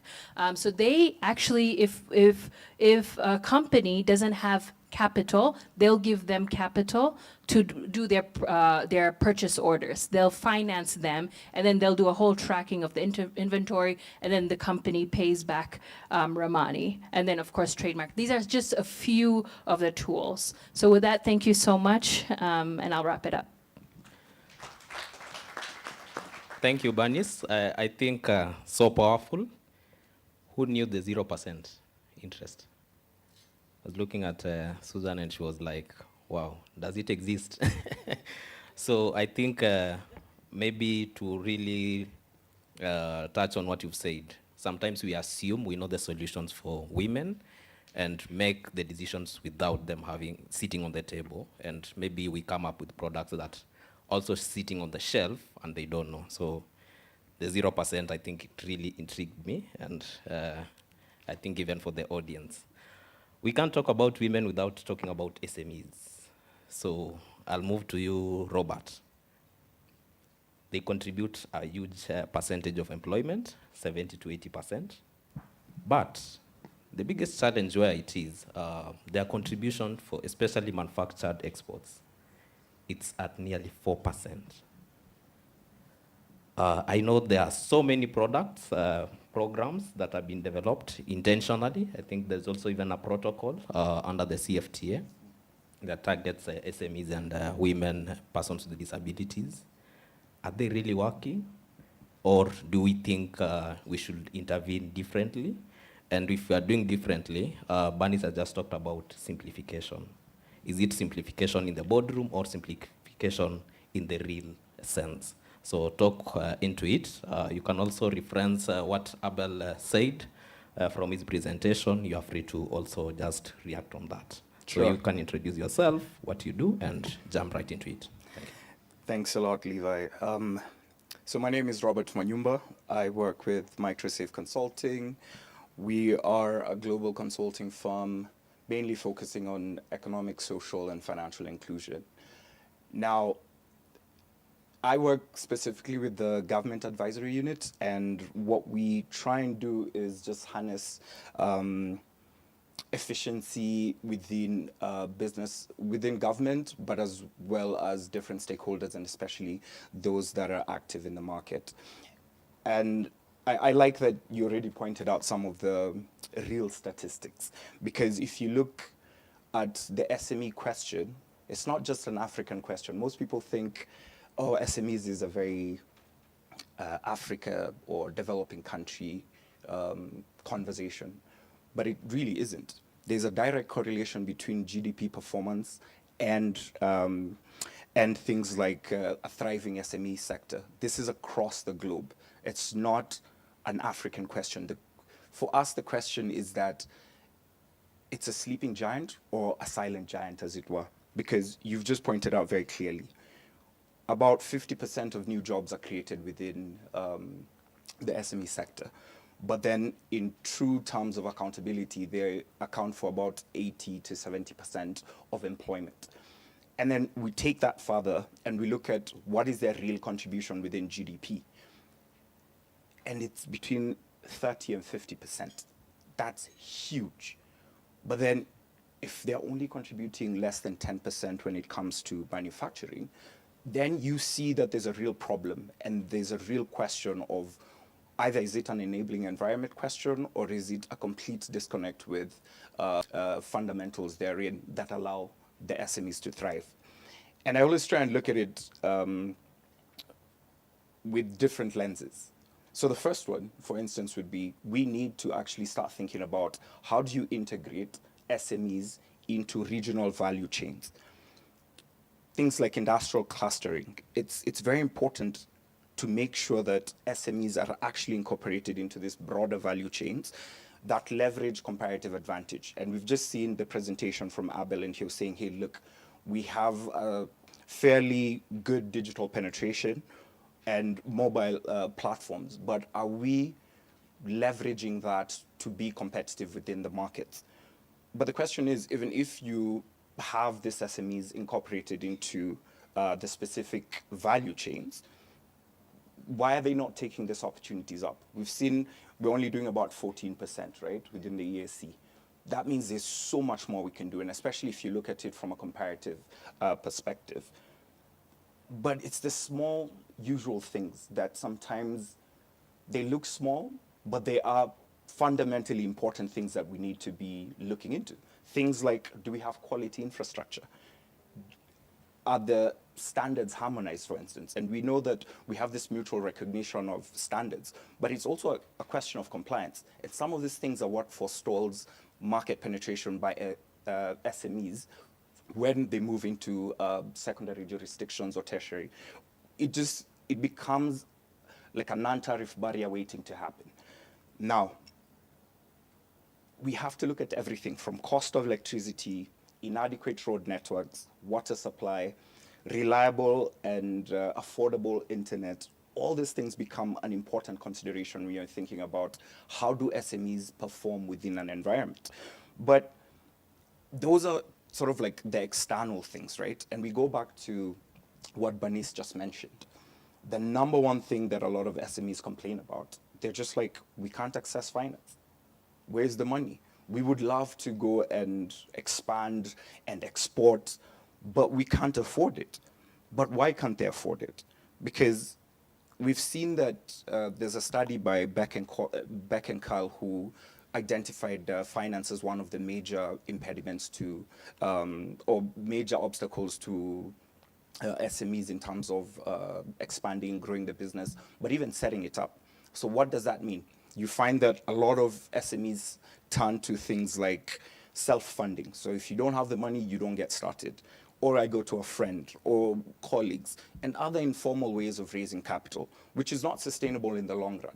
Because if you don't have clear or predictable financing options, then it limits not just the scope of operation, but your imagination. Because then you start thinking, if I can't get this, then why should I even venture? Now, I always say, you can see the results of that problem. We have a lot of predatory lenders in the market. So every time you see people trying to go for this short-term, very expensive financing options, what they really do is they stifle medium to long-term growth of a lot of these SMEs. And I dare add one other thing. We also have perverse incentives that are created from domestic borrowing. It means that some of our financial institutions don't need to be creative in what kind of products that they launch into the market because we can buy a T-bill, right? So we don't have to think. The money is there sitting, so when you come to me, I make it very expensive. I make the process very difficult. I need you to bring me all your land title deeds and things like that. So you can imagine what that does when you're trying to set up a business or expand that business. But then I always say that there's other things that we need to be cognizant about, right? Things like skills and technology upgrading. When I'm an small or medium enterprise, and in this region, we've also included an M to make it a micro, small and medium enterprise sort of category. Most of the time, if I'm thinking about raising money from my own pockets or my own friends or wherever, I'm so bogged down as an SME in the day-to-day running of the business. So we don't have time to do things like build capacity because I'm always chasing the next client, the next payment, the delayed invoice, all those things, right? And what we need to be doing is investing in regional centers of excellence where SMEs can actually be able to leverage on different types of training, information, competitive practices, so that they're able to expand. And then I always say that we need to also go back to things like, and it's what Banish mentioned, regional trade and market intelligence systems. I can't remember the last time an SME went and said, hey, look, the data trends on beans in this particular market look like this and like this and like this, and we can forecast that in the next 2-3 years, this is what it's going to look like. No. A lot of them find themselves just relying on informal and ad hoc systems of gathering information. And that is a big challenge, and especially when you're looking at expanding businesses, making them formal. And then last but not least, I want to go back to some of the sentiments that were shared by both Abel and our colleague from the Ministry of EAC. I think it's important that not only do we have policy coordination and coherence, but it's important then to go back and ask SMEs, what is it that ails you? How do we create these solutions? And this is why I think it's very important to have people around the table. There's always this expression, if you're not on the table, then you're on the menu, right? People will eat you up. So you need to be in those spaces where the decisions are actually being made. Save for that, you become excluded, you become an afterthought, and therefore you're always playing catch up. And I think given the great potential we have, and especially what I refer to SMEs as a sleeping giant, we definitely need to get them around the table to be able to participate in their own and full right. Let me stop there. Thank you. Thank you, Robert. So much to unpack. A sleeping giant who's on the table as a menu. So kindly think about it, a giant on the table as a menu. And it's sad that sometimes what you've highlighted, the ideas die at imagination. Imagine you're still imagining and it's dead. So I think that throws us back into the private sector angle, and I'll come to you, Susan. COMESA is the focal point of the EABC, East Africa Business Council, and we are so much into giving that conducive business environment. What Robert is highlighting here. What are some of the achievements so far? Of course, today you might wear two hats, from COMESA and Coca-Cola, and from all the backgrounds, just see what is the integration, especially for the corporate side and also for the SME side. And what do you think about the voice of the private sector in all this, especially with all the political and the social madness that usually goes with these integrations? Do you feel the voice of the private sector is being heard, or is it being trampled upon? Over to you.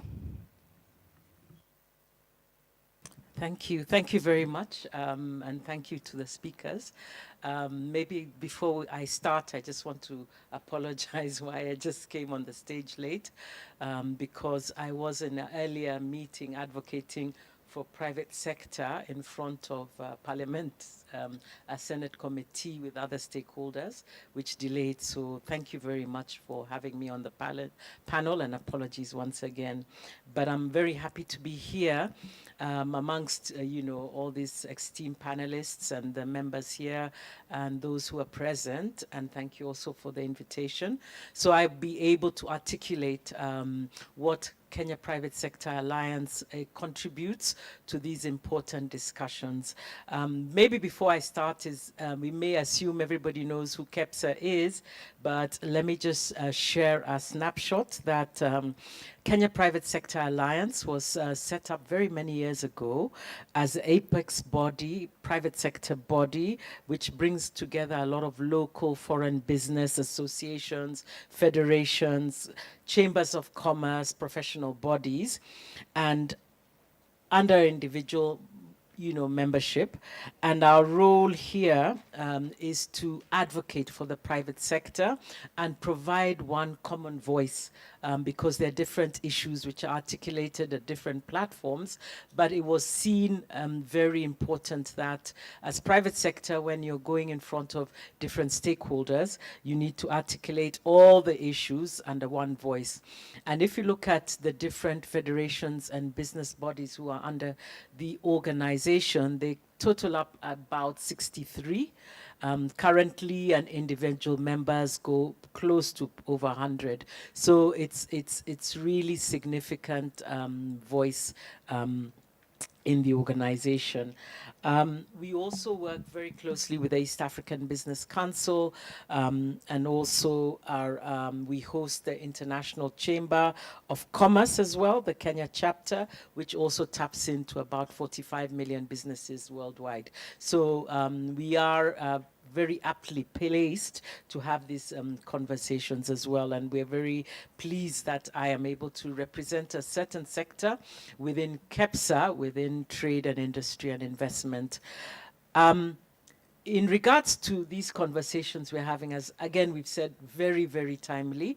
When you look at where we are from a global perspective, from a sector where we were very, things worked within a multilateral approach, where there was order in terms of engagements, to where we're in a world which is, I'm not sure it's even VUCA or BANI, whatever, everything is up in the air. There's a lot of moving parts. The traditional approach in terms of multilateral engagement, in all intents and purposes, may be dying from what we see. And now conversations are moving to a much more bilateral approach. And what was is no longer the same. You can see a lot of the last 1 year, we've seen changes in the way the trade patterns, the US is imposing. There's a lot of tariff wars globally. And this is, I think, though we're in a very unsettling times, I believe this is a timely when we can look inwards as Africa and even filter down as East Africa, not only to see how we can tap into the existing opportunities that we have and leverage on them, because we have from an EAC, from COMESA, there's also the free trade area agreements. I think there are over 14 countries which have signed. We have AFCTA, which is an important platform. How do we accelerate the implementation? And that is where I think these conversations are very important. So when we sit at COMESA, and I'll look at it, given also there are lots of partners who are active in this conversation, I'll just look at it from one of the critical areas we have seen as an important part is for us, how do we articulate public-private dialogue? I think we underestimate the importance of being a convener of all these multiple voices and bringing together all the common issues in a common table and engaging our stakeholders. In this case, our stakeholders are governments, especially in driving policy change. And I think COMESA has been key in that when we look at COMESA forums, the EAC Heads of State Summits, to name a few, and including conversations which were in the recently, even from last week and the previous years, at global forums like UNGA, coordinating side events with different players to see how we can push the conversation forward. So I think for us as COMESA, that is where we play an important role, and where I think we've been very successful in being able to articulate these issues over the years as well. Secondly, I think moving from there is one of the critical issues when, and I hear the voices here, you know, a lot of SMEs and private sector players. One of the things is how do we tap into our markets internally in the country, but also within the EAC and other markets like COMESA for exports. And here we play a role in advocating policy, especially one of the hurdles which we've heard our players say is in harmonization and standards. Because if we look at the standards policy within different trading areas, if I want to trade, and we've heard this conversation, for example, when one of the I remember one of the critical areas of AFCTA was to test export of tea, I think from Kenya to Ghana. And the critical thing was that actually the way the standards of tea in East Africa and the standards in Ghana were slightly different. So our role, and I think it's been critical over the years, is driving harmonization of standards within the different stakeholders in country. And these standards, because standards also create what we call NTBs, and I think it's been highlighted very clearly how the different NTBs can really impact. So I think that's critical role that we have played. I think the other part is on trade facilitation and those conversations around trade in different forums. One, especially, for example, the hot topic I'll talk now, which has been in conversation, is on the renewal of the AGOA trade. And these conversations are still ongoing. And I understand there's some happening today to see how we can move an important trade treaty like AGOA, which not only is important for Kenya, but I think it's from Africa. And I know the conversations are focused primarily around textiles, but AGOA has great opportunities in other areas which we have, I think, only tapped in about 10% of the opportunities within that trade. So those are the elements in terms of trade facilitation and supporting some areas around there, and also creating advocacy around economic opportunities within the trading partners and supporting our members. So when I reflect back, I think as COMESA, there's a lot we can say about what we can do, and we can tabulate it. But I think it's an important platform where we've been the forefront in driving some of these conversations on Northern Corridor, and providing important platforms where we can have trade, inter-country trade, building a vibrant EAC, vibrant COMESA, and reinforcing some of the important practices. So the other question you did highlight is from a political, I think political and social, what can we do? I think our role here is where I think we have a challenge, and I think there's a lot of work. I see the East African Business Council also doing a lot of studies, is how we can build on the evidence-based advocacy. There's a lot of data lying in different platforms, whether it's in EABC, whether it's in COMESA, whether it's in government, is a source of information. But how do we bring all those different facets of information to create in a policy paper with evidence, even from our own stakeholders, so that we can advocate from an evidence-based approach? And I think this is where we have been focusing to see how we can continue building our capacity and capability, but also I think it's a strong opportunity in that investment, because without that data, without those facts, it's difficult to place your positions and advocate for policy. And I think the information is here, amongst here, but how do we come together?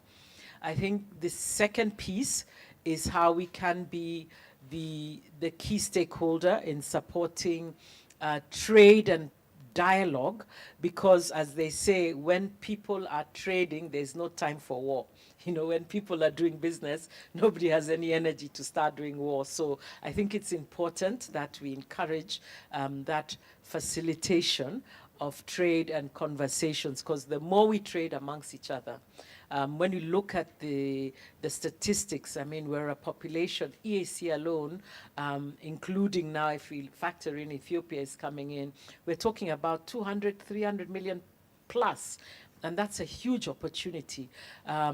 If you look at some of the opportunities in DRC, I think now who are coming in, and a lot of our stakeholders are leading in some of those conversations, the more we engage in trade and facilitate trade, the less we see the incentive for us to not interact and to focus more on how we can build our economies rather than war. So I think that is one of the key areas.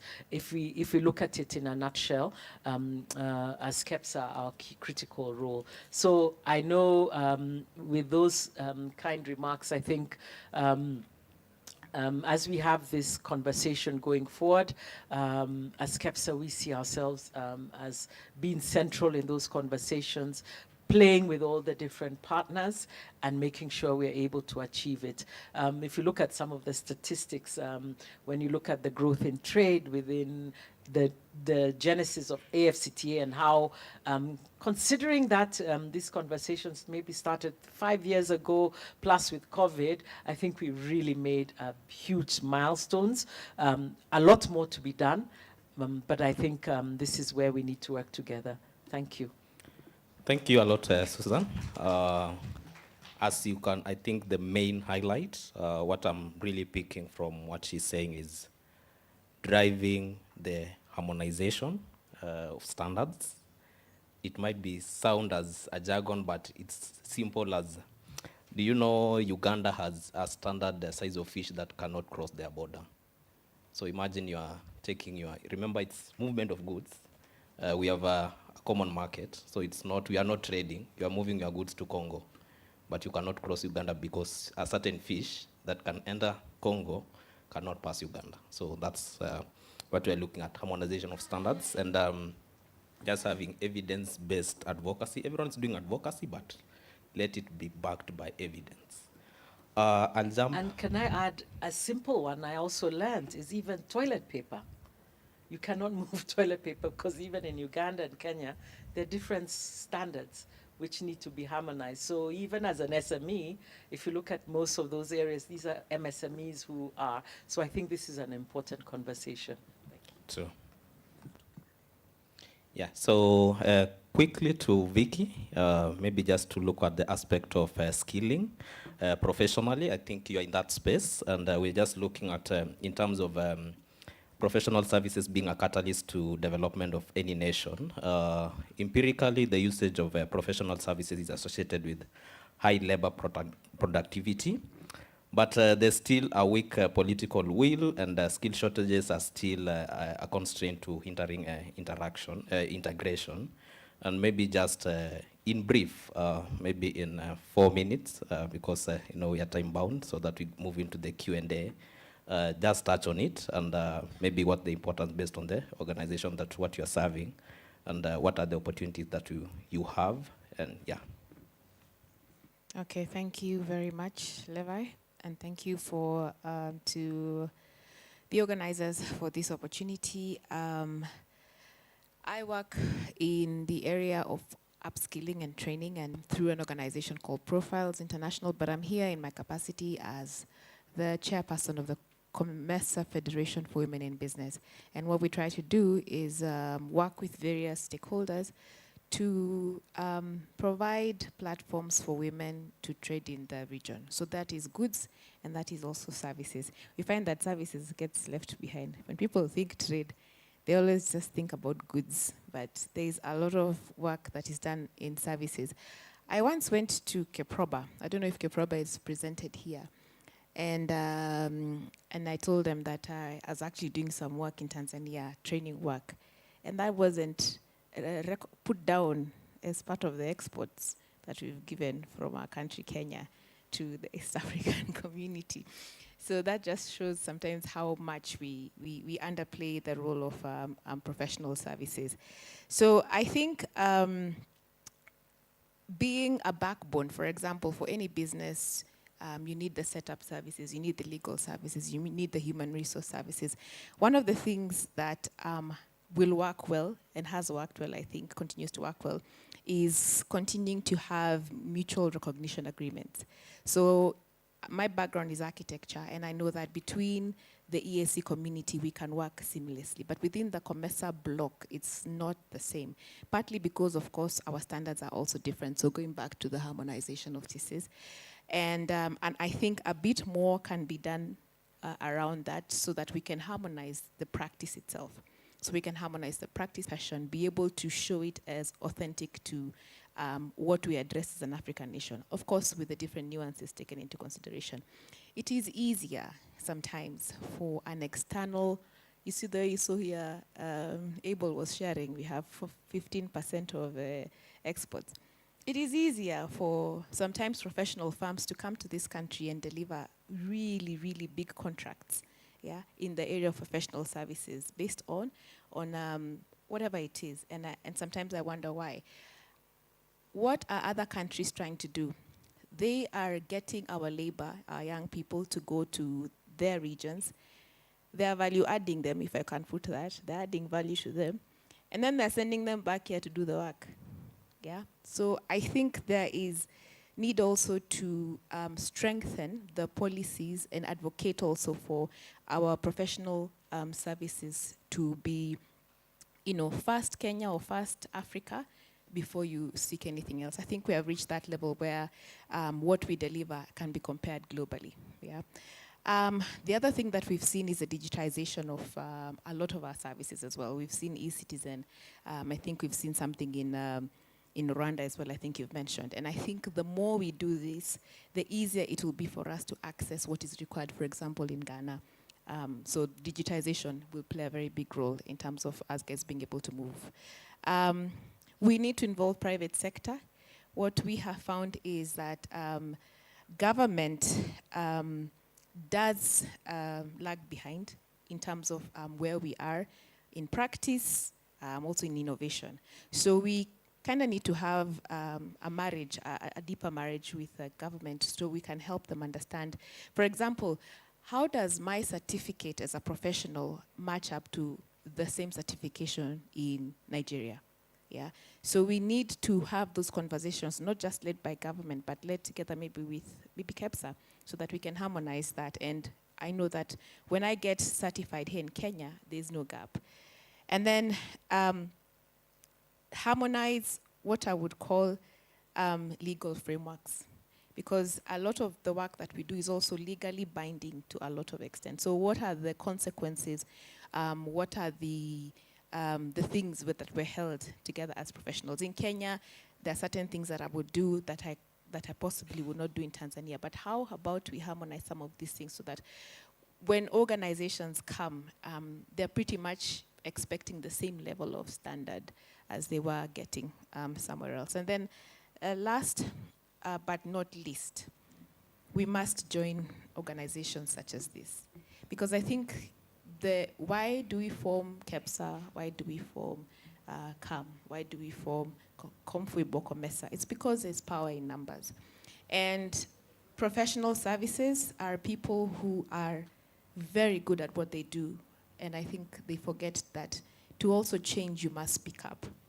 So we need to enjoin professional bodies, say the Architectural Association, the IQSK, the LSKs, into bodies such as this, so that they can then also be part of that voice, that brings the change that I think we want to see when it comes to the harmonization of services in the region. Thank you. Thank you, Vicky. I think the rallying call here, as you can pick it, is harmonization of standards. Whatever I can do in Kenya, I do it in Tanzania, and I can do it in Ethiopia without having to face the different challenges. I will open it up to Q&A and maybe pick 3 burning questions. Yes, so where's the mic? The person driving the mic. There is 1, 2, gender balance.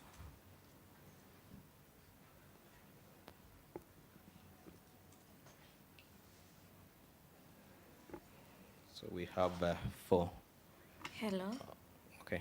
Hi, I'm Tabitha, and my question is directed to Ms. Susan Maingi. Kindly, when we talk about the MSCs, and we've noted that in Africa, it's not only an aspect in Africa, it's something that is also worldwide when it comes to regional integration. So as a youth-led business, rather as a youth-led businesswoman, how is it, or rather how can I be integrated into these trade works, such as the COMESA, the EAC, and the FTF, and the AFCFTA, whereby as a youth-led business and also, sorry, just let me, as a youth-led business and also an SME, which as mentioned is not only an African aspect, it makes a huge part of also Kenyan private sector. How can we, or rather how can I be integrated into this regional framework trade under the COMESA and EAC? Okay, thank you. The second question, that's integration of especially youth-led young women into the EAC, COMESA. Yes, go ahead. Yes, good afternoon, colleagues. My question will go to that colleague who talk about the issue of East Africa. I may not remember your name. So, you know, East Africa community has a lot of dynamic tandems. Since it was created, we remember in 1970, when Idi Amin came into power in Uganda, he disobeyed, he dismantled all the rules in place until East African community came into its knees. So it was not functioning during Amin's era. And then until 2005, when the leaders came again and then they tried to, you know, to nourish it, to harmonize it, and to make sure that there is what we call East African community. But if you look at the word dictatorship is not only for one person. Any president can come up with another agenda. And we have seen the nature of countries who are also, you know, incorporated into East African community. We look at Somalia, we look at South Sudan, we look at Congo. Kindly, could you ask your question? So, yes, I'm just forwarding my question. So, where is the guarantee? And there is no law to protect East African community, because the more you recruit, there will be a lot of instability. And that one can even affect East African community again. So where is the guarantee, or which laws are in place to protect East African community coexisting? Okay, laws in place to protect the EAC community from adding new members. Somalia is the new addition, so yeah, just look at that. Thank you. Thank you, Levi. Thank you. Good afternoon. I'm Dr. Jonathan from the Catholic University of Eastern Africa.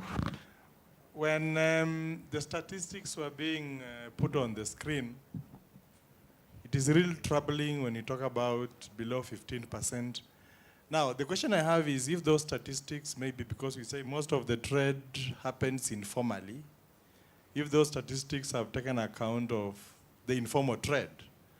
Then on the flip side, now from the ministry, what are they doing so that most of the informal trade is captured? Because those statistics discourage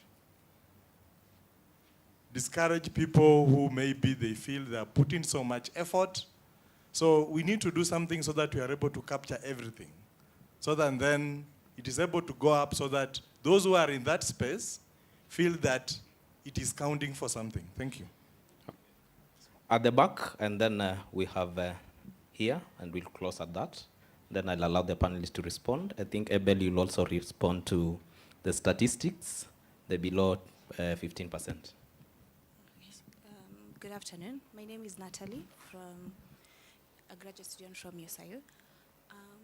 This is directed to both Ms. Bernice and Mr. Robert. Given the persistent financing gap for SMEs in the region, what innovative financing models can COMESA promote beyond the traditional bank credit to tailor products for SMEs and women entrepreneurs, and how can cross-border financial institutions collaborate on this? Perhaps I missed it, but we've seen it's a persistent issue over and over and over. So The issue of innovative financing, moving away from the traditional financing model. The last? Thank you, Levi. I would like Abel to highlight more, because he touched more on the trading goods, which is around 15%, but also there's trading services, which I believe is 10%. So I'd like him to highlight more on that to know why is the rate too low. Also, towards Ms. Maingi, she spoke about the way forward post-AGOA. But now I'll want to hear, because for example, Lesotho exports 60% of textile to the US. Can we integrate that export within the region? Because now we are at 15%. Will we be speaking of the same percentage maybe in the next decade? How can you be able to integrate the intra-African trade rather for the rate to be able to increase? Thank you. Okay. Thank you. The forgotten casting, trade in services, and the integration. Should we be mourning about the death of AGOA, or should we be celebrating as a new opportunity to reintegrate that into the African? There was the last question. Good afternoon. My name is Jen Nelson, and my question goes to Ms. Barnes. Being Tanzania is still big on culture, and one of your solutions is that the government must listen to SMEs and women's need in the field of business. Does it mean that the government has done nothing about it? My other question goes to Ms. Susan. Being an umbrella body, being that COMESA is an umbrella body in the private sector, what are the key challenges that COMESA is facing now, and what are some of the priorities COMESA is currently focusing on? Thank you. Thank you. So for my panelists, allow me to go direct to the question, answer, then wrap it up, give your parting shot. So if the question touches on you, just respond as much to the best of your knowledge without going further much into more words. Thank you. Over to you, Susan. Okay, thank you. Thank you very much for those questions.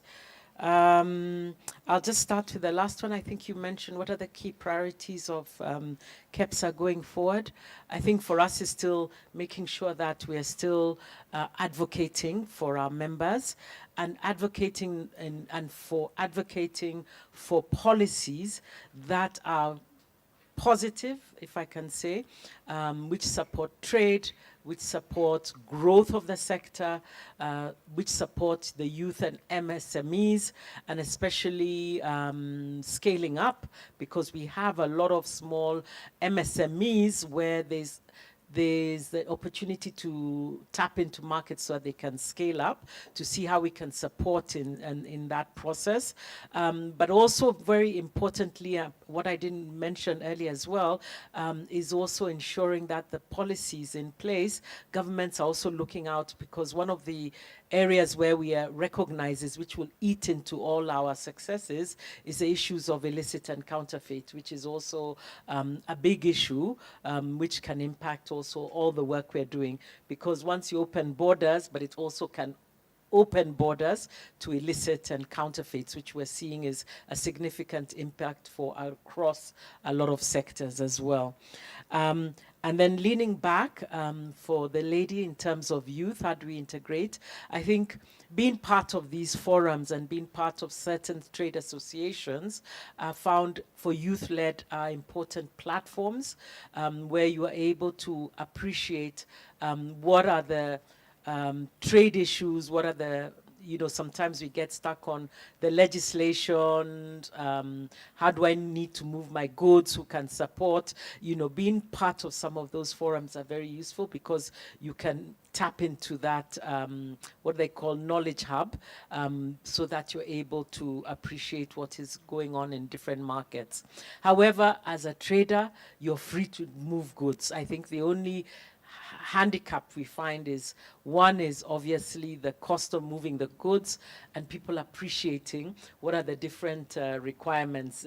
If I'm moving goods from here to Uganda, you may be because of lack of maybe understanding or appreciation of the different legislation or requirements, but being in those forums, associations, there are a couple of associations. There's the association which Federation here, Wiki leads, ourselves as COMESA.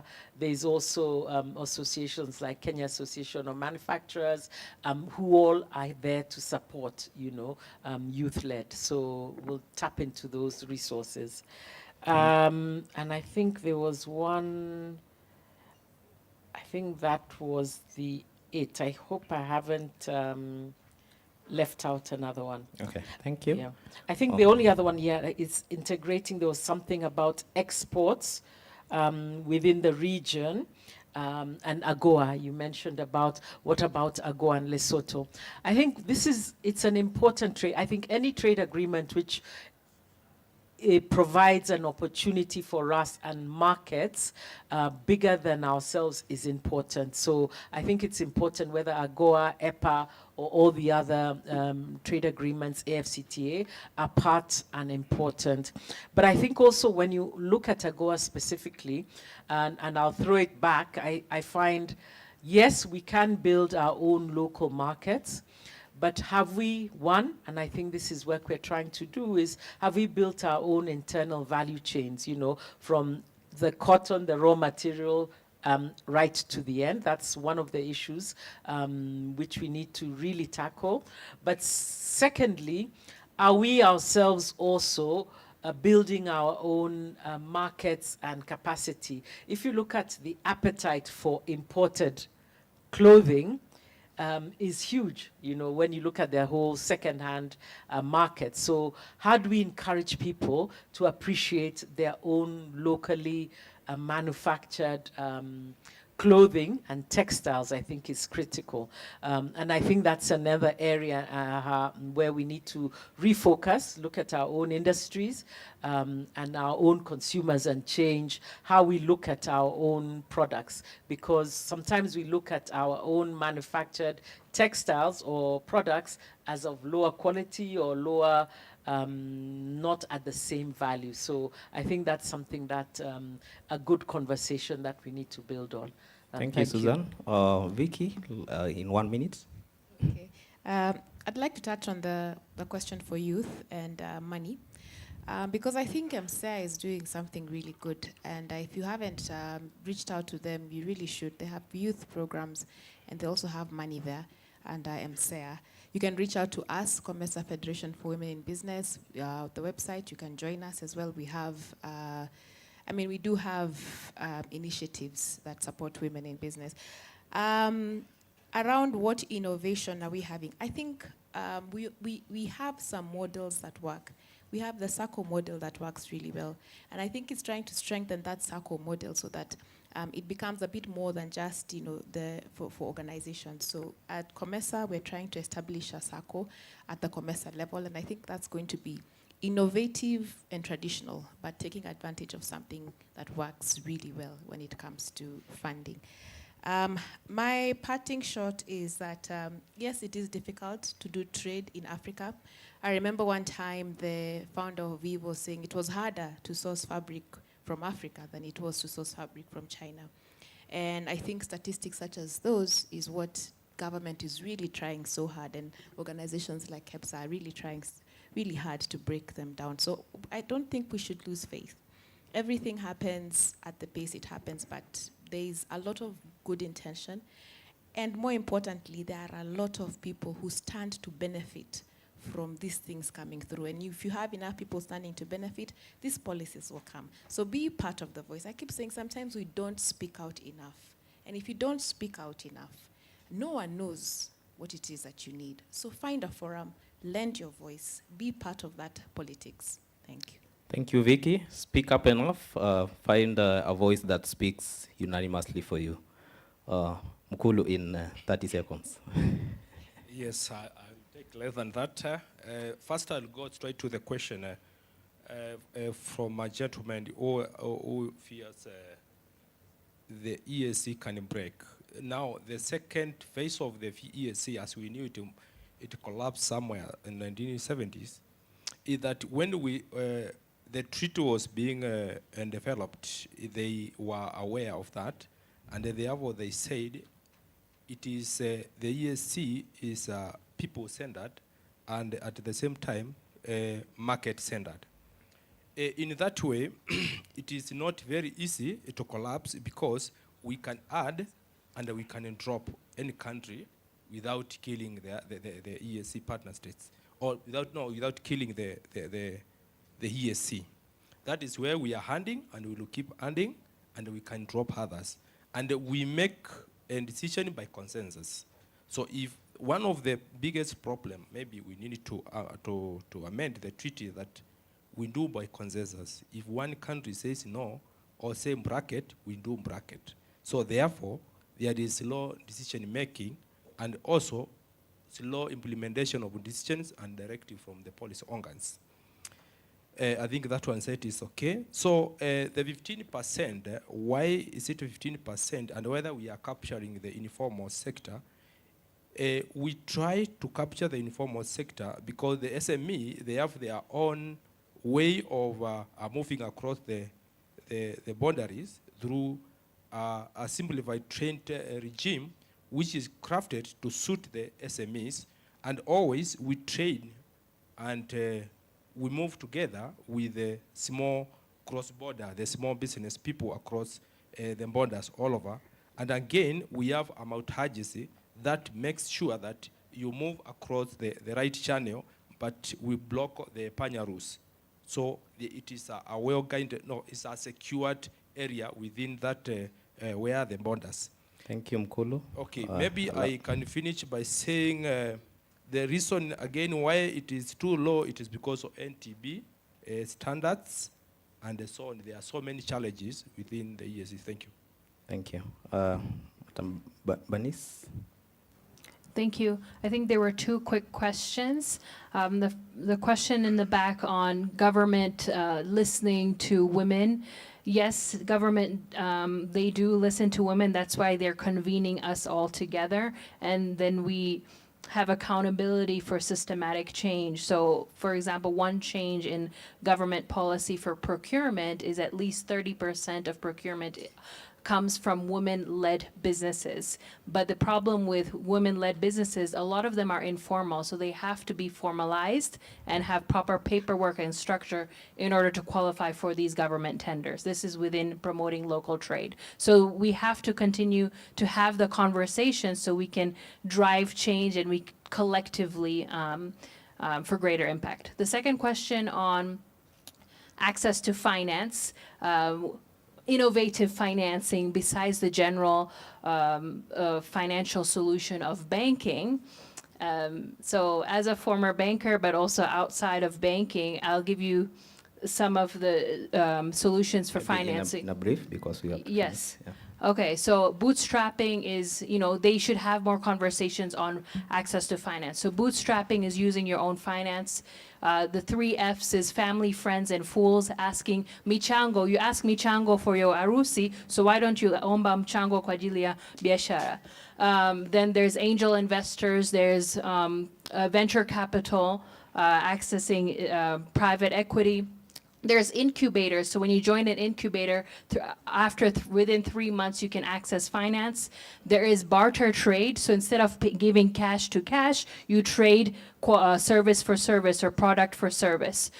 There is commit to a customer. There's crowdfunding. So there's a lot of different solutions, lines of credit, banking. There's a lot of different financing solutions, not just the traditional ways of financing.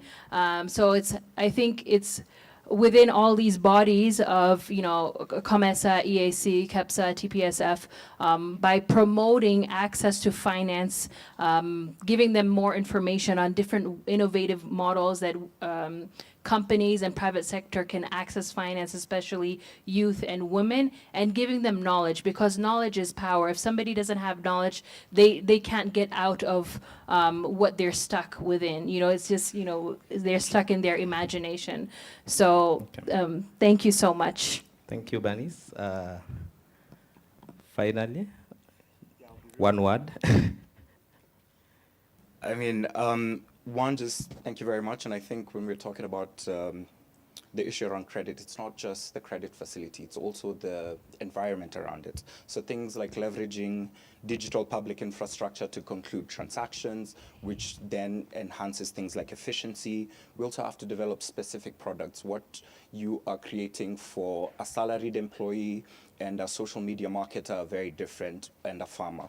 You can also look at reducing things like pending bills, because then that increases things like cash flows and predictability of money. And then you can also invest in de-risking tools, which would then spur things like investor confidence. The last thing is just, I wish we would also harmonize our standards the same way we're quick to recognize university degrees from across jurisdictions during election periods. Thanks. Powerful. So, ladies and gentlemen, for Abel, I think we'll interact with the audience as during over lunch. I've been your moderator for this session, and I think the conversations around trade, they can never end. They can never end, and they are long conversations. Sorry I had to take so much of your time because the conversation was interesting.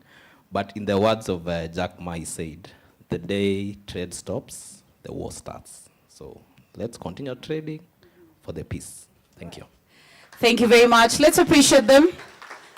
Thank you. Thank you very much. Yes.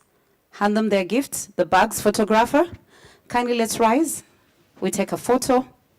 And then as the photographer is doing the thing with our panelists, just like yesterday, lunch vouchers from the side, and there's a lady there. VIPs, moderators, who else was in that group for VIPs yesterday? Panelists, and then we had my people who ended up in that room. Please don't run away from me. Let's just go to, our place. Yeah, we are free and we enjoy. Yes, once they're done, you can step down and take your seats. Okay. Now, Asiatic, delegates, everybody else, we meet there. GPay is where VIPs were yesterday. Today, we have changed. You remember the VIP holding room? Straight to the far end. There'll be protocol to show you. That's where the VIPs are having their lunch today. My people, Asiatic as usual. Let's break for lunch and let's keep time. What time is it? Let's say 1:30. When are we back? 4. What time? 2:15? 2:20? Okay. Remember, as you have your lunch, ladies, your sweeter might be here and he wants to take you to Malaysia in December. So let him not find you there still dealing with ngwashes and ugali. All right, just a minute. I forgot to announce this, but next month in Nairobi, Accelerate Women is coming to Nairobi, and we're going to have Accelerate Women East Africa on November 14th and 15th. So please reach out to me. Yeah, Bernice Fernandez is my LinkedIn, Accelerate Women. Yes, men are invited because men are champions for women. So, Karibu Sana. We want to promote regional trade within private sector. So cross-region Accelerate Women will be here next month. We had your president's daughter in Tanzania in March. Charlene Ruto came. We also had Obai Patrick, he came, and we had some American speakers as well. So, karibu sana. All right. Thank you so much. Okay, let's break for lunch, guys. 2:20.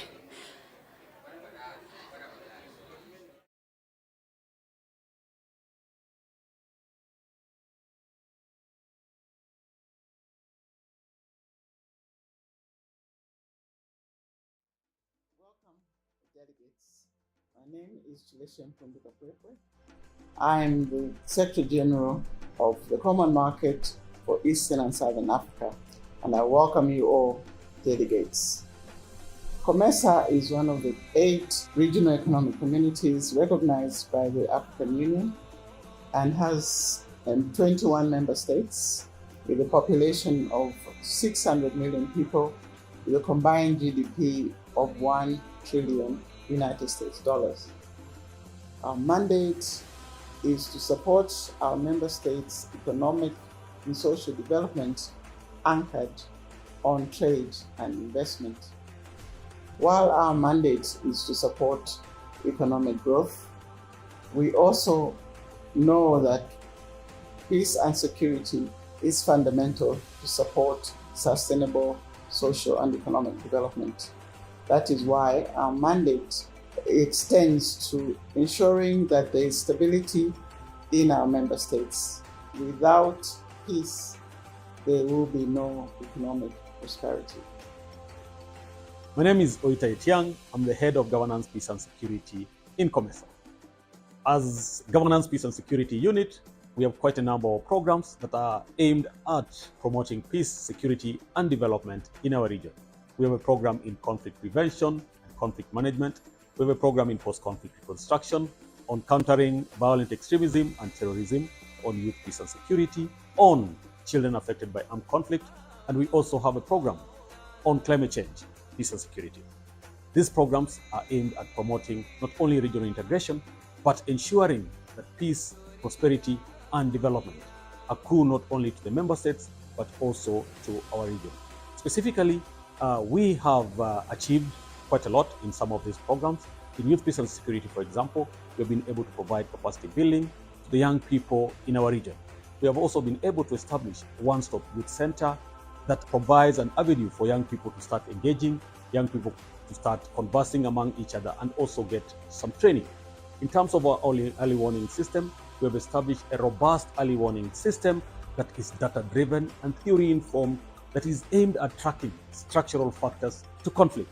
And the idea is to build resilience among our member states by addressing the root causes of conflict. And we've been able to roll out this early warning system in 10 of our member states so far.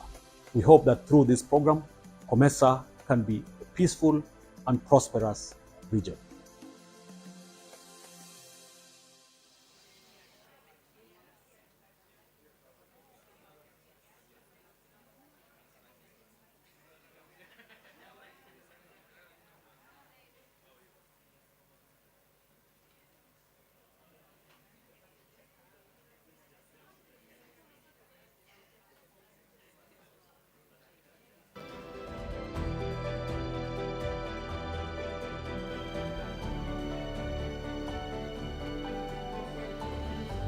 My name is Yakisha Patricia Wene.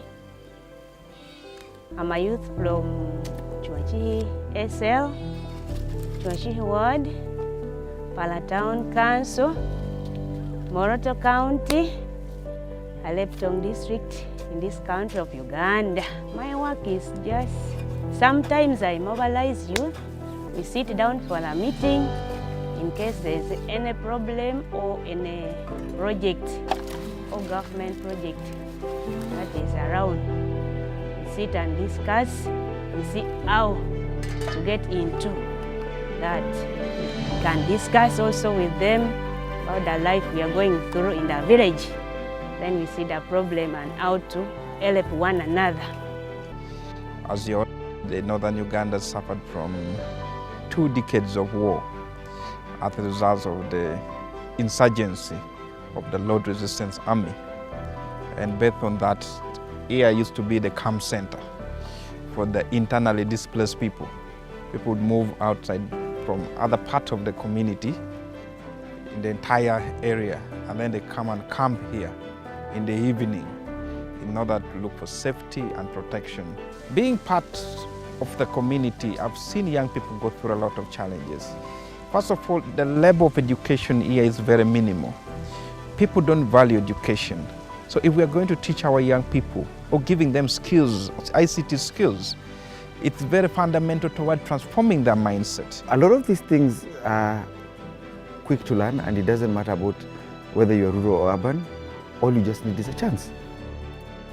And for me, the way I look at technology and digital spaces, they're actually supposed to be enablers and not the actual end to something.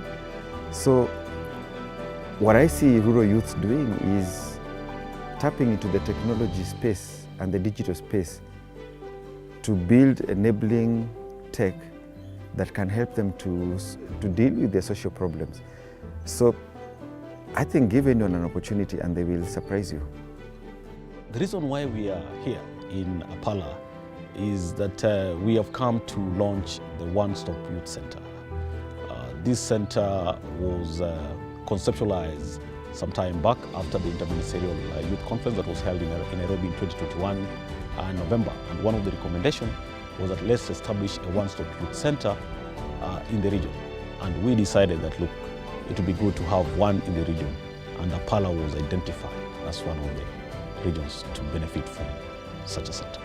Back in 2021, that's when the dream of having an excellent center for as a youth center was envisioned by Save the Children, Horn of Africa, and COMESA. Community youth centers always, they have played a very critical role to be a safe space where young people can be able to come and engage, dialogue with governments, the municipal town council of Apala, but also with the national governments on some of the critical urgent issues that are facing the young people in this particular region.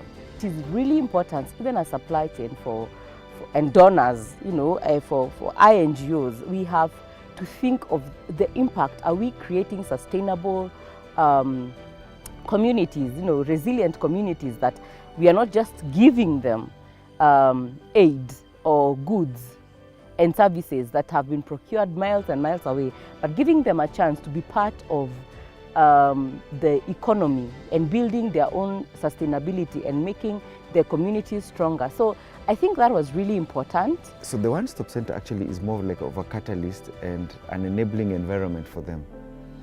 But the motivation, the drive that they have for the social change in their community, that is only the youth who will do it. And the youth here actually really intent on transforming their society. My government have been committed enough by supporting the youth. The ground where we're sitting on has been donated to the government from the government of Apala Town Council because we love our youth. Youth are the future of our nation, and we urge them to make good use of it. So please, we are here as partners. We promise you that we'll continue supporting this center. We'll continue allocating resources if they're available to ensure that this center becomes a regional center because we believe in the youth. I want to give you a background why I should thank you even more. We had cattle rustling in the 1980s. And the reason why I'm bringing this is because it was our bank. The Lao Bank was the cattle. So when they came and stole our cows, they destroyed our banks. Later on, we had the wars for 25 years, and we were pushed in the camps. All the people you see here either live in the camp, in different camps, or are products of displaced people camps. Usefulness without usefulness is equal to uselessness. So let's make sure our people, our local people from within benefit from this first.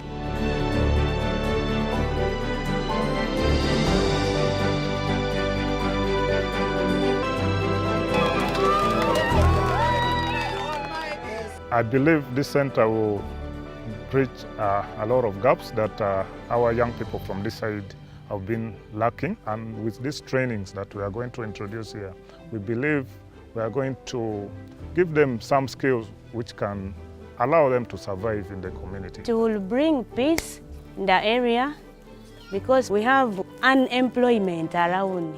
Youth are many, they have papers, but there is no work. Yeah, this is my first time to see this computer. The center will be very critical in terms of having the strategic focus and deliberately engaging each and every person within the societies in terms of moving into the future. Transform. Creativity. Inspire. Progress.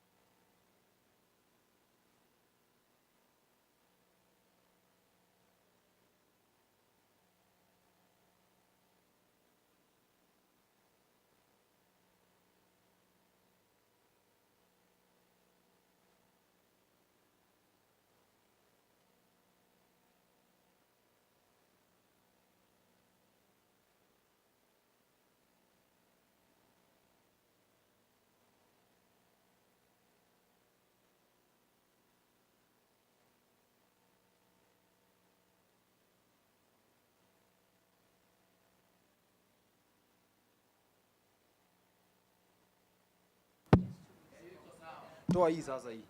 Toa hii. Tunataka kutoa kebo ya hii ndio tubakishe tatu. Toa hii. Tubakishe tatu. Hii ndio nataka utoe. Toa hii. Enda uchini. Rudisha hii sasa. Sawa. Enda urudishe. Ama tuende huko.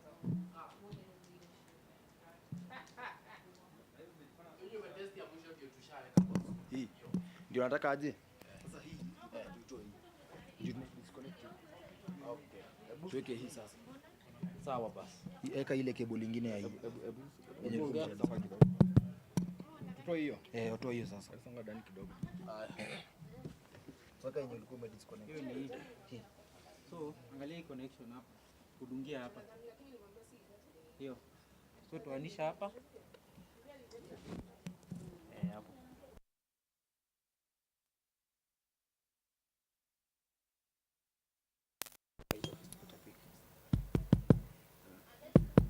Hiyo. Sawa. Sasa hii mambo iko sawa. So utatuondolea hizi. Ndio confuse watu. Toka na hiyo cable hapa. Tolee huko. Hii cable inabaki hapo, tunatumia kesho. Sinaona zote kama zinapika. Hebu piga. Hii piga. Hii. Hello. Hello. Hiyo nachukua. Inachukua hii. Zote zinachukua. Na basi tulikuwa tunafanya kazi gani jana? Piki na pika. Zima moja, unajua ukigongesha hii zima microphone moja.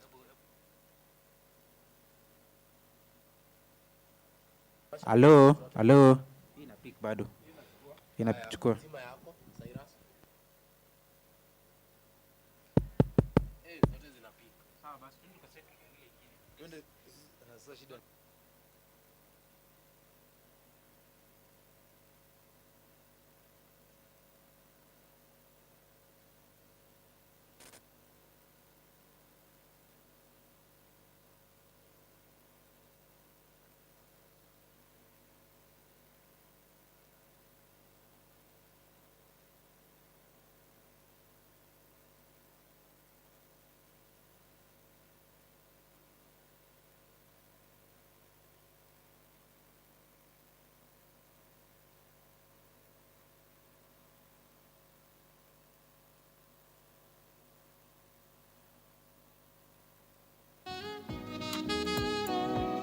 You're such a rush, my baby, slow down, come find your love. I'm hoping you see me, come serve it up. Loving when you stir it up. That body belong on TV. Oh, this feeling I can't hide. You're feeling up my mind, and I just don't know why.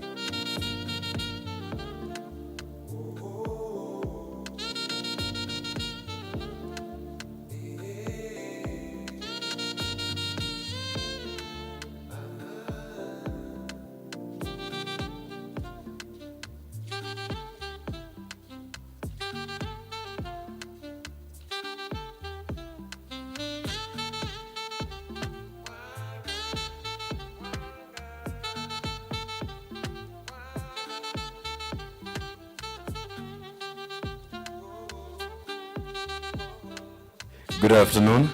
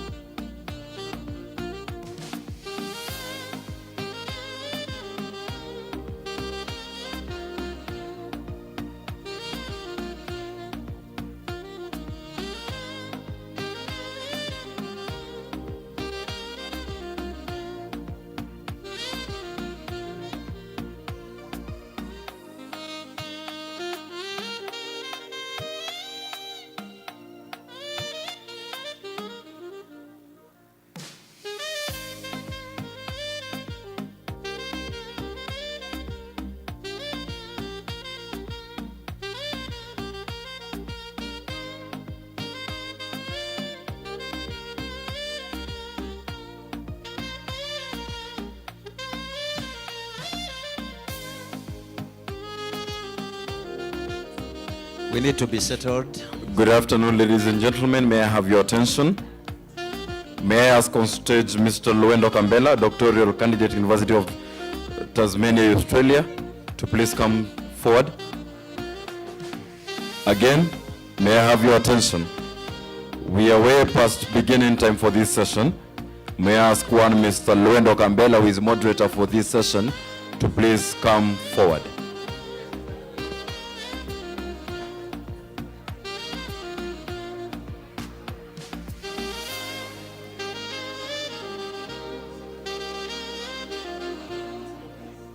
Ladies and gentlemen, good afternoon, everyone. Good afternoon, everyone. Welcome to the afternoon session. We are having a slight delay. I presume that our technical team is still out for lunch, but I'm hoping that we can start off any time in the next 5 to 10 minutes. So apologies for the delay. We are running a bit late. Sila, do you have an idea? Have you seen any of the technical team? They seem to be out for lunch. I can't seem to find any in their rooms.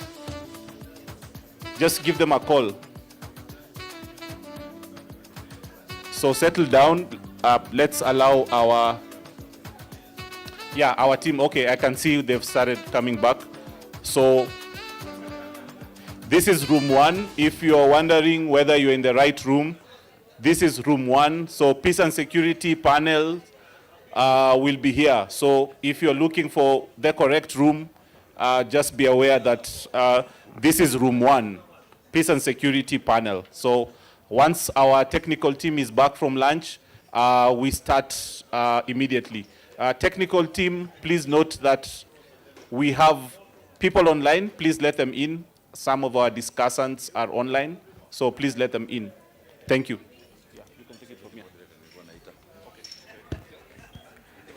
again, ladies and gentlemen, may I have your attention? May I ask the moderator for this session, one Mr. Luendo Kambela, to come forward. You're the moderator.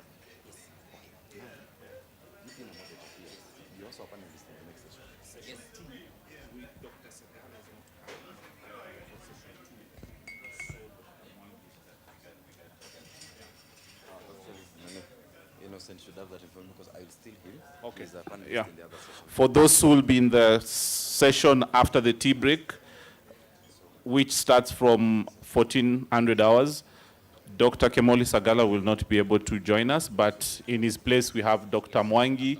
Dr. Mwangi is in the room, so he will be the discussant for the second and last session. Daktari, if you're here. Yes, he's there. So just be aware that Dr. Mwangi will be the discussant for the session, which has the one on advancing peace and security in the COMESA region. Thank you.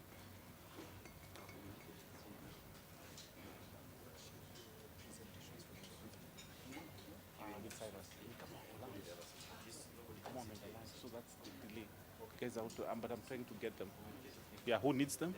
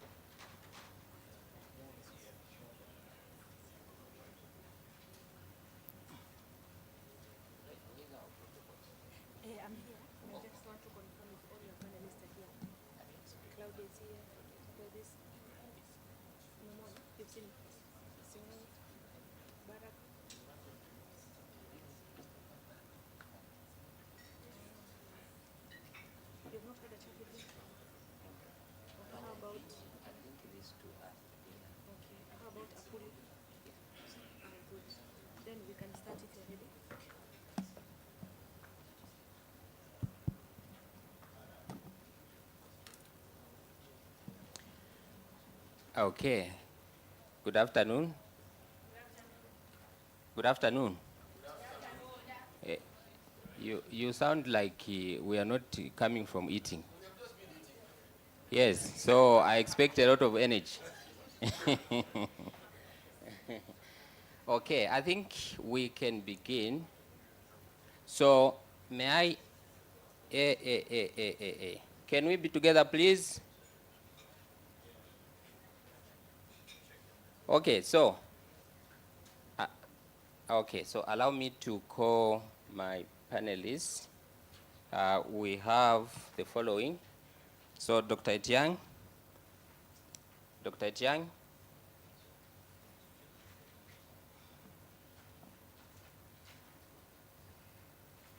Claudia Massa.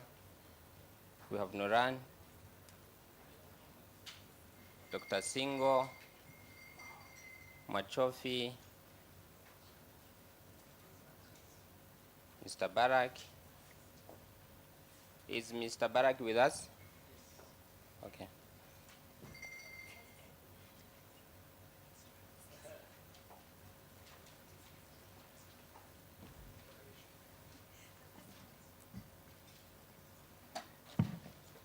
Mr. Barak?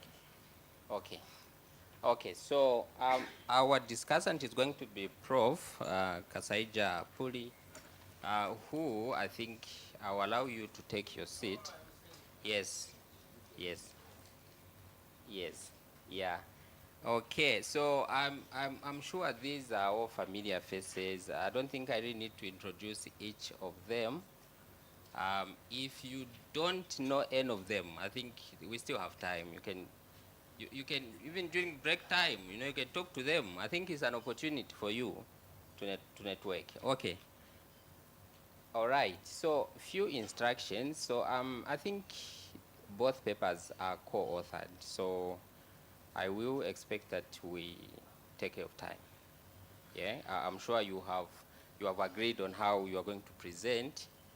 But I think to begin with, we will begin with Dr. Chiang's group. Yeah, so that we can understand more on the early warning approaches and regional resilience in the COMESA block. So 10 minutes of presentation in total. So the three of you, no, 10 minutes. 10 minutes, we present. The next paper, 10 minutes, you present. So in the 10 minutes, I'm sure you will know how you divide time, yeah? So then we'll come to, I'll give an opportunity to our discussant to support us. This one is much better.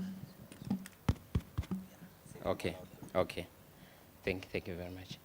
Okay, so can I give an opportunity to Dr. Tiang and your group to give us your presentation, please? Thank you.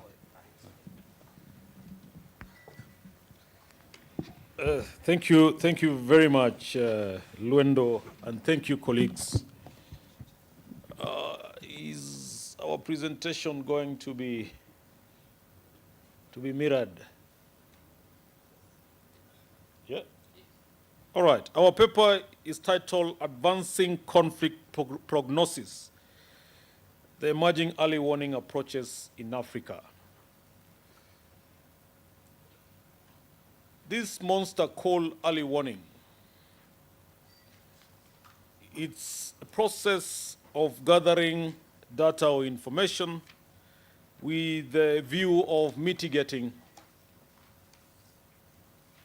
a challenge or a problem or a catastrophe.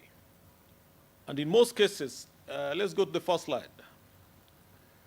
In most cases, the early warning process goes through 4 major phases. The first phase is information gathering. You need to collect data, whether through closed system or through open source system, or through primary data collection. So when you collect the data, that data has to be analyzed. And analysis here becomes very important because it is the one that will give you the necessary prediction. And based on the prediction that you'll prefer, then you disseminate that information to policymakers. Then the policymakers or the persons concerned or the institution concerned will be able to provide the response. The early warning is not a new thing in Africa. It's not a new thing in the world. There are scholars who have categorized the early warning into three. They talk about the first generation early warning system, they talk about the second generation early warning system, and they talk about the third generation of early warning system. And in most cases, they categorize community-led early warning system as the third generation early warning system. But from where we sit, our argument is that that was the first generation of early warning system. Then the rest followed.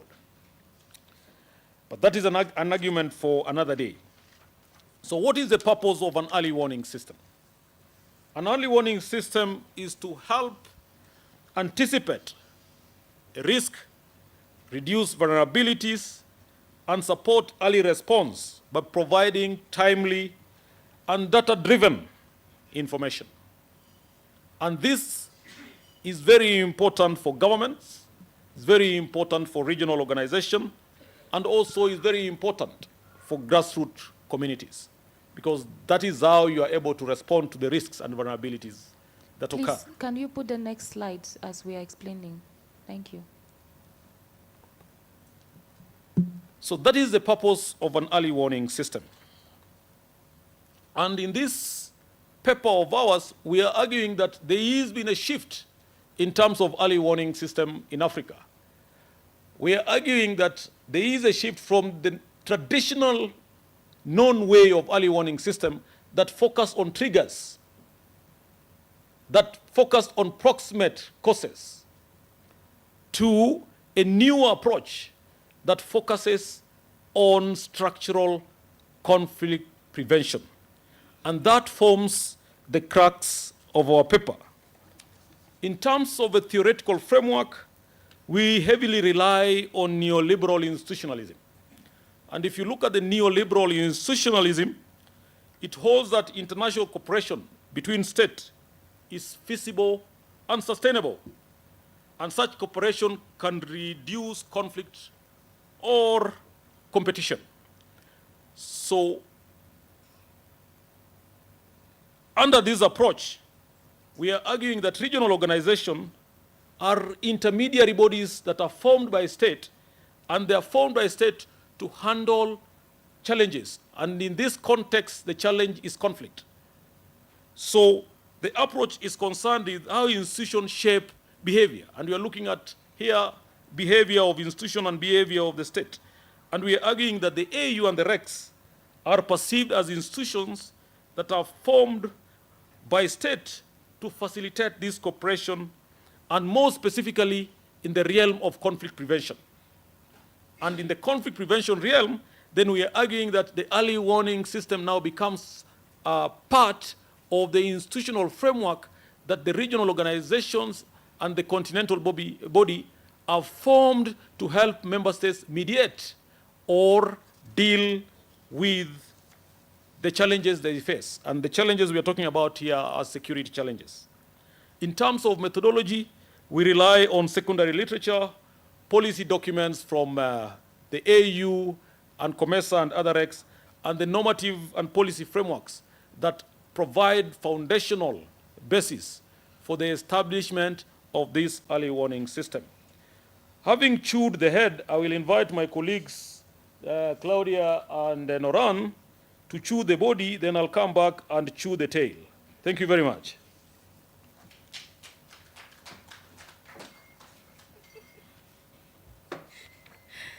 Thank you so much, Dr. Etiang. And I've come to chew the body, just part of the body. And then my colleague Nuran is going to chew the remaining part of the body, and Doc will finalize the tail end. It's sometimes very difficult to speak after my boss, but I will try. I hope I can keep you. Moving on to the next slide. Now we're going to be looking at the continental early warning system and the supporting early warning systems at regional levels. At a continental level, the African Union had institutionalized a continental early warning system. And this is a fundamental component of the African peace and security architecture. If we have, besides looking at my previous professor here, Luendo, who had to take us through the African peace and security architecture. And if we all go back to, maybe we Google our notes, we will understand that this CUES, or Continental Early Warning System, is a key body of the APSA. It's also established under Article 12 of the Peace and Security Council Protocol, and which comprises of an observation and monitoring unit, which is known as the Situation Room. If you've ever had to interact with the African Union, they have a situation room which is solely in charge of primarily tasked with data collection, analysis. It maintains direct links with the observation and monitoring unit of regional mechanisms, and this includes regional economic communities. And this is also a coordinating body, the African Union, or through the situation room. They coordinate with the African regional economic communities through AU-REX coordination technical meetings, which usually is happening every year. And the meetings seeks to, look again at the indicators that do serve a purpose for all the regional economic communities and revise these indicators. Before I move to the next slide, how many economic communities do we have? How many regional economic communities do we have? Anybody? No, Lavina, not you. The recognized ones are 8. Thank you, Prof. Can someone name all the 8 of them? Not Prof, please. Kindly, we don't have time. Can someone just name 8 of them? Come on, COMESA is even one. You can't even just try COMESA. You sang the EAC anthem yesterday. You can't call EAC. Let's do better, guys. Can someone name the 8 regional economic... Okay, Lavina, let me get you because the hall is so quiet.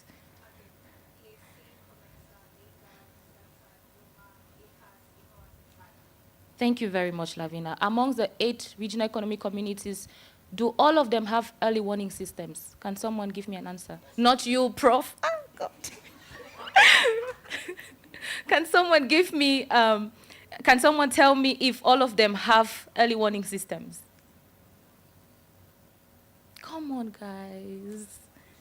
Okay, no problem. My boss says let's move. Prof, thank you so much. So we have, as regional economic communities having early warning systems, we have ECO1. Please, if you can move to the next slide. We have ECO1, which is the early warning and response network from ECOWAS. We have IGA, the conflict early warning response mechanism, C1. The ESC early warning system, which is EAC1. The ECAS early warning system, which is a central early warning system called MARAC. Then SADC, they have regional and national early warning centers. And of course, we have COMESA, which is the COMESA early warning system. Moving on to the next, ECO1, IGAD, ESC, SADC, all of them have one primary function, which you will understand that one of them is gathering information and also data analysis. I'm trying to brush over it because of the time we've been allocated. And some of them also have what we call encoding, and this is IGAD, encoding and exchange of information. The ESC one has early warning centers at the regional level and also at the national level, which is also the similar situation with SADC. They also have national early warning centers in all their member states. And also, they have indicators that are being developed to facilitate the systematic collection of analysis of data and for forecasting and risk assessment. And moving on to early warning system like COMESA, for example, which my colleague Nuran is going to speak about some specificity about what COMESA is doing, which is the structural vulnerability assessment. We're not trying to be proud about it. No, not yet, Nuran. We're not trying to be proud about it, but COMESA is an early warning system that has been able to develop an assessment called the CSVRA, which is a tool that we are using, or a methodology that we use. And it has a composite index, which is called the COMESA Peace and Prosperity Index. And it has 79 explanatory variables categorized in 8 thematic baskets. And these variables are processed specialized through a specialized tool called the African Prospect, which computes, standardizes, and triangulates input to produce forecasts and identify key drivers and vulnerabilities. And it also collects annual structural data from various institutions and processes them within its system and utilizes this to establish baseline indicators. I'll now call on my colleague Nuran to really unpack what this SVA is all about. Thank you.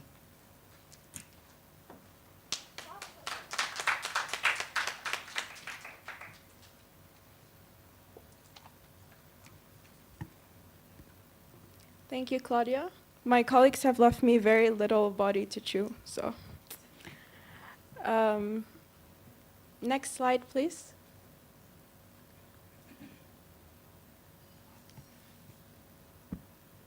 Okay. So good afternoon, everyone. Raise your hand if you've ever gone to therapy. Paida, okay. Now raise your hand if you know someone who needs therapy. Okay, I thought so. So what I'm trying to illustrate here is that the early warning approaches that we're discussing, which are the structural vulnerability assessments and the country structural vulnerability and resilience assessments, are basically therapy for countries. So they focus on pinpointing the structural drivers of conflict, which are long-term in nature, and in that way they prevent the outbreak of conflict. So traditionally there has been a focus on dynamic and proximate causes of conflict. So there has now been a shift, which is, next slide please,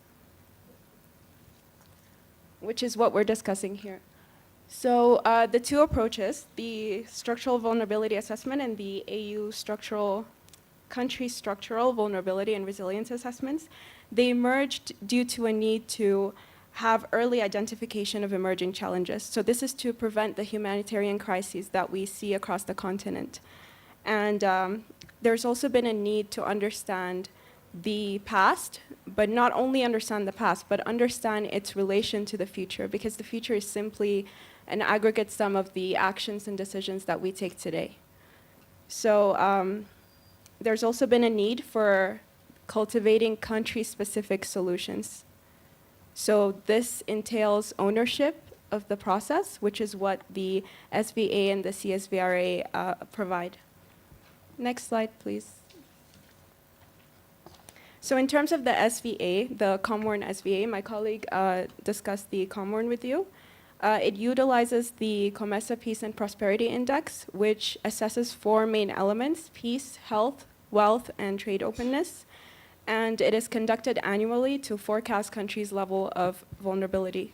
So this SVA supports the formulation of mitigation strategies, and it also helps in prioritizing countries that are at risk for long-term structural vulnerability. Next. So regarding how the SVA has been popularized across the region, there has been experience sharing, peer-to-peer learning, training of trainers workshops, and the dissemination of COMWARN news highlights, which are done weekly, as well as the development of early warning reports, which are done when the need arises. For instance, when the conflict broke out in Eastern DRC, and national multi-stakeholder consultations. These are consultations that involve disseminating the SVA forecasts for specific countries. So, so far there have been 10 COMESA member states that have had national multi-stakeholder consultations. The photos you see on screen are from the consultations in Burundi and Rwanda, Rwanda was the most recent. It took place last year. Next. And that leads into the AU Continental Early Warning System, AUQs, which my colleague also mentioned. The CSVRA here is a purely voluntary process. So countries volunteer to undertake this process, and they submit a request to the AU and the RECs. And what it does is that it takes on a very narrow national and subnational focus to basically identify drivers of conflict and instability. And this is done through 7 main priority areas. You can see them on screen. The first priority area deals with good governance, rule of law, democracy, human rights, corruption. Area 2 deals with the security sector. 3 is socioeconomic development. Area 4 is environment and climate change. Area 5, gender and youth. Area 6, post-conflict peace building. And Area 7, transitional justice and reconciliation. But it's important to note that countries do not have to take all of these priority areas into consideration, because this is a very country context-specific process. So for instance, priority area 7, transitional justice and reconciliation, could be very relevant for a country like Rwanda that has gone through a genocide. But it could have less relevance for a country like Malawi, which has never experienced civil war. So the main steps in this process include conducting a desk study, and from there, national and regional or zonal consultations take place, and then a report is developed and validated, and then the report is launched, and from there, a country can begin implementing the mitigation strategy. Next. The one before. So this is just to give you kind of an idea of how this has been working in the COMESA region.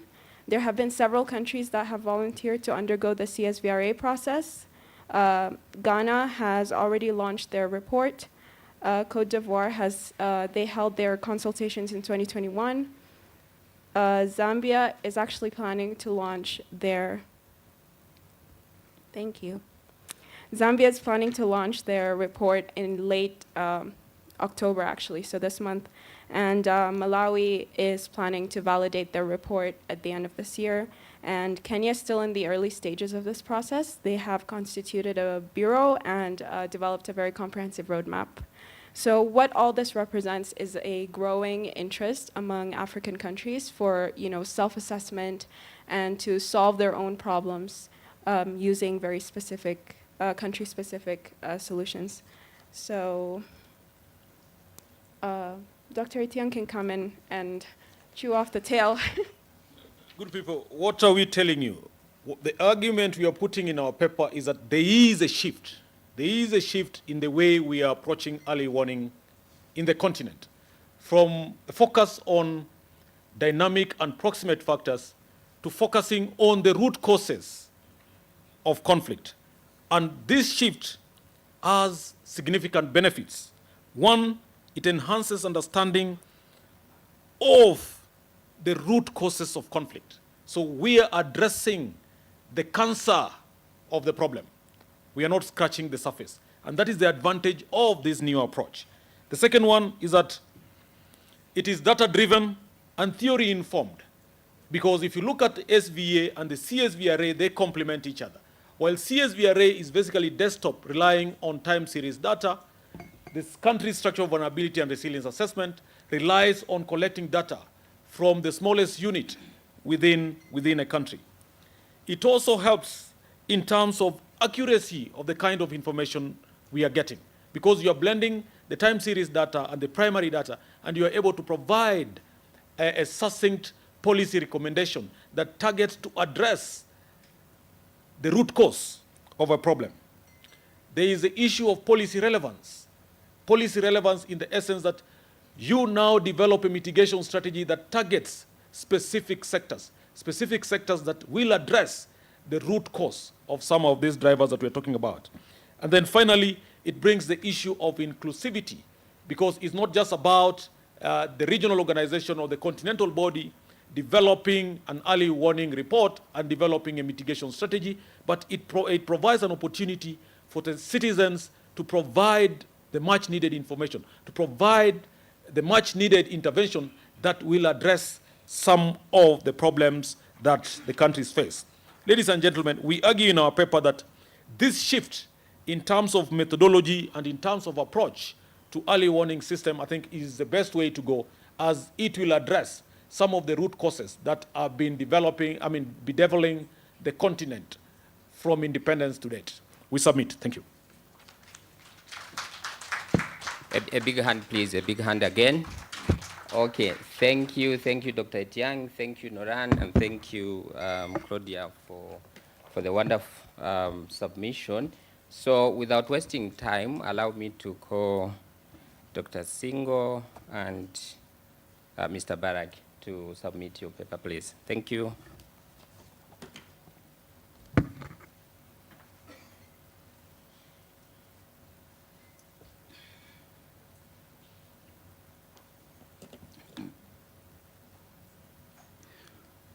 Good afternoon, ladies and gentlemen. Thank you so much for this opportunity to present our paper. Our paper is co-authored, and can you please load the slide? And the title of our paper is called Resilience Amid Rising Disorder, and Rethinking Regional Peace Architectures in the COMESA bloc. This is because we know that there's a lot of things that have been happening in the last 2 decades that have really been of challenge to peace and security within the COMESA bloc. The person in charge, please, can you load our slide?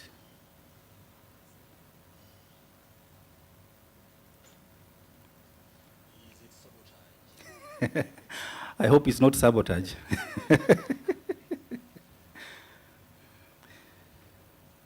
Yeah, so our main agenda here is rethinking regional peace architectures.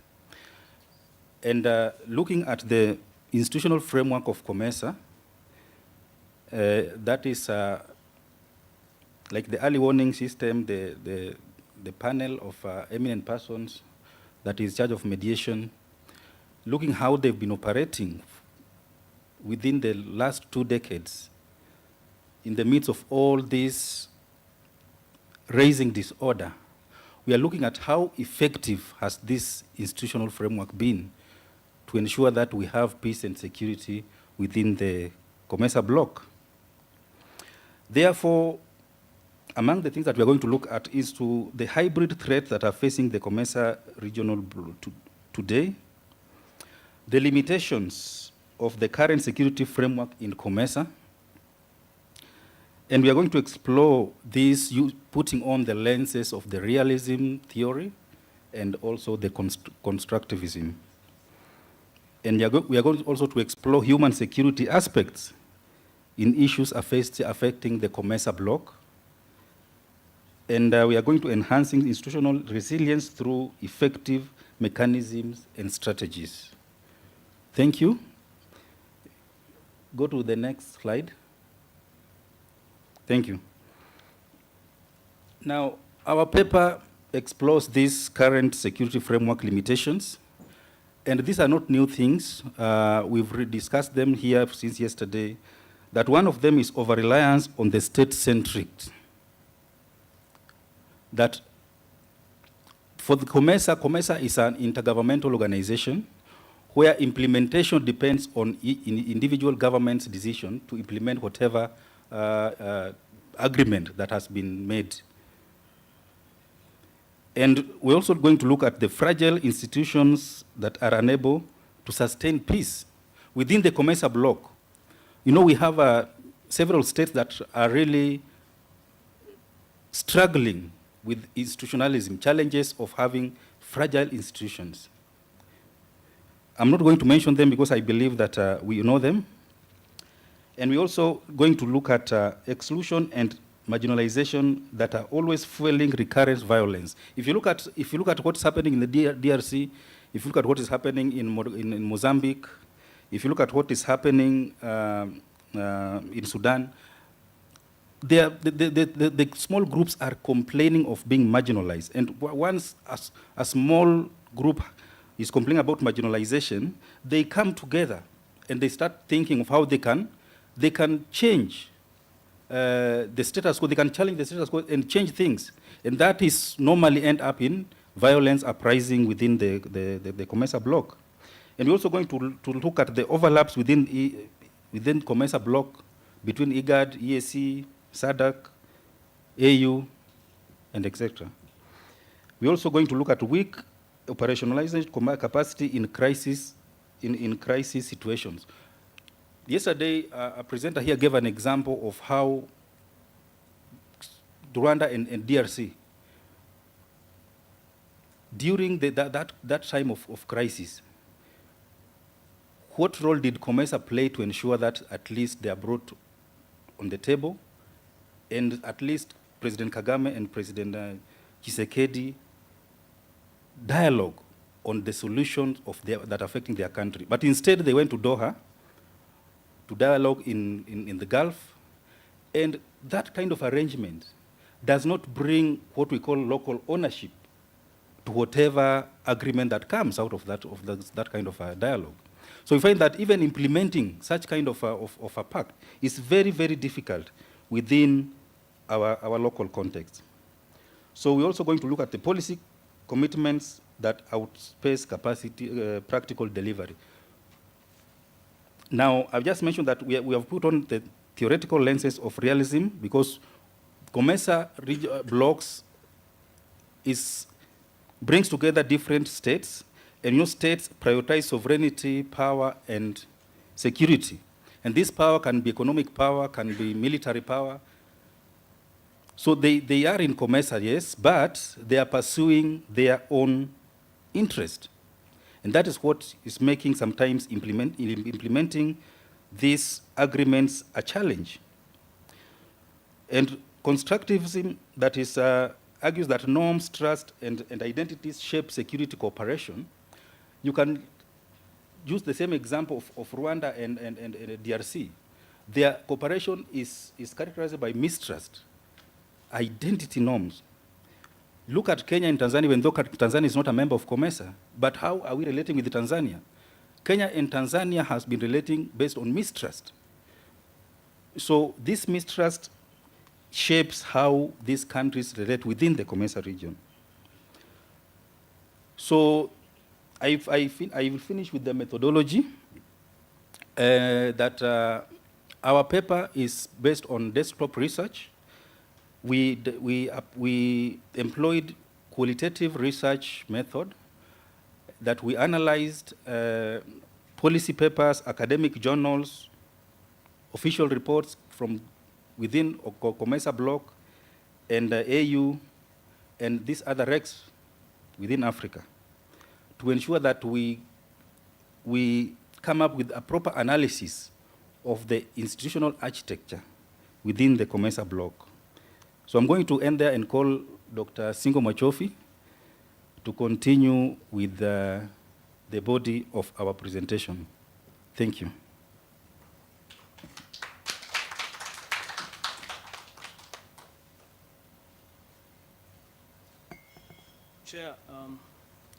Chair, I wish to ask for your permission to make my presentation when I'm wearing my hat. Not because I'm sick, but because I like my hat. So please, if you allow me, I will continue when my hat is on my head. Thank you. Now,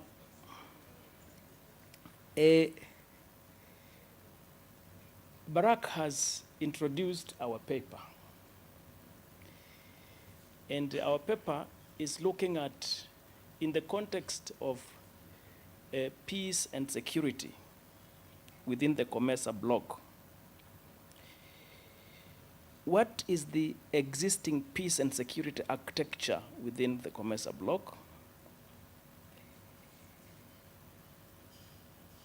it's anchored on what, and how was it performed. So we are looking at that, and we are proposing a number of things, two main ones.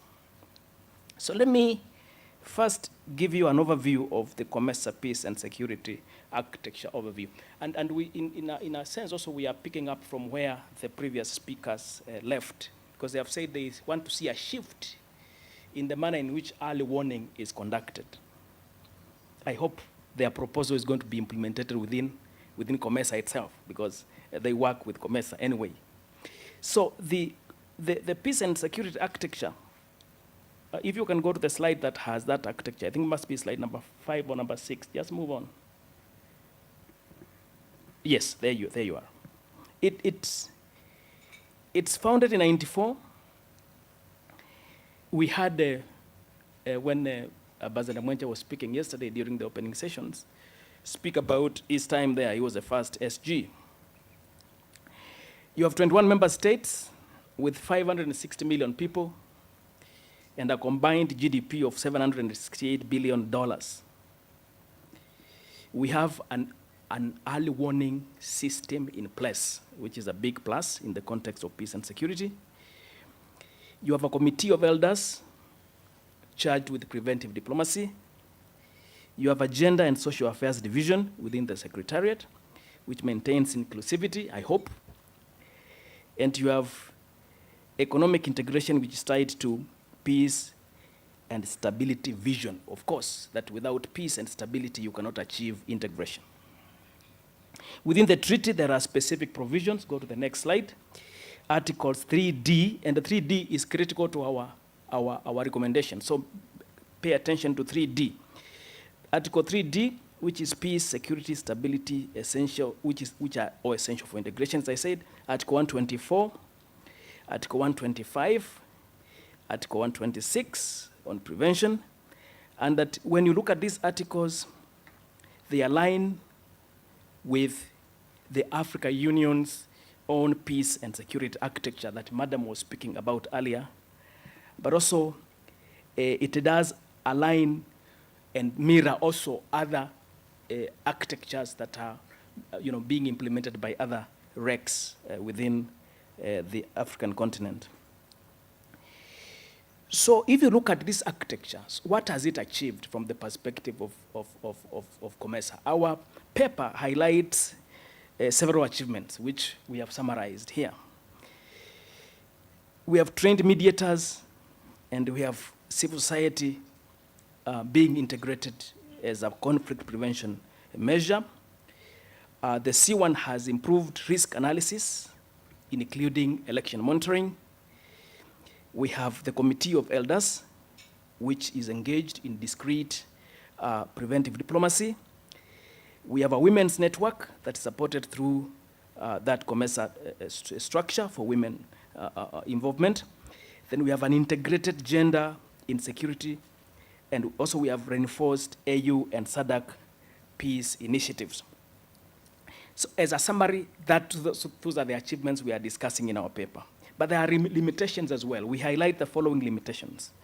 First, there is over-reliance on donor funding. Most of the RECs heavily rely on donor funding. And that's a problem, because then it undermines local ownership. Yeah? Then you have overlap between IGAD and SADC. In fact, you have overlap between the cross-section of all existing RECs, overlap with EAC, overlap with IGAD, overlap with SADC, even with ECAS on the other side in Central Africa. Then there is also reliance on state inputs that limits early warning effectiveness. So when the states are anchoring or are leading the C1 processes, the early warning processes, there is always the risk of what the state is prioritizing is what comes out. You have weak enforcement, which is due to sovereignty sensitivities.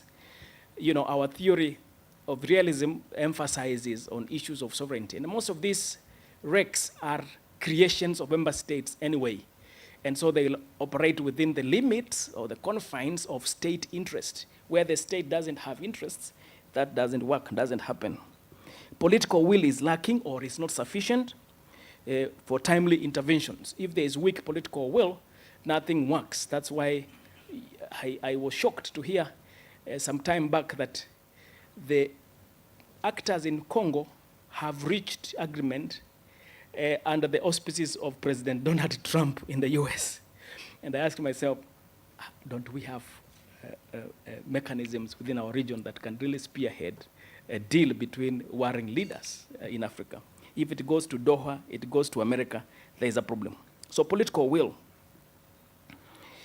Visibility of COMESA also remains low, even within the context where COMESA does recognize that it has an important role to play to stabilize the region, to create peace and stability for it to thrive. But its visibility, because of these reasons, is a problem. In terms of the challenges, the contemporary security challenges that also have an implication on the performance of COMESA, we have provided 2 or 3 case studies in our paper. I will not go into the details of each. One of them is the Eastern DR Congo situation. The other one is the Cabo Delgado in Mozambique. And the other one is, of course, the Horn of Africa. In all these examples, COMESA is critical because those countries where these things are happening are members of COMESA. So what are the gaps between policy and the practice before I'm called to order by the chair? So you find ambitious treaties. You find the provisions of the COMESA treaty that creates COMESA vis-a-vis the institutions that exist to implement those provisions. There's a disconnect. So there's a disconnect between policy provisions and actual practical implementation. There is also the problem where preventive diplomacy is elite-driven. Now, when you have elite-driven processes, it means the masses are excluded, and yet most of the problems and issues rotate around where the masses are. Issues of gender mainstreaming, which are critical, are underfunded. Local communities don't participate, or there's limited participation. Then the other point I mentioned earlier about reliance on donor funding, that does shift priorities, because you will always be implementing what the donor wants you to implement, not what is the priority for you as a region. Then institutions are slow to adapt to hybrid threats that exist. We have identified quite a number of hybrid threats, including terrorism, including SGBV, etc., etc. Now, our paper proposes a paradigm shift towards a focus on human security as opposed to the state sovereignty driven by the realist perspectives that we mentioned earlier. And we say that if we move away from sovereign-focused security to people-centered models, this is likely to enhance the move towards a more integrated COMESA region. If we empower local peace infrastructures and community structures, if we prioritize government reforms, including decentralization, including accountability and inclusion, we are likely to achieve more than what we are achieving at the moment. If we strengthen women and youth participation in peace building, if we enhance trust building through community government collaboration, and if we align COMESA security with the AU Agenda 2063 fully, we are likely to achieve more than what we are achieving currently. And so our paper, please move on to the next slide, proposes a peace resilience compact, what we are calling a peace resilient compact, akin to the governance compact that is driven by the UN. Now, in this peace resilience compact, we are proposing a regionally owned framework under Article 3D. I said I'll come back to Article 3D later. A regionally owned framework under Article 3D of the COMESA Treaty, whose principles are human security, local ownership, and inclusivity. We also propose the establishment of fusion centers for intelligence and early warning, akin to what the ICGLR has been trying to implement in Congo and which is not working. Then conflict-sensitive trade corridors as peace dividends. Conflict-sensitive corridors as peace dividends. And finally, I'm finished, Chair. We are arguing that cross-border cooperation and the joint development zones can be critical components of this peace resilience compact that we are proposing. Finally, we are saying we need to embed peace building in economic and governance strategies. Right now, this embedment is on paper. It is not visible practically. And we conclude by saying that COMESA has a strong framework, but weak implementation. So the implementation is a problem. We say that hybrid threats demand adaptability and inclusion. We say that human security must complement state security. Local peace structures, including women and youth, are central to the solutions that are supposed to be incorporated to make COMESA stronger. And we say that as a pathway forward, shared prosperity, resilience, and regional trust are critical principles to make COMESA get to the next level. Thank you. Thank you, Dr. Singo. Okay, so allow me to call upon Professor to offer his analysis on the two papers that have been given. Thank you.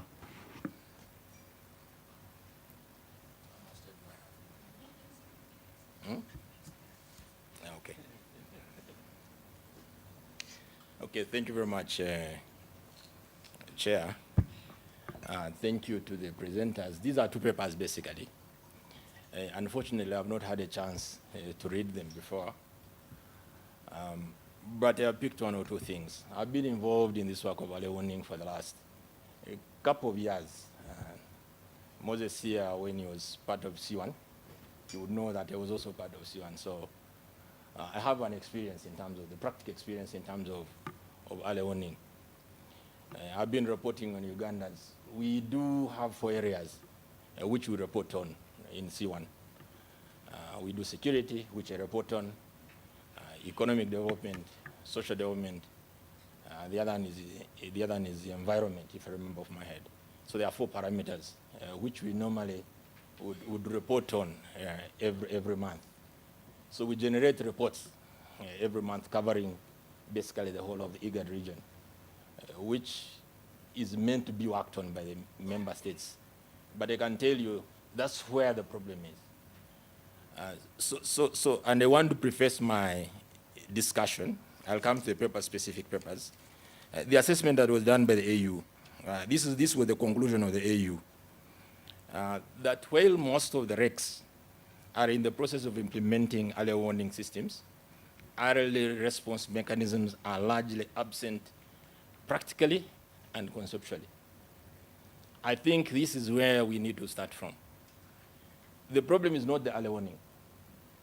You can do early warning, you won, but the problem is the responses. Because the responses are the member states. Now, coming to the specific papers, the paper on by Oita and his group, I think it paints a very good picture in terms of looking at the structural vulnerabilities instead of, and that's the way which the AU is trying to go, that we look at the root causes. When we do mediation, and again, Moses and I have been in these processes, Moses Okelo there, we have this tendency of templatizing things. We use templates. So we have, power sharing, ceasefire power sharing, transitional justice, and then lastly, there are those transitional provisions. We don't really go to the root causes of the problem. And I think this is where the AU has been insistent, even to introduce this idea of the structural vulnerabilities at the level whether, of course, this also comes at, it has to feed into the CHUS, into the Continental Early Warning System, which is part of the African Peace and Security Architecture. The problem with this framework of yours on structural vulnerability is voluntary. And I think for me, this is where the real problem is.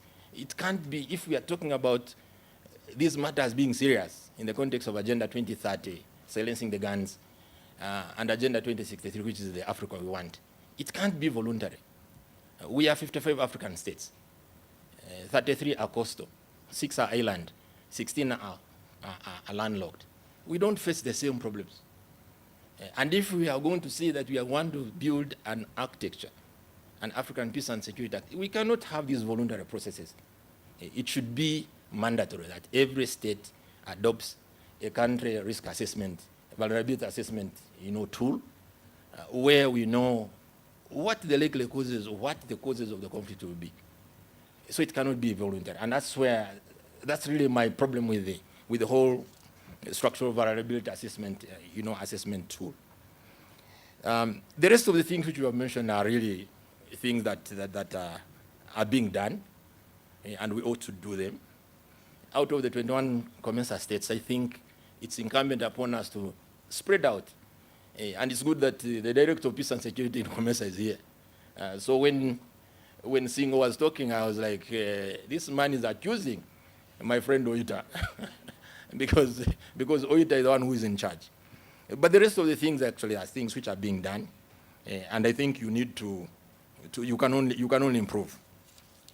On the issue of the paper by the two colleagues on COMESA security architecture, I think in order to define the architecture, we look at the norms, we look at the policies, we look at the legal instruments, and we look at the institutions. Yeah, and I think COMESA has most of these things. The policies are there, the legal instruments are there. The institutions, yes, you have all these, COAN, you have the Secretariat, of course. But the issue is not about it's about how we build these institutions. How do we fund them? I mean, you are raising the issue of funding.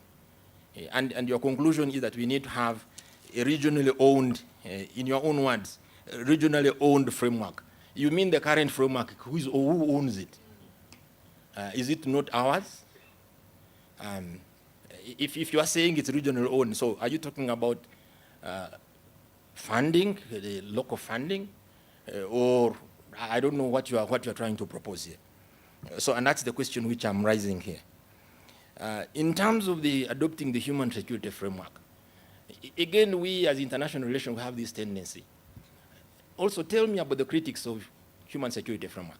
The human security framework is something which was introduced by UNDP in 1994, and we have taken it for granted that, you see, everything is about human security.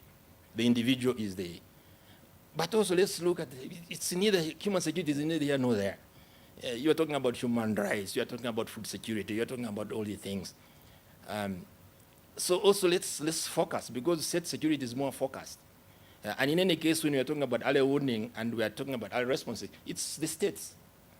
And for me, most of these early warning systems that we have, the problem is we depend on open source information. The only early warning system which depends on hard intelligence is the SADC one. So why haven't we adopted the SADC model of having intelligence? So that we base our assessments based on things which have been generated, have been analyzed, instead of this newspaper, and every day, now, everyone now has become a journalist. All of us, as long as you have a phone, you become a journalist. You can post anything. And I'm very critical of some of these things. Since I'm coming from academics, I hate people who quote Wikipedia. If you put your thing in Wikipedia, I can tell you I'll throw it in the rubbish. I can tell you this for a fact. And these are the things which I first look for in any references. I'll go back to the references. If there's anything called Wikipedia, rubbish, I can tell you this. So even these assessments which we do, they are not based on hard intelligence. And this is where the problem is. And then, of course, lastly, the weak responses. Yes, we tell governments. The governments know. Governments will know through their intelligence system what is not likely to happen. But how do they respond? And how can we make those governments respond? And as we said yesterday, we have institutions which are not supranational. COMESA is not a supranational organization. It is intergovernmental. At the end of the day, OITA has to go and report to the heads of state. And he's going to report to the member states. And they will tell him, who told you this? Who told you? And states have this pushback. If they feel that you are putting them on the spot, they'll push back. They say, but who told you? Why didn't you come to us? Where did you generate this information from? If it's open source, anybody can put anything out there. So this is where we have issues. So generally, I wouldn't fault any of your papers, but I think there are certain things which we need to go beyond and try to be a little bit more critical in terms of how we have set up these institutions. Most of this stuff comes from Europe. Early warning is something which is new on the continent. Even this contemplation about the continental early warning system to be part of the APSA. Initially, you remember, and you ought to know this, the Protocol on Peace and Security was an afterthought. It was not in the original Constitutive Act. It was an afterthought. They say, oh, wait a minute, we have issues to do with peace and conflict. And that's why they went and we have the protocol, or the Durban protocol, the protocol which was concluded in Durban. So clearly to me, we need to look a little bit more when we're making these assessments in terms of this whole early warning thing. So whether it is structural vulnerability, which of course is going to be very difficult. States do not want to go to the root cause. Those root causes, I can tell you, people talk about the conflict tree and all that, all that stuff, and many of you would know this. But we do not really, do not go to the root causes. So for me, these are things which have been put on paper, pretty much as I end. Pretty much like this whole thing about silencing the guns. We sit and craft this fantastic stuff. Silence the guns, we give ourselves 2020. When it reaches about 2018 and 2020 is very near, no, let's do it 2030. It's now 5 years to 2030. Actually 4 years because 2025 is ending. And I can tell you, silencing the guns, even if you go and talk to Idris Chambers, who is the high representative on this program he will tell you, say, but we are being very, very ambitious. So you still have room to improve. You write those things and send them to us so that we can tear them to pieces. Thank you. Okay. Thank you, Prof, for your wisdom. So we've got a few minutes, which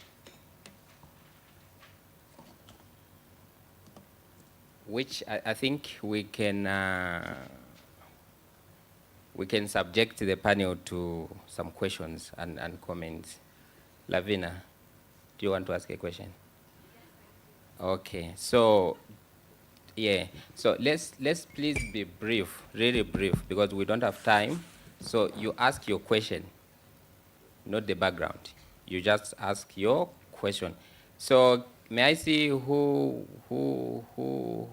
Okay, I can see 1, 2, 3. Okay.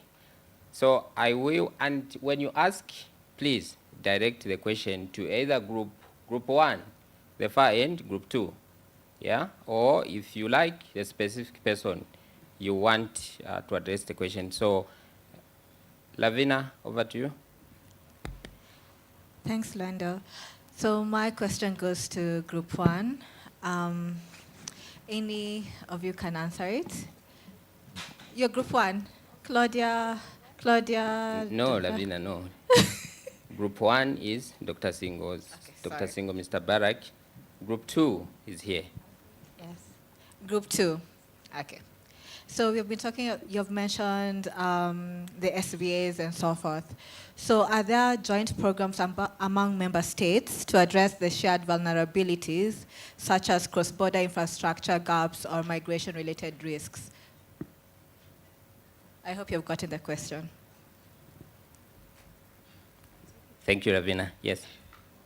Thank you. I have 2 questions, one for each group. The first one is for group 2.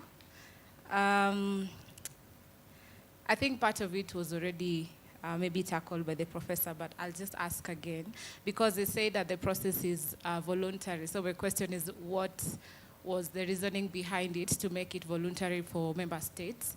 And then my second question is for group 1. In your presentation, you mentioned the overlap between IGAD, SADC, I think EAC and COMESA being a limitation. So, because I know some might argue that it could also be an opportunity to strengthen the correlation between the different recs. So my question is then, if you think it's a limitation, what would be your recommendation to maybe sort of improve the integration between the regions and maybe have a more concrete engagement at member state level, even at continental level? Thank you. Thank you. I pick up from where the lady behind me left. And if I recall, this conversation about whether to make structural vulnerability voluntary or mandatory took place somewhere in the time frame of 2014, 13, thereabout. And my recollection is also that the reason we went the voluntary route was because the mandatory was a non-starter. So we cannot go in the direction of Professor Philip, but he's also telling you that you must leave the space in which you are. So I'm wondering, so if voluntariness is not working and mandatory is a non-starter, have you been thinking about something that gets you out of this quagmire? And what would that look like? So that's one question. The second one has to do with your generation of early warning systems. And you said that we are now in the 4th generation, I believe. But I also didn't hear you talk about artificial intelligence, because I believe that's the Gen Z of early warning at the moment. Completely overturning the way things have been done in the early warning field, to the extent that we're not even sure anymore whether it makes sense to retain the early warning mechanism the way we do when you have this free thing, roaming around. Lastly, pardon my indulgence here. Lastly, I see your reference to prediction in early warning. And I was wondering whether we have any social human phenomenon that is predictable. To what extent can you say that within the realm of early warning you can predict anything at all? My suspicion is that you can anticipate. I'm not quite sure about prediction. Sorry, lastly, Mochofi. You made reference to the fusion of intelligence-based intelligence and military verification and early warning. And I think that's the dilemma that ICGLR has at the moment. They can't quite figure out how to create an early warning system that fuses military intelligence alongside civilian-based information collection and dissemination services in a context where one system is open source, closed access, and the other is entirely closed. So maybe you want to comment on that. Okay. I think we can allow the panelists to respond to the questions that have been asked, and then I will go for the next set of questions. Group 1, Group 2, over to you.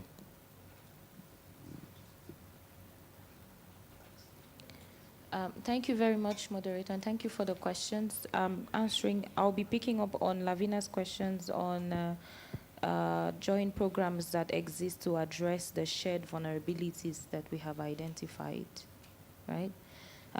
First of all, the SVA, the structural vulnerability assessments, are country-specific assessments. But of course, countries, when we do these assessments, they do have shared vulnerabilities. So if a country has a particular vulnerability and we do another assessment, it could also be identified from that other country. And much of it has been in areas that concern young people and also issues of climate crisis. And we have had a number of initiatives towards also addressing some of these vulnerabilities. One of it was the development of our strategy on climate change, where we conducted 5 cluster studies to also understand the context of climate security within the COMESA region from the 5 specific clusters that encompass the COMESA region.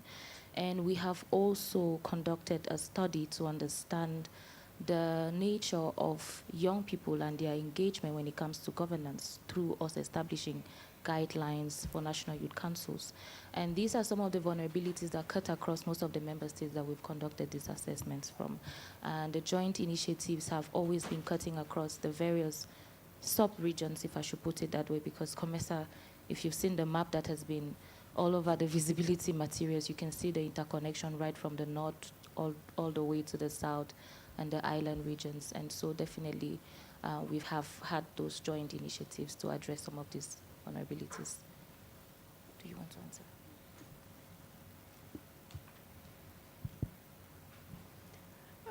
Thank you for the question, Diana. I think you were inquiring about the reasoning behind the voluntary nature of the CSVRA. So this answer is going to sound a little bit more on the common sense side.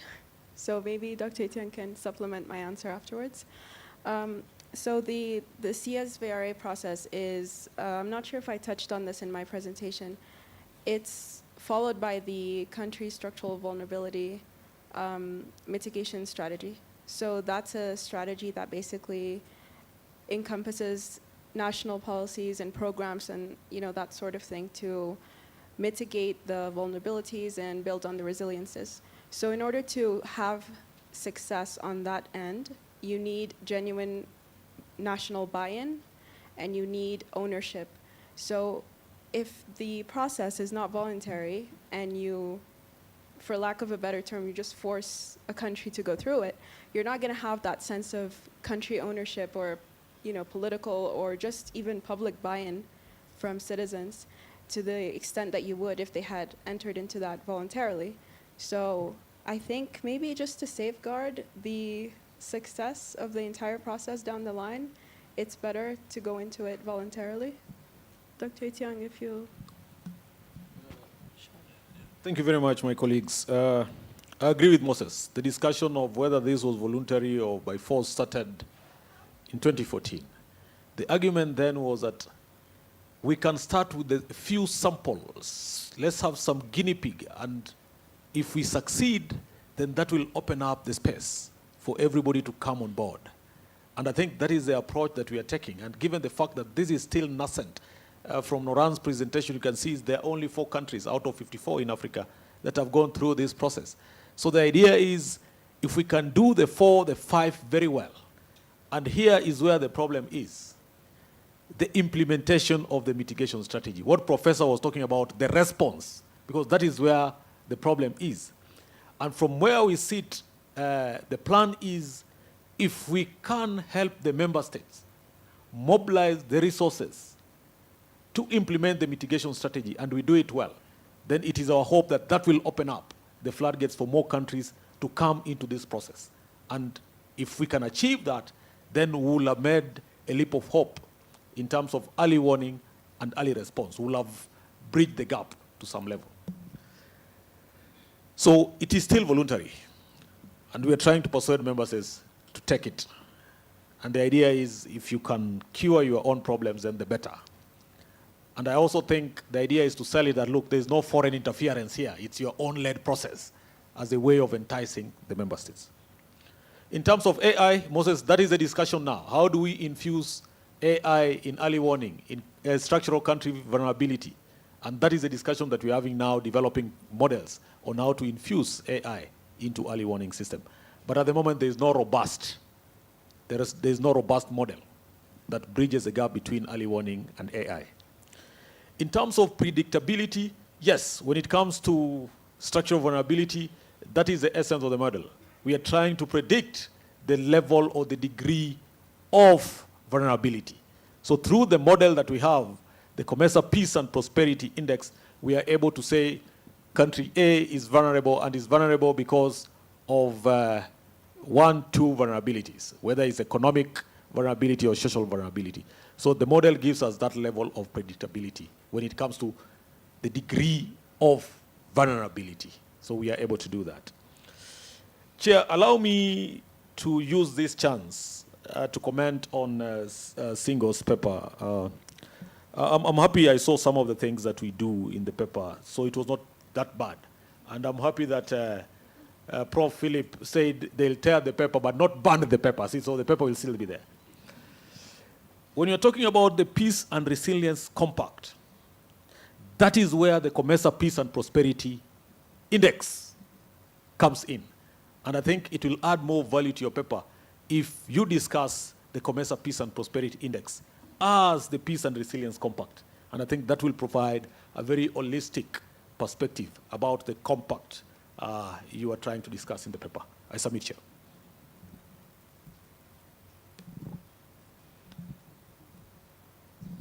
Thank you very much, Chair. And thank you to the last speaker for pointing us towards the right direction in terms of improving our paper.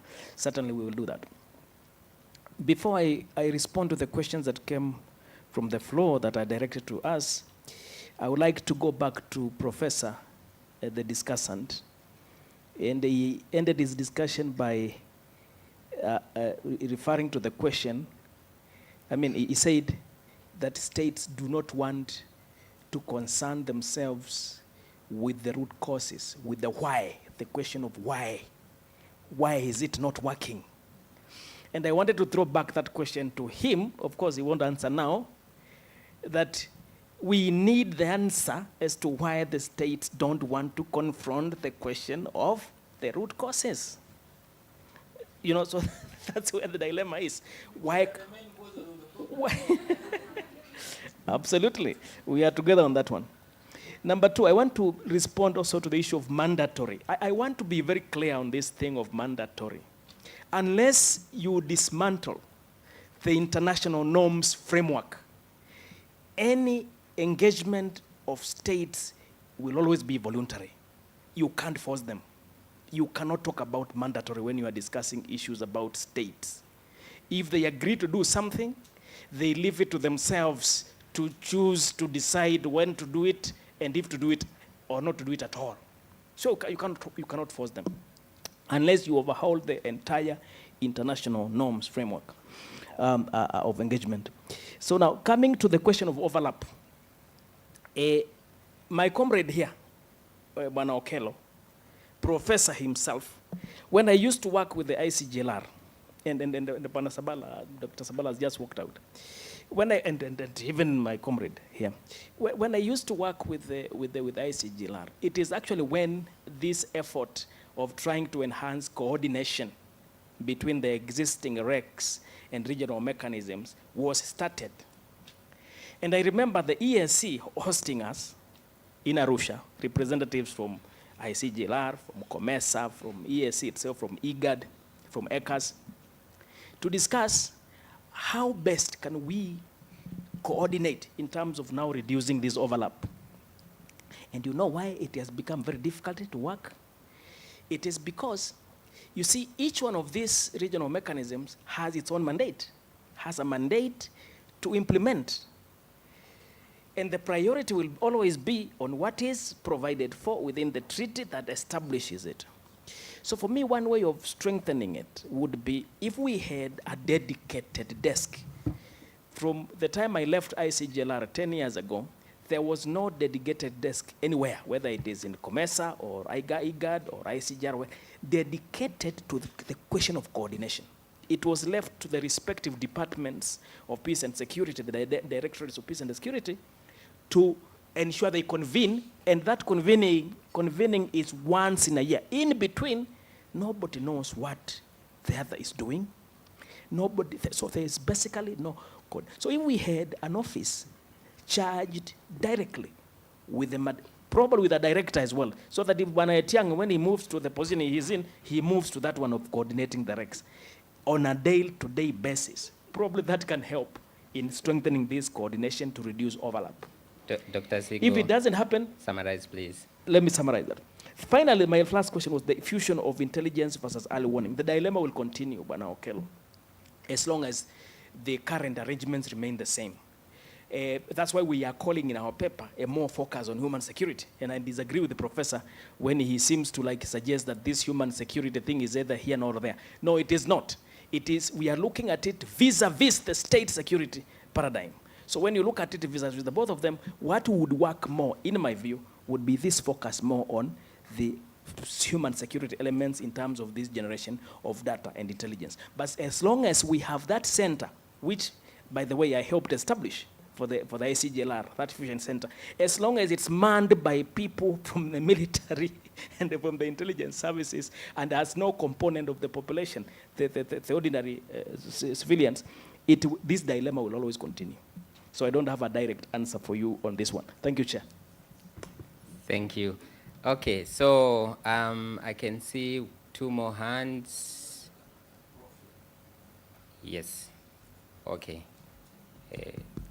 Prof, first. Second, Mr. Chembe. Third, my brother there. One more. Yes. Over to you, Prof. Thank you. I just wanted to react quickly on the voluntary versus mandatory. The APRM has dealt with this issue by simply just being aggressive about why member states should be peer-reviewed. And part of what they do is a heavy campaign to countries to explain to them the attractiveness of being peer-reviewed. So I don't think really it's undoable to get more countries signing on to it.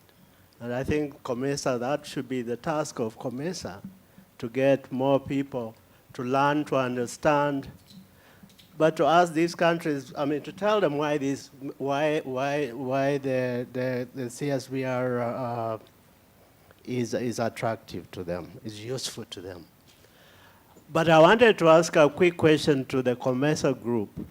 There is a tripartite agreement of ESC, SADC, and COMESA. Is there a peace and security component to that tripartite agreement, or is it purely trade related? Thank you.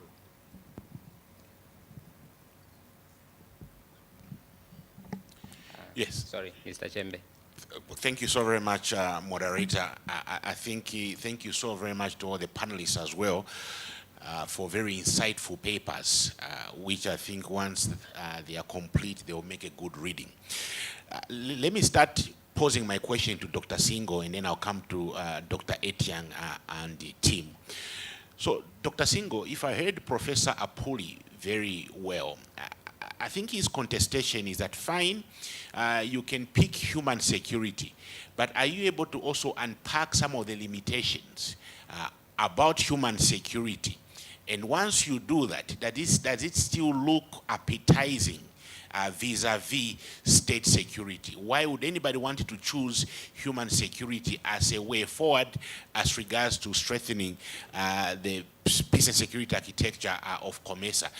I would like to hear your response on that. What do you consider to be the main critiques of human security, which once you go through them still make it stand out vis-a-vis state security?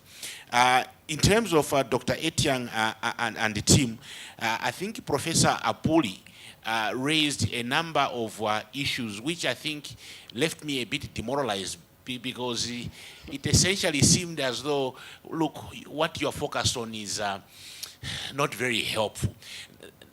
Not in those words, of course, but I think he meant well. I wanted to find out, directly speaking to his issues, he raises the point that early warning is actually, it's not African, it's a European concept, and therefore there's probably need to be very cautious in terms of addressing it. How would you respond, Dr. Etiang and the team, to that concern that early warning is not African and is mostly foreign? How are you addressing that particular matter in your paper, if at all it has been addressed, but due to time limitations you've not been able to expand on it? Or going forward, how would you think it would be the appropriate way of attending to it in view of the critique by Professor Apuli? He also raises the issue about, look, no one is interested in getting to the root causes of things. I may have to cut you short. Just two quick questions. What would you say are the policy implications on your paper on that specific issue that no one is interested? How would you propose to advance recommendations? And then lastly, Dr. Etiang and team, I take note of you asserting that the typology of early warning systems with the community-based early warning being considered to be third generation, in your view, should actually be the first generation. If we take that position, how do you propose to reconceptualize the typology of early warning? If community is number one, what would you say, or you have said in your paper, is 2, 3, or 4, I think, as Dr. Okello pointed out? Thank you.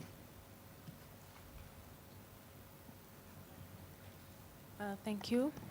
My name is Barbara, and my question goes to Group 2. That's Dr. Etiang's group. So when we talk about peace and security, I can't help but think about illicit financial flows.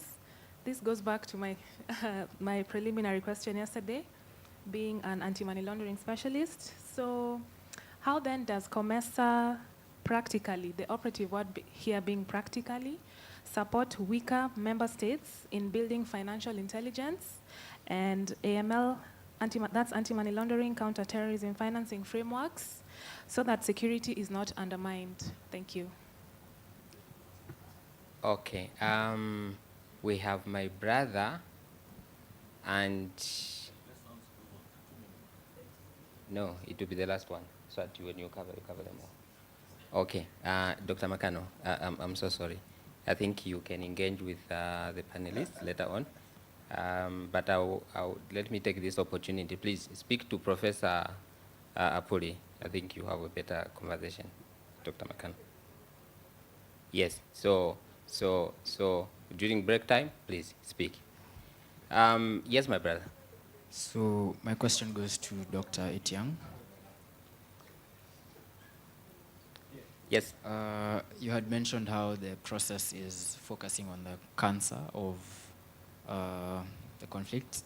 And as an undergrad student, I just want to understand if this shift falls under the school of conflict resolution. Okay, thank you. Over to you, presenters. Thank you. The first one was by Professor Diagala. The tripartite only focus on the economic and trade aspect, and I think it's anchored on 3 aspects: connectivity, infrastructure, and the movements of persons. And each reg has been given to lead in an area of their comparative advantage. So it doesn't talk about peace and security, and I think that is strategic from the SADC point of view. They will not agree to such a kind of arrangement. And if there is that kind of arrangement, then SADC will want to be like the big brother to COMESA and EAC, and I think that will bring friction. So I think that's why they have not opened it up to peace and security. On early warning, Professor Puli saying that he's a Western conceptualization, I disagree. I think that is a Eurocentric perspective. I look at it from a Afrocentric perspective. Our grandfathers, before they planted maize, what did they used to do? They used to look at the patterns of rain. That was early warning, right? Right? There is even a saying in Kiswahili, penye kuna moshi, kuna moto, right? That was a signal of early warning system, where when the elders saw a smoke, what did it mean? There is fire, or they used to communicate something, right? So that was a form of early warning system. So I think that early warning system, and that is why Chembe, I was talking about the 3rd generation as conceptualized, I've forgotten the name of the scholar, it is wrong. I think the African conceptualization of early warning system formed the first generation of early warning system. Then the second one came the international organization now, who started having it in London and Europe and started, collecting data and predict. Then the regional ones came. And I agree with Moses that now we're in the 4th generation of early warning system now that focuses on structural causes of conflict. That is our hypothesis and argument, and I think it's plausible. Professor Diagala, you don't think so?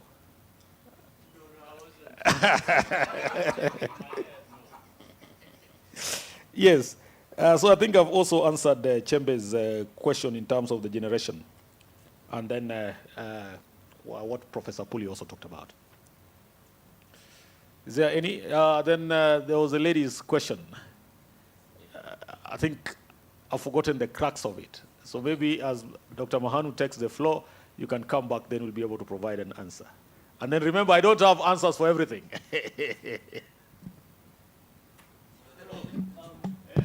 Let me try to respond to the issues raised from the floor in this second round.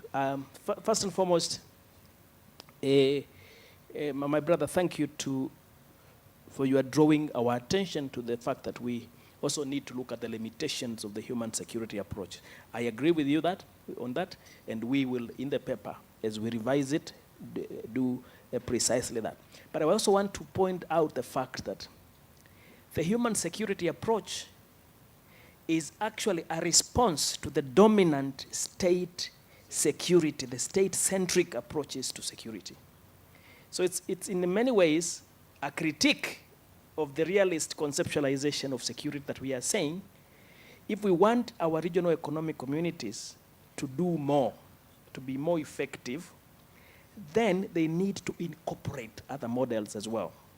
So we are not in any way supposing that we do away with the state-centric model. You cannot, when you are leading institutions that have actually themselves been established and are led by states.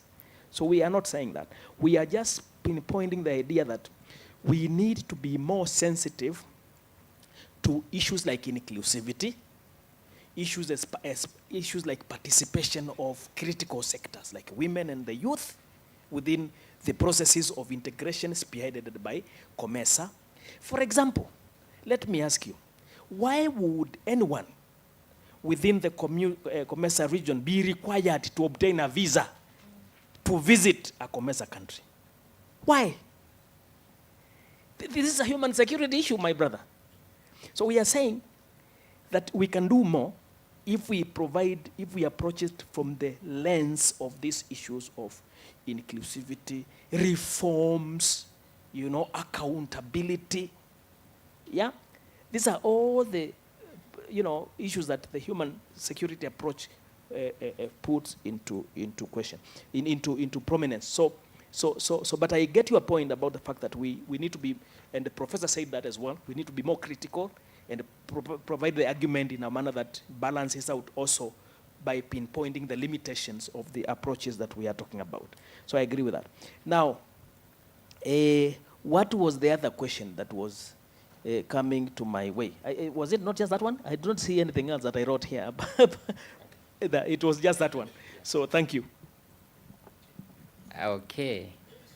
Yeah. Okay, so we are coming to the end of our session. So a big thanks to the presenters for your incisive papers.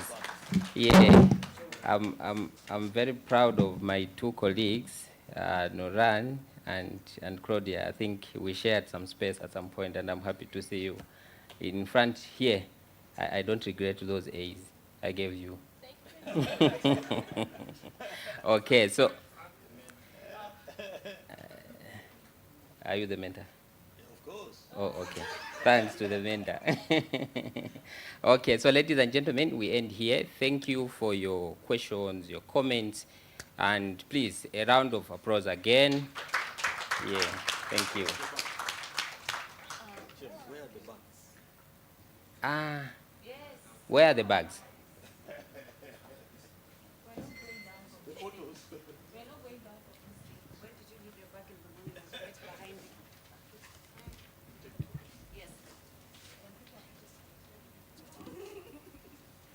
Hi, everyone. Photographer? Do you have a photographer in the house? Yeah, kindly. All right. Now that this session is over, we're moving to the next one. And those ones in GPE will remain there. What will be happening there? Let me check. 4. Okay. No. That is 3, 4. Okay. Australia-Africa Relations Panel will be at GPE. And then Regional Integration Panel, Victoria. And here, Peace and Security. So if you're for Peace and Security, you remain. If you're for Australia-Africa Relations, you move. And Regional Integration Panel, Victoria. I'm sure we all know where the other break rooms are. Awesome. So we are there from 4 to 5:30, And then we get our tea break, and voila, see you tomorrow. Right? The reception is not today, darling. Ooh, tomorrow. Tomorrow. Eh? Anticipation. The weekend starts tomorrow. The bags, yes, please. Mushemi has bags for, now that Dr. Etiang is here, your bags are being brought.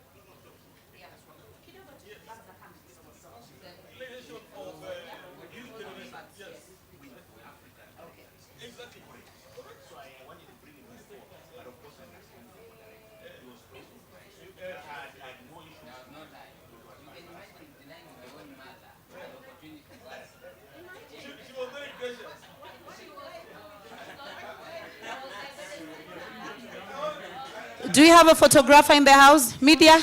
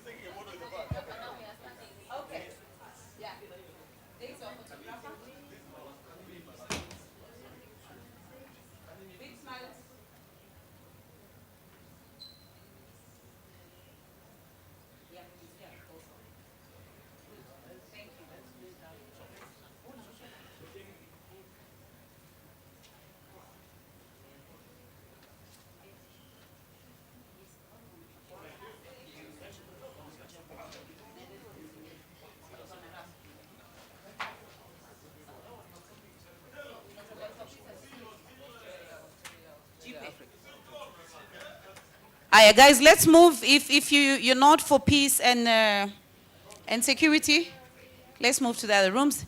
Your moderator is here and is wondering where his people are at. So can we move in front? Because we are scattered. Mr. Moderator,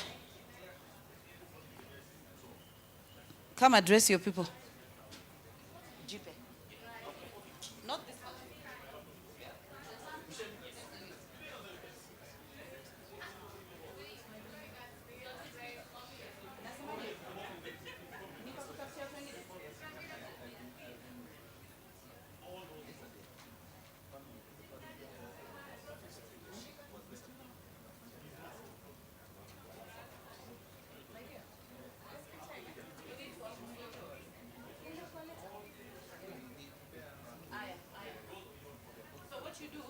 Take charge now, you are settled.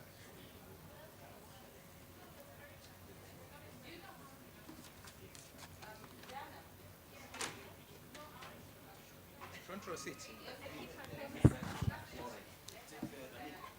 Front row seat.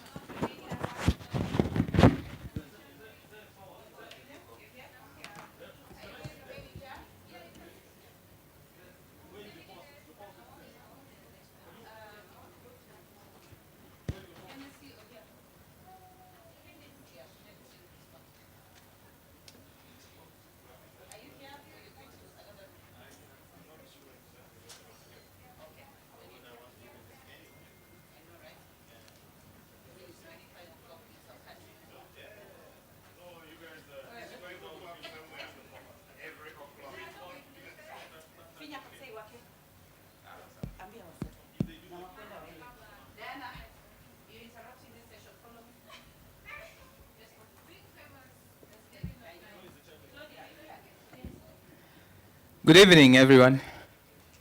Good evening. I'd like to call all of us seated behind to please just move in the front. Let's move in the front so that we have some intimate discourse on this. And if you're joining the other sessions, that's okay. As we wait for the other guys joining us from the other sessions, kindly I'll just ask us to move, to take up these seats in the front, please. Let's move to the front so that we have an intimate discussion. Yeah, I see. Thank you.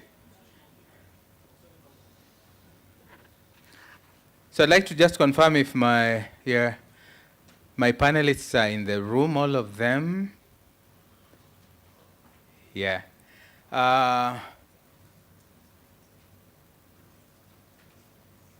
Okay. So welcome to this session. Our session this evening is on advancing peace and security in the COMESA region. And we are going to tackle issues around challenges, opportunities, and collaborative solutions in this session. And this session is going to be a presentation session. So we're going to have 4 papers presented to us. And these papers are in 2 categories.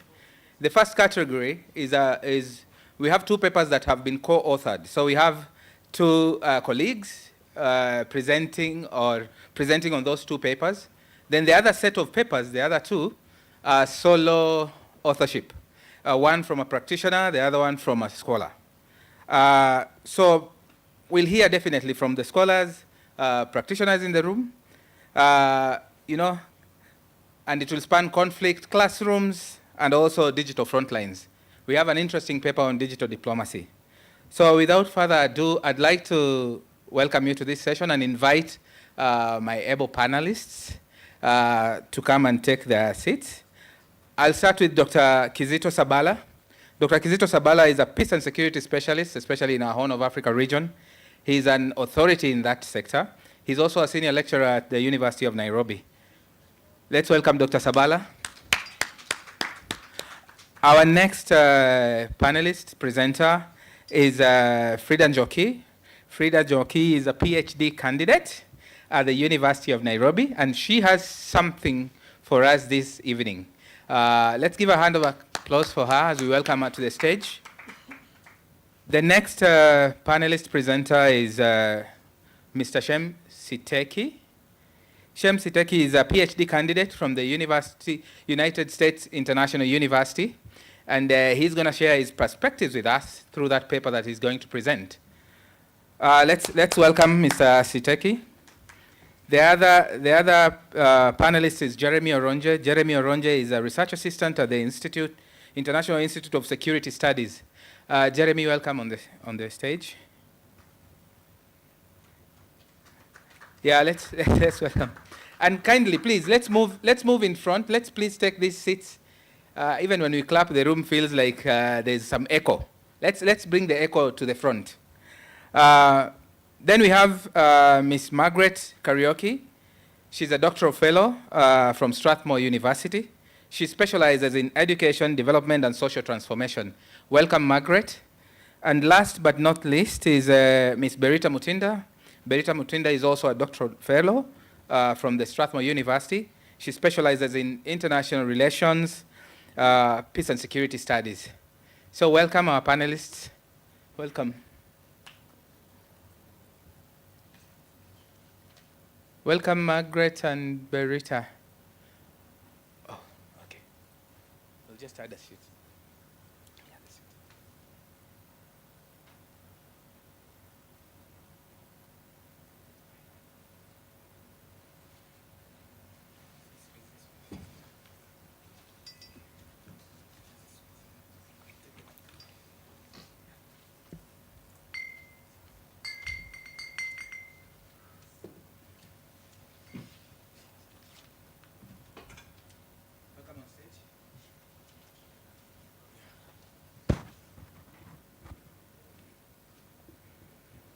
So very briefly, the papers being presented, they range from conflicts in the DRC to conflict in the Sudan, and a very insightful piece on digital diplomacy. At this juncture, I'd like to welcome our first presenter, or the team presenting the first paper, and I'll give the floor to Dr. Sabala and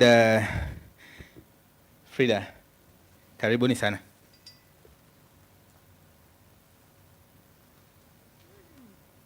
Can I assume? Oh, okay.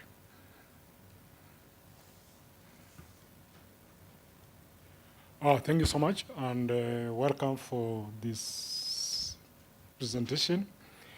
I've been told I have 30 minutes, so I'll use 15, and my colleague will use the other 15. Just to let you know that the thought to write this paper came around February, when the M23 was taking some territories in DRC. And I belonged to certain platforms, and people were exchanging a lot of notes on why it is happening and so on. And I thought there must be something about competing narratives and the conflict resolution in DRC. And therefore, this paper is really a bit provocative, but that is really what is meant to do. We are saying that the conflict in DRC is characterized by competing narratives, multiple interpretations, and exclusion issues. And I've just explained that issue of M23 and the February. So the purpose of this really is to analyze the competing narratives, exclusion phenomena, and overlooked perspectives, and their implication to conflict resolution in DRC. And the central argument is that different narratives, multiple interpretation, and exclusion largely explain why the conflict is difficult to resolve and manage. We have three very simple questions. One is, what are the narrow or dominating interpretations of the competing narratives in the DRC conflict? Two, what are the unexplored or ignored issues in DRC conflict, and what implication does this have on efforts to resolve the conflict? I'm supposed to move it. Oh, I thought somebody was seated somewhere moving it, but it's okay. So we have four theories, but those theories are meant to explain the various issues in DRC. And the first one is Edward Zah. The second one is John Kaltung. The third one is the Barton-Snitz human theory. And the last one is John Ladrek conflict transformation theory. The three theories are meant for a review of this conflict, but our analytical frame is that one by Paul Ladrek.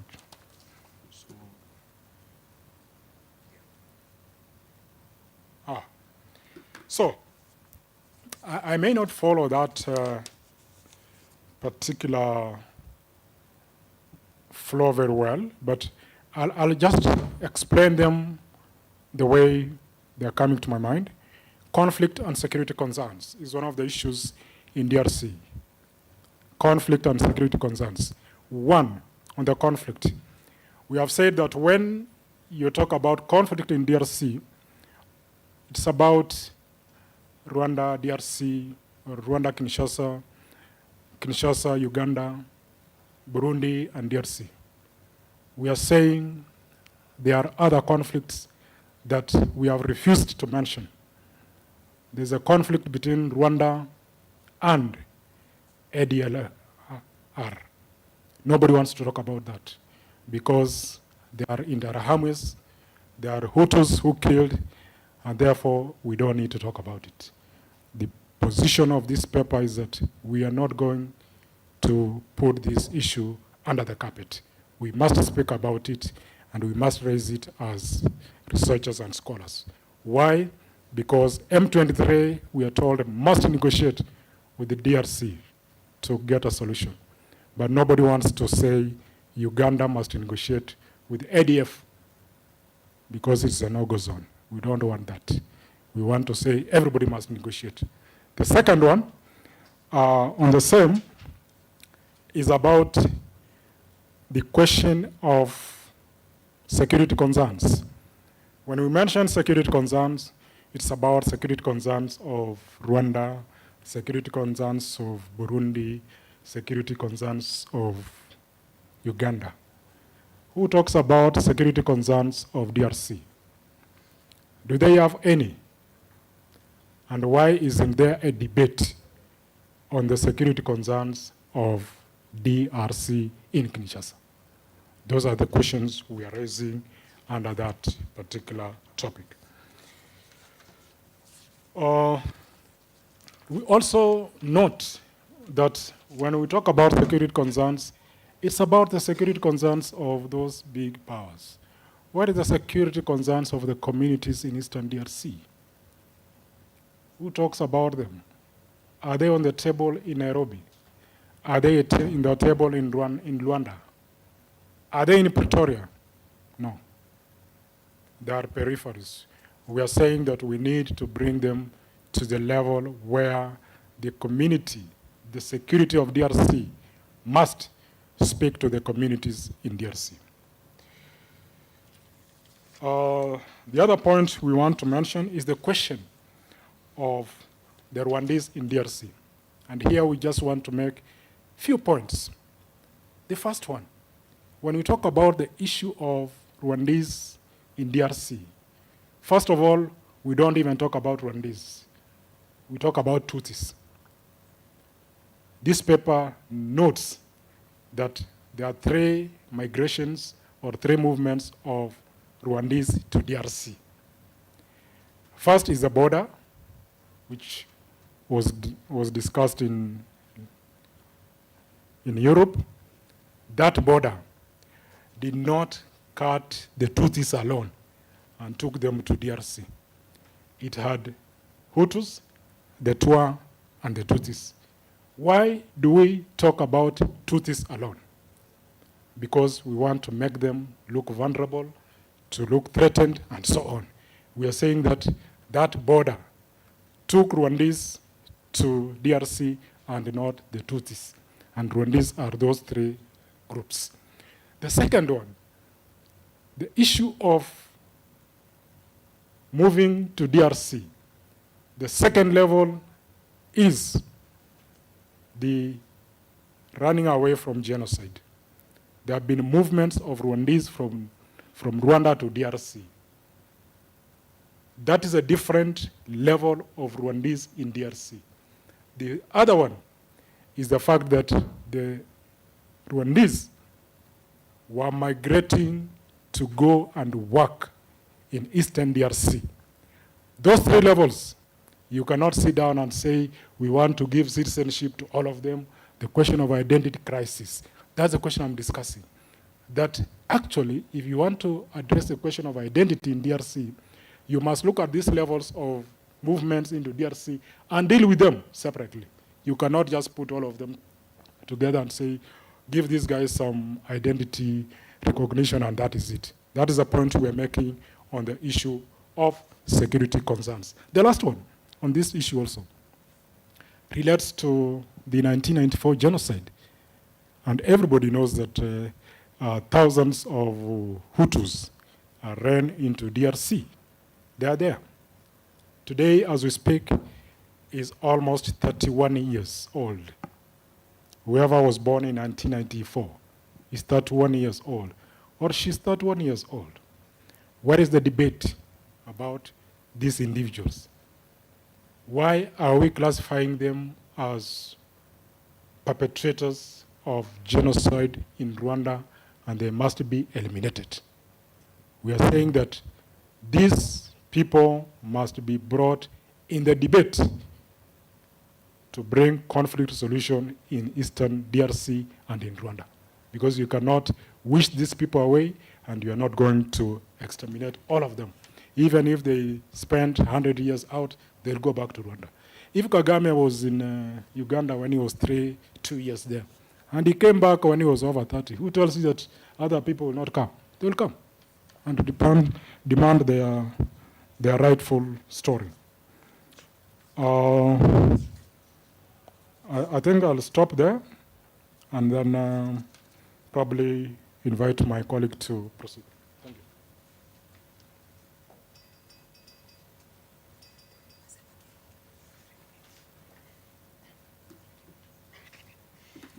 Okay, my name is Frida, and I'm going to pick from where Dr. has left. And then the next narrative we want to talk about is the governance and administration deficient. And you realize that in DRC Congo, the governance systems are very weak. They're not able to manage, or rather to be in control of all the regions, especially Eastern DRC. And what happens when there's a vacuum? Something has to come in. And what has happened in Eastern DRC, we have seen groups like M23 coming in and actually establishing some level of governance. Now, these governance issues are not just in DRC, they're also in the neighboring countries. What is happening in Uganda? What is happening in Rwanda? What is happening in Burundi? Are those countries strong enough internally such that by the time we involve them in dealing with issues in DRC, are they strong enough, or are they all of them weak in terms of governance? The other thing on that point, we'll talk about the military, the role of the military in the DRC Congo. I think recently we saw issues where the government of DRC had actually brought in, do I call them mercenaries, or do I call them, yeah, I think that is the right term, yeah? They incorporated mercenaries into the official government, military. And that creates an issue, because the main point of having a military is actually to secure your state. But the mercenaries, will they really be interested in securing the state, or will they be interested in the profit making? Another issue we need to deal with is corruption. Most of the time when we talk about corruption, we think of it from an economic point of view. But corruption is also a security threat to all nations. That the minute we have, either it is bottom-up corruption or top-bottom corruption, whether it is government officials, whether it is the citizens themselves, whether it is the multinational companies being involved in getting some tenders or even getting mining licenses and all that, that kind of corruption is going to impact on the security of DRC and even in the neighborhood. And what happens is the people who benefit from this corruption, they become spoilers in the peace process. So I think I'm being told we have 3 minutes.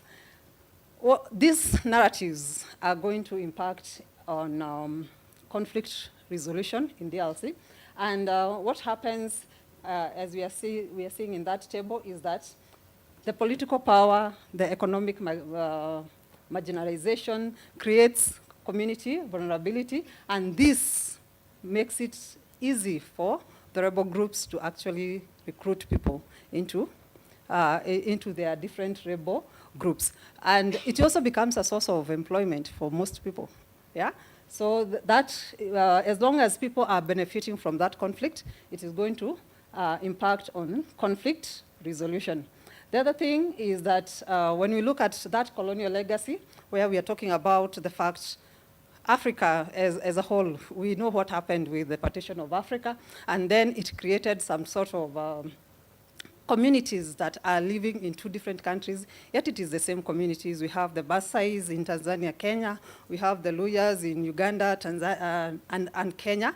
And that has created an issue, mainly for DRC. And this colonial legacy, it maintains the identity politics. Identity politics in Africa is, it is all over, that we vote based on our ethnic identities. And that enables the political exploitation. And as long as we are having people feeling marginalized, feeling that their political aspirations are not being catered for and all that, we are not going to have a solution in DRC. So what is the way forward? The way forward is we need to address the structural causes rather than managing the symptoms. Our theory talks about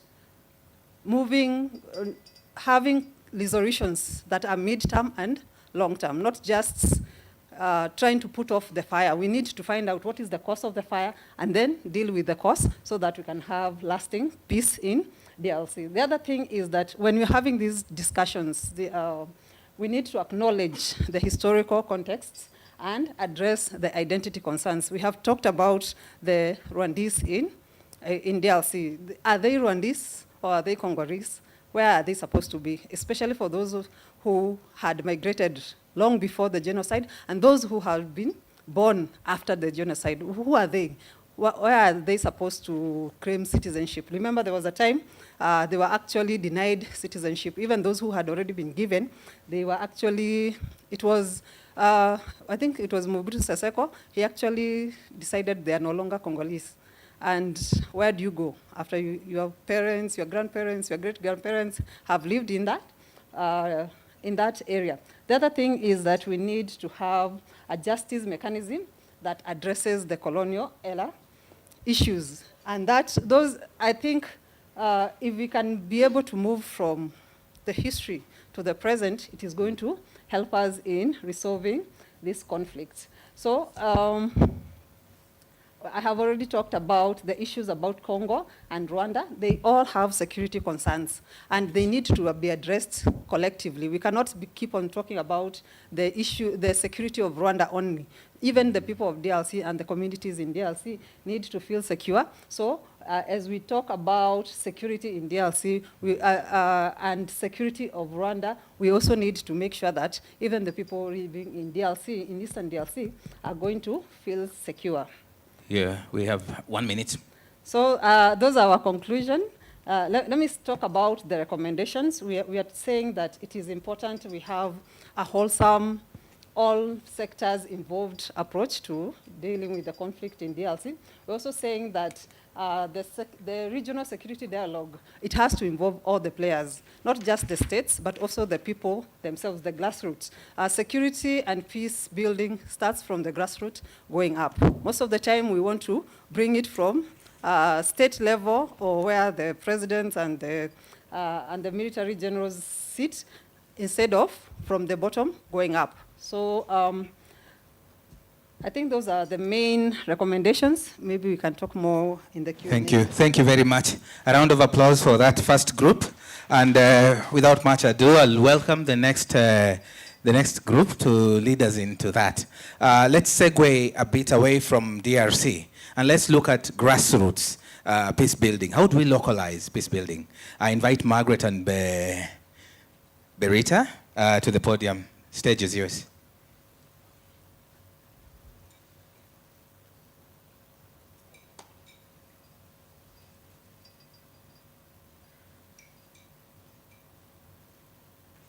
Thank you, George. Good afternoon, everyone. Actually, I've heard quite a lot about, I've learned a lot about DRC, about the other places. Actually, I'm learning a lot. I'm looking forward to reading the papers. And I think you can see our screen there. And we are very glad, Berita and myself, this is actually the beginning of a series of work that we wish to carry out in our own pastoralist communities in Kenya.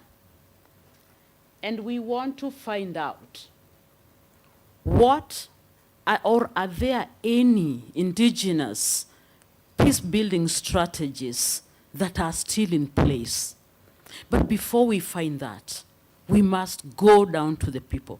We must localize our research and go there and find out from the people who actually, excuse me, I don't know if it will move, sorry. Oh, sorry, this one, yeah, sorry. Oh, there we go. It doesn't want to be, okay. All right, before that, sorry about that mishap. We want to go and talk to the people, the pastoralists, the people who are involved directly. And if you can see that slide, you see a picture of maybe the recent, and we were looking at 2024, 2025. What is happening recently in our COMESA region? And if you look at that, those headlines scream at us, they scream conflict. They don't tell us more. We just know that the people in northern Kenya, Turkana pastoralist community, they are fighting the Dasanek of Ethiopia. We know that the Maasai and the Samburu and the Pokot are at it again.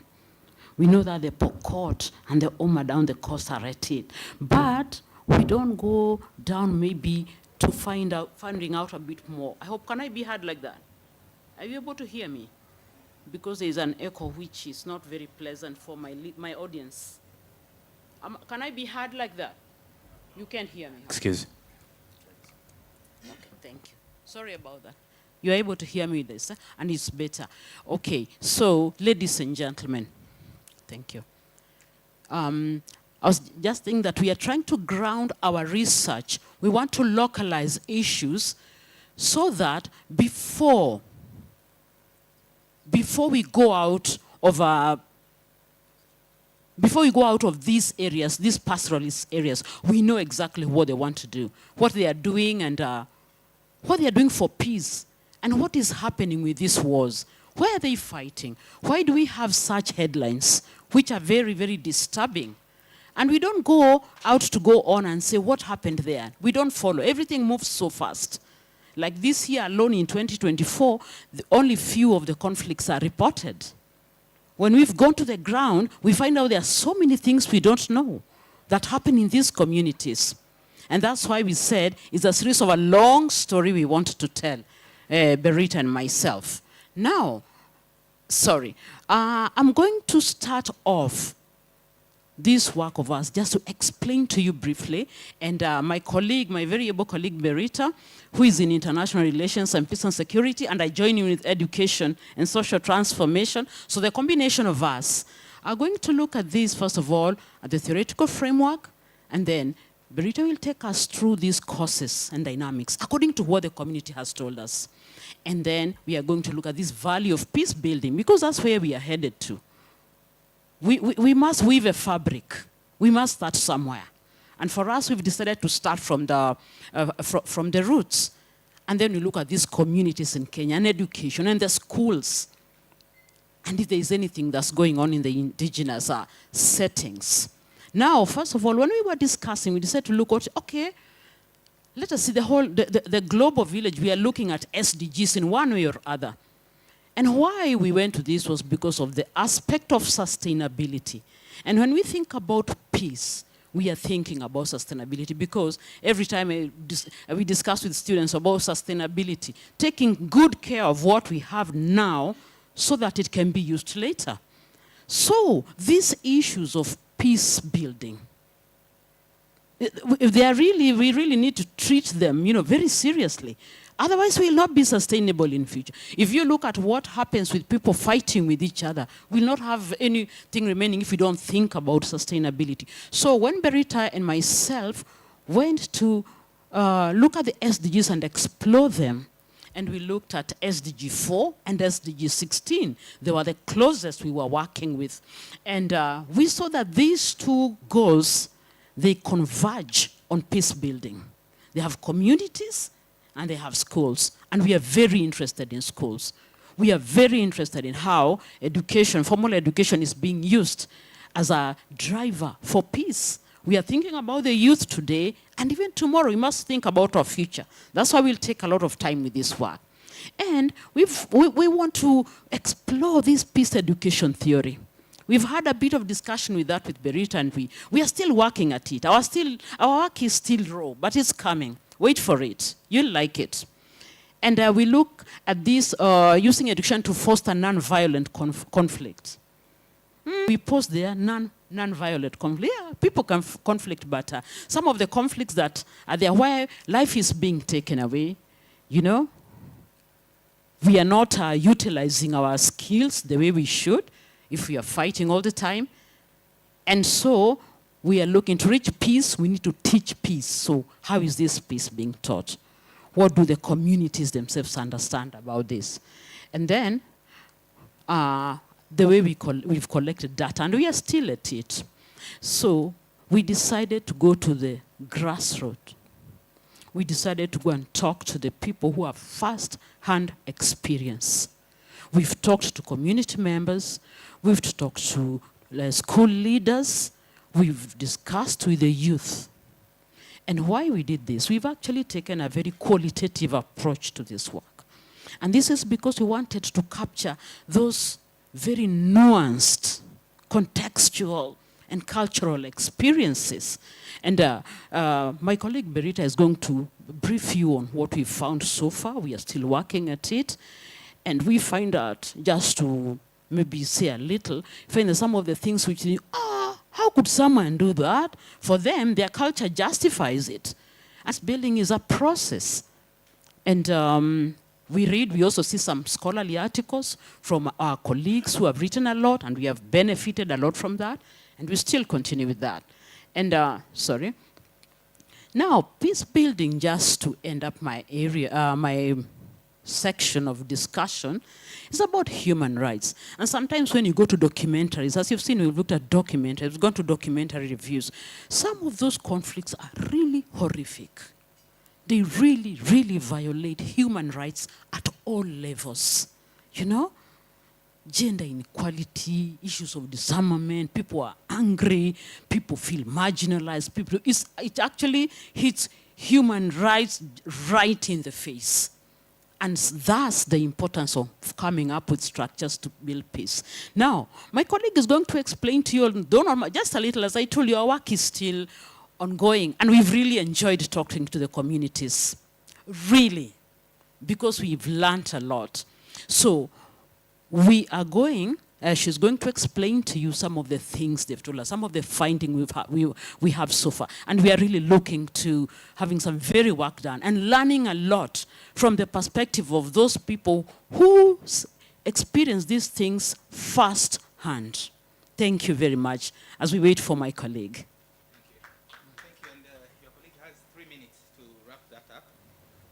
Thank you, Berita. Karibu. You can use this one. It's fixed now. You can use that one. It's fixed. Out of curiosity, as we think of this enhancing COMESA's strategic positioning and resilience in the evolving global world, before it evolves, it starts from the grassroots. And to position ourselves as COMESA, if the grassroots, if the domestic level up to the grassroots are not stable, then strategizing ourselves beyond the borders is going to be challenging. So we looked at COMESA. COMESA mostly it's known for trade issues, isn't it? So we were curious. In fact, when we sent the abstract, we had situated within the research within the Horn of Africa, IGAD. Then we were like, we are in COMESA. So we looked at COMESA and we found that actually COMESA has also policies to deal with pastoralists and pastoralism. And we found it interesting that they have policies that take care of the productivity, how to increase productivity, how to to add value to produce from pastoralist communities. And yes, I think it is the right way, it's the right direction to take for COMESA. Looking at the perceptions regarding pastoralists, we realize that many of the times the negative perception, it is a non-viable mode of subsistence or way of life, because it is not consistent with the measures to curb climate change, soil erosion, and so forth. So there is a negative connotation about pastoralism, and the move to convince them to change. And also the theory of the tragedy of commons, by Garrett Harding.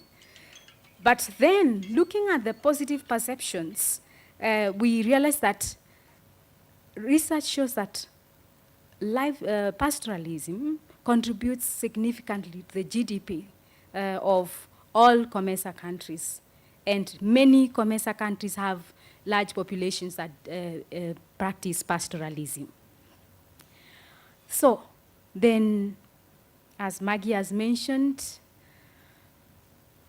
we went to the people on the ground and we asked them, why are you fighting? Why do you keep fighting?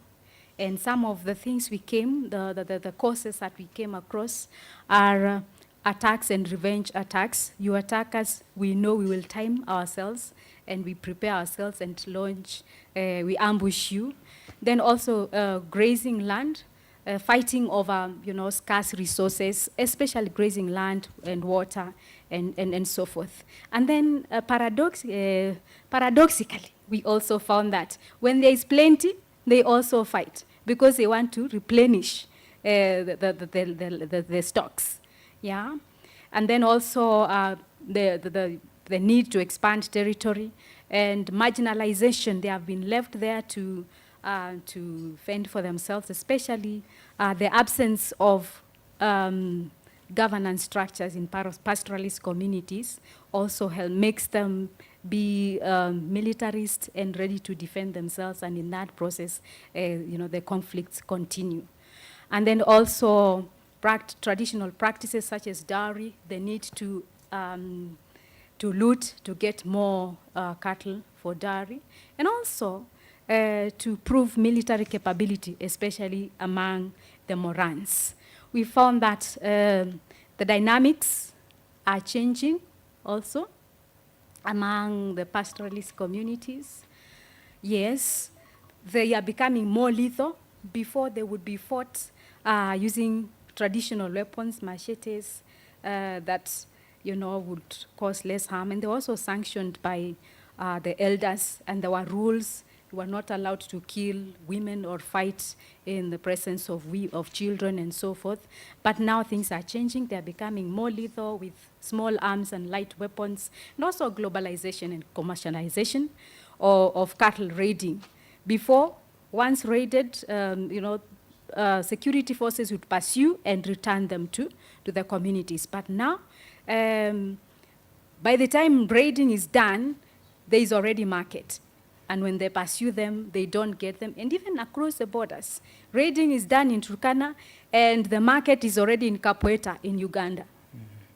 So again, sovereignty issues. The security forces can only go up to the border.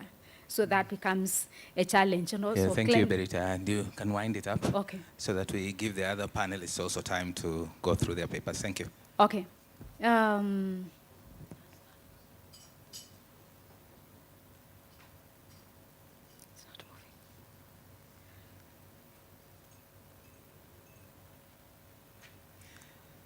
Good stuff. Could you transition the slides from the media? Yes, thank you.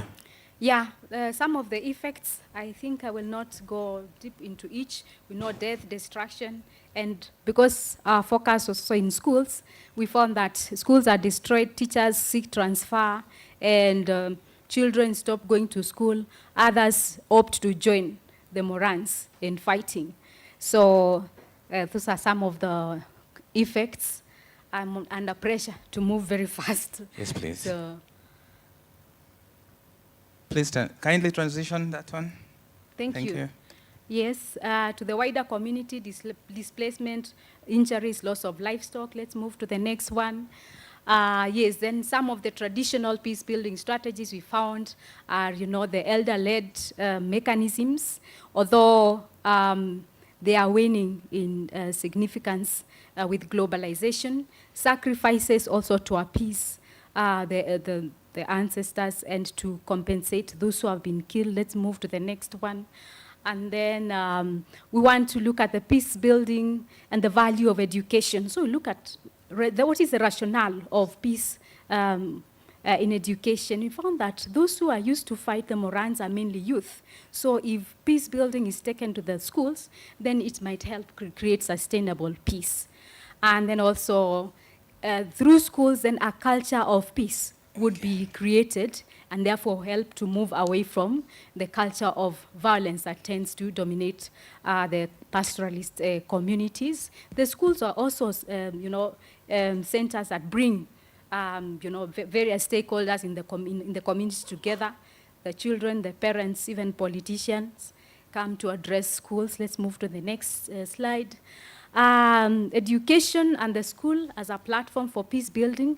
I have mentioned a bit of that. And then also school leaders. School leaders play a key role. In those we talked to actually mentioned to us how even the elders view them with respect. Yeah, one of them among the Maasai, they say they call them the big man. So then he plays a role of bringing together the community. Even when the politicians seek to use the school, then they allow them and then they inform the parents to come but not to take sides. So that's a form of peace building. The curriculum, the competency-based curriculum in the Kenyan education. I think because we are moving a bit over time, I'll leave the bigger sections of the paper to be unpacked during the Q&A, and I'll just give the other two groups to present. And hold on to your thoughts. They are very, the paper is not yet complete, but during the Q&A, let's feel free to chime in, and you can also, add to those. Okay. Thank you very much. Please, a round of applause for that team. That's education, education through peace building through education. I'd now like to welcome Jeremy. Jeremy is a researcher, and he'll take us through. Will take us through research. And Jeremy is focusing on DRC. Jeremy, karibu.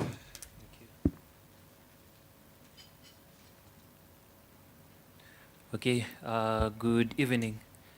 So I think the moderator has given myself and I think the next speaker 7 minutes.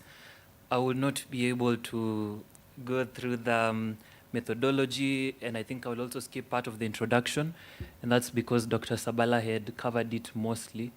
So please just skip again. Skip.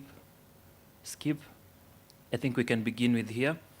Just a quick discussion on the security landscape in the DRC right now.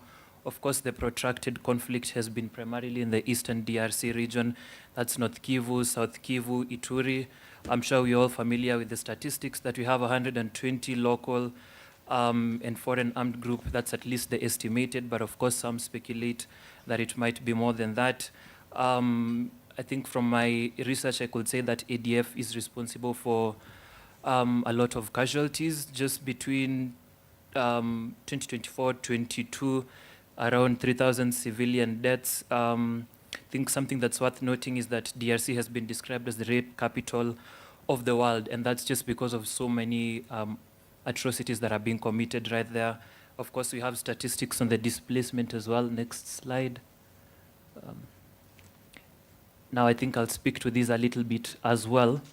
Now, there's something that Dr. Sabala mentioned that I think I'll differ with that group a little bit, but I almost knew this is going to happen. Of course, this is a timeline of some of the events that contributed to instability in the DRC, and this is pre-colonial. I divided them into three: pre-colonial, colonial, and post-colonial. So pre-colonial expansion, that's when the Rwanda kingdom, that's I believe in the 18th century or thereabout, the Rwanda and the Burundi kingdoms existed as two separate entities. So the Rwanda territory had expansionist behaviors, but that was not the case for the Burundi territory. So at this particular point, the Rwanda territory, the Rwanda kingdom kept on expanding, and it moved at some point into modern day DRC. That's the plains of Rutshuru, Masisi, and that explains why we have some of the ethnic Congolese, ethnic Tutsis, Congolese Tutsis who are living there. Of course, then we have the MIB policy that was employed by the Belgians. That was during the colonial era. And when they employed these policies, they really they were trying to depopulate Rwanda because, in their view, they said that Rwanda was densely populated. So they were trying to move some of the Rwandese into the other territory, not knowing that that would be the grounds for instability as well. Of course, we have the 1959 Rwandan Revolution that caused some Tutsis again to flee all the way to the Democratic Republic of Congo and some neighboring countries as well. Next slide, please. I think I will speak to this a little bit. I really do believe that the Tutsis there are legitimate security concerns that Rwanda has, and I think that DRC situation is a self-inflicted wound. And I think I'll say this because I'm specifically addressing this because I feel like maybe I would like to weigh in. I know, Doc, at some point you'll do that as well. Kagame was very clear that the reason why they invaded Rwanda, and that's in the first Congo War, 97, it was because of the FDLR. And before Kagame invaded Rwanda, he made a plea to the international community and to the Security Council as well. And he told them there's need to disarm the Interahamwe, but the Security Council did nothing. And Kagame decided to take matters into his own hands. And if I may comment on that a little bit, Mobutu is very notorious for harboring extremist groups. And he's the one, he was friends with, I think it was Habyarimana, and Habyarimana was pro the genocidal regime. And to some great extent, he's the one who contributed to the proliferation of armed groups in DRC, Eastern DRC. Next slide, please. Yeah, just move to the next one. Yes. So my paper was largely focusing on Kenya's interests that are linked to the stability of DRC. And my findings, I'll jump straight into them. I believe that economic interests really played a huge role in motivating Kenya's intervention in the DRC. Of course, Kenya's intervention in the DRC was primarily through MONUSCO, the East African Community Regional Force, and the Nairobi process. That's the political track of the EAC-led Nairobi process. As we look at the stats here of Kenya's economic interests, they are primarily centered on expanding bilateral trade and securing and promoting Kenyan private investments. So when you look at these figures from 2014 to 2023, Kenya's exports to the DRC averaged at 181 million, while her imports from DRC averaged at 15.5 million USD. This just shows the balance of trade is largely in favor of Kenya. And that's why in 2021, President Uhuru was among the frontliners campaigning for DRC to actually join the East African community because of the benefits that that would bring. Of course, besides the direct bilateral trade, Kenya has an interesting behavior. Equate it to something that China does a little bit, backing private corporations. Please just move to the next slide. Of course, in 2021, and it's happened a couple of times, the government of Kenya, in partnership with the DRC government and Equity, which is a private entity, convened a 14-day business trade mission that brought 300 Kenyan investors into the DRC. Of course, they're just trying to look at trade and investment opportunities. And as you see in the third point, there are 26 companies, Kenyan companies, they committed to invest 1.6 billion in investments into the DRC.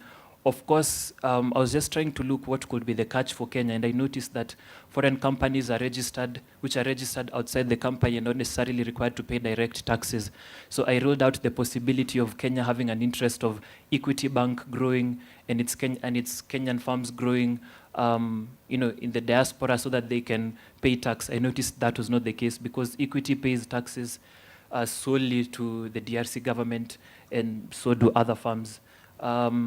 And just, I think this last point is also important, that as a result of the backing that the Kenyan government has been able to give some of the Kenyan entities, private entities, Equity Bank, KCB, and Robank. Robank is now from DRC. They control 2/3 of the market, of the banking sector in DRC.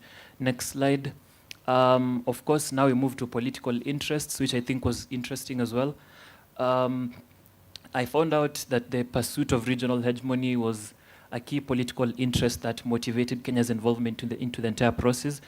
Of course, Kenya has increasingly positioned itself as a regional hegemon, most notably through its involvement in peacekeeping and revolution. Of course, that's the case. We've seen that in Sudan, 2005 comprehensive peace. We were central in brokering the agreement. Of course, in Somalia as well, the transition of federal government, I believe it was in 2003 or thereabout. In South Sudan, the Tumaini initiative, that was, I believe, in 2024 thereabout. Oh my goodness, I'm really trying to go fast, George. So now, one thing that I noticed, maybe just let me speak a little bit about this before I move to the next section. Under MONUSCO, Kenya formally deployed troops in 2021. And it was about 300 or thereabout, at least from the reports that I could scan through.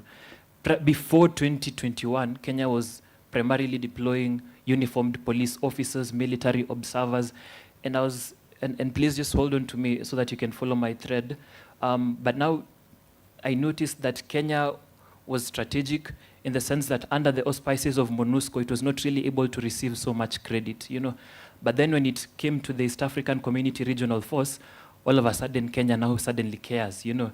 It sends so many troops into the DRC.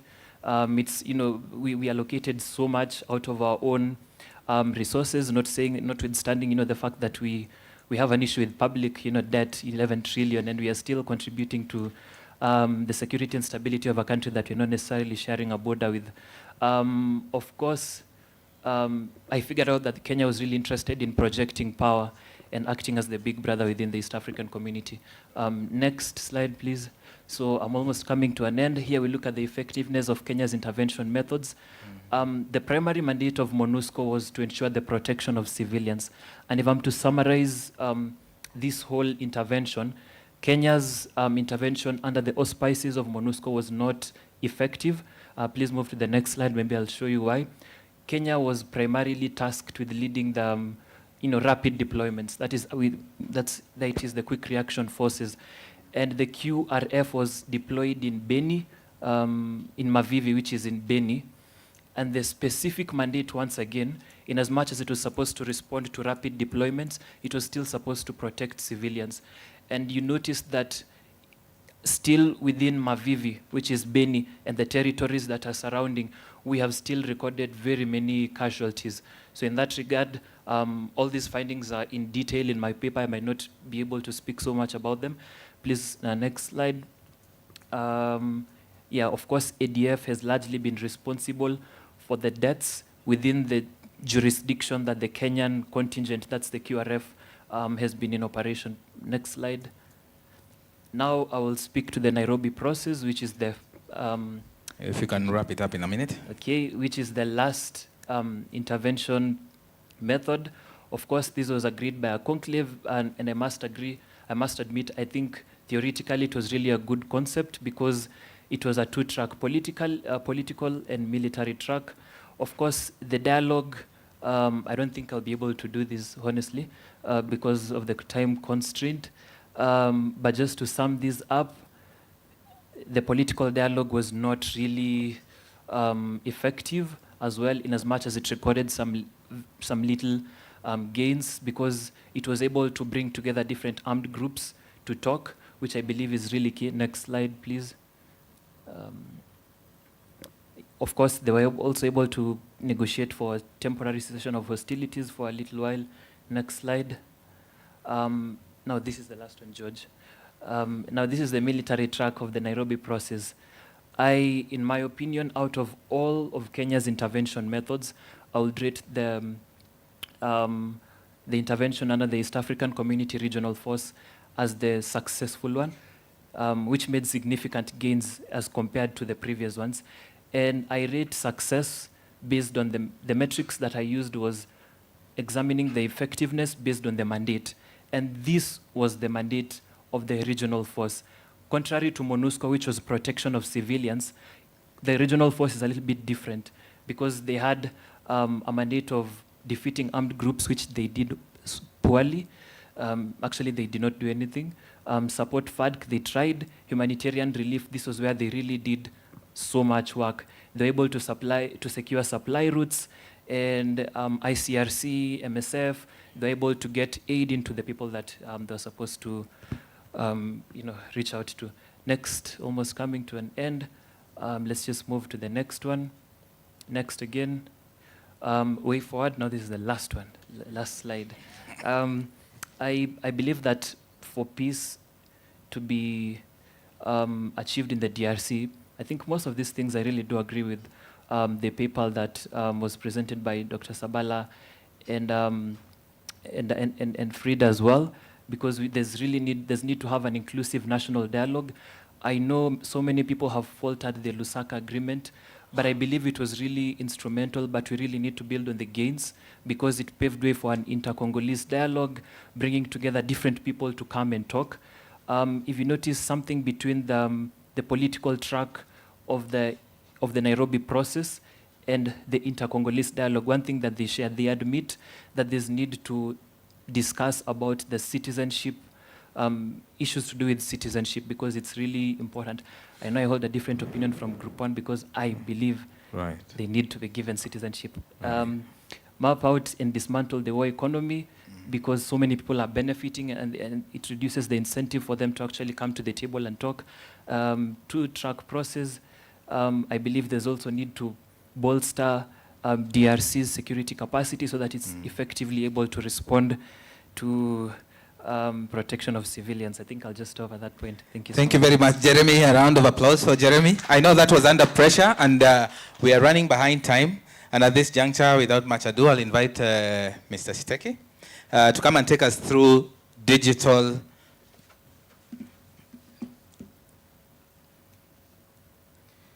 mediation. Yes. Welcome. Thank you so much for the introduction. I'll go straight up. My interest or focus of research is digital diplomacy, and I'll be looking at how digital diplomacy is employed in various areas. And in this paper, I looked at digital diplomacy. Do I have the...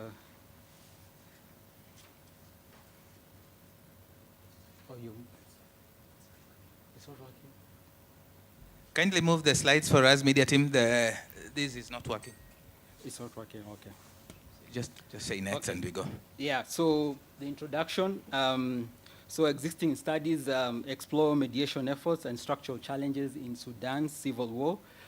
So by extension, from the previous group, out of curiosity, in the spirit of curiosity, I was led to research in this area because I felt that this area of digital diplomacy and by extension, digital mediation hasn't been explored fully, especially in fragile contexts. In this case, Sudan and of course, DRC. But for this paper, I focused wholly on Sudan. So the study examines online platforms as tools of mediation from 2023 and to 2025, of course, where during the time when the conflict started in Sudan and up to this point in time where we are. So it focuses on digital tools and operationalization, as well as the limitations of digital tools. Then of course, I looked at the literature, and some of the literature that I looked at, of course, on the theory. My theory was based on the technological mediation theory by Don Ide, and of course, developed by Paul Verbeek. And okay, within this theory, tech, of course, mediates.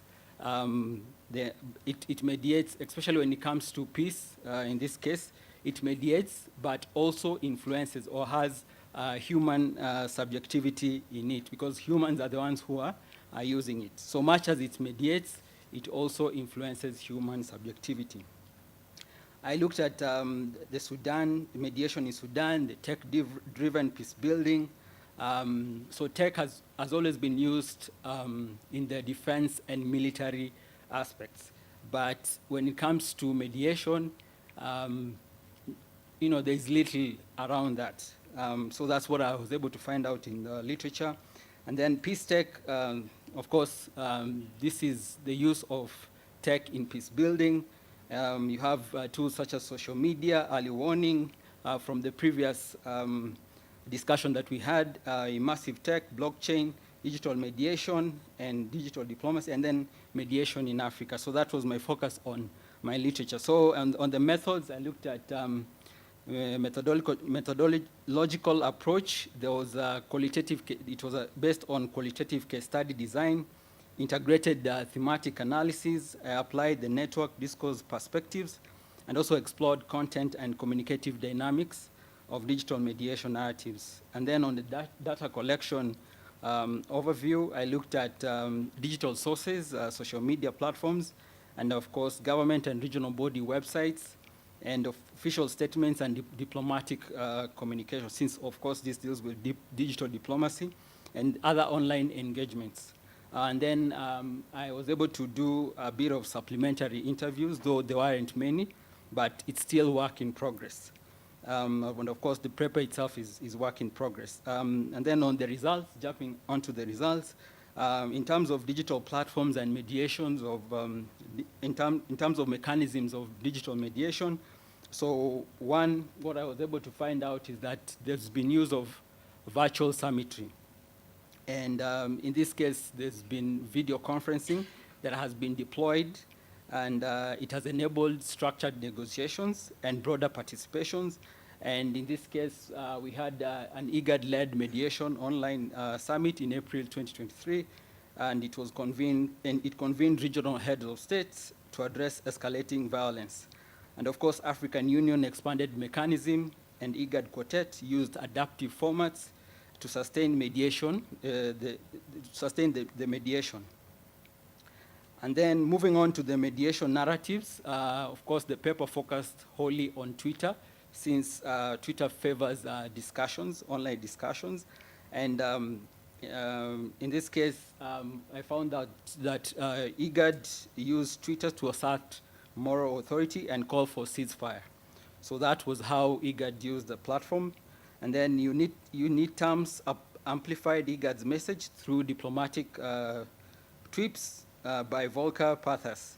And then at the same time, regional leaders, including our own president, President Ruto, reinforced mediation via personalized Twitter statement. That was in May 2023. And then, of course, on that level, it was just on the elite usage of video conferencing, but at the same time, we've had grassroots actors and diaspora communities hosting online town halls on Twitter Spaces and Facebook Live on ceasefire and humanitarian access. That was around in July 2023. And then on the findings around how regional institutions leverage digital diplomacy, so what does these digital tools enable digital mediation? So first of all, it enhances coordination. And then on the other hand, it also expands the mediation capacity.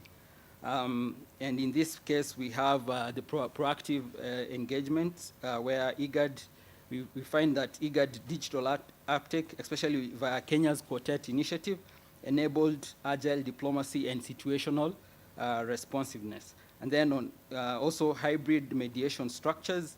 So AU's blend of digital access with high-level political legitimacy marks a key innovation in mediation architecture. And of course, the AU has come out strongly in terms of supporting digital diplomacy. And then institutional learning, digital tools, shared workspaces, live transcripts, and collaborative drafting have strengthened policy memory and coherence around AU IGAD cycles. And then on digital statements, so there have been digital statements that have been channeled online. In the morning, we had a session where we talked about publishing, and especially now in terms of media, we've had press statements that have been published online by regional organizations. And one of them is the AU, the communique, which they released or disseminated digitally. And then global digital mediation, we had the UN Security Council virtual briefing on Sudan. And then on crisis highlights, we had IGAD, AU, and UN and partners co-create digital mediation frameworks. Then we had hybrid engagements, where digital tools were combined with localized in-person forums. Then at the same time, we had digital peace building, or we've had digital peace building observatory, where we've been able to establish, they've been able to, sorry. Yeah, so those are the challenges. Oh, digital, yeah. So on the challenges, I'll just go straight up to the limitations of digital mediation because of time. There is the atomized, of course, in Sudan, it's a it's a fragile conflict context.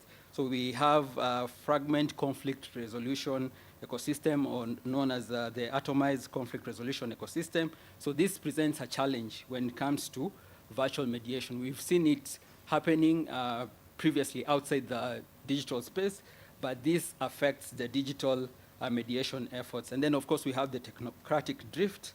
So digital mediation often reflects external technical logics, privileging standardized formats that eliminate grassroots actors. So they favor the elite as opposed to enabling the local mediation or the inclusion aspect. Going over to the conclusion, so the gist of this, if you forget everything else I've said, so the gist of the whole presentation is that the findings suggest that while digital diplomacy in fragile settings like Sudan have catalyzed regional coordination and media capacity expansion, its effectiveness remains constrained by atomized mediation structures, technocratic drift, and external power dynamics. And then on the recommendations, one of them is based on the findings, is there needs to be coordinated governance. At the same time, there needs to be hybrid engagement models that needs to be encouraged within this digital mediation space, and of course in mediation generally. And then digital peace building observatory. So there needs to be an establishment of a regional hub to monitor platform efficacy, misinformation, and stakeholder inclusion. And then finally, since this is a COMESA forum, COMESA should reframe peace building as an economic imperative, linking mediation to trade, mobility, and post-conflict recovery. Thank you very much. A round of applause for Mr. Shem. Thank you very much, our presenters, panelists, and we've heard from those 4 presentations, and now I'd like to take this opportunity to welcome our discussant. We've had really big terms being used here. You know, atomized mediation, we've had interahamwe, we've had localized education for peace building. So welcome, Dr. Mwangi. Dr. Mwangi is an IR specialist from the United States International University of Africa, and he's going to help us connect the dots and just bring us to a collective vision. Welcome. Thank you.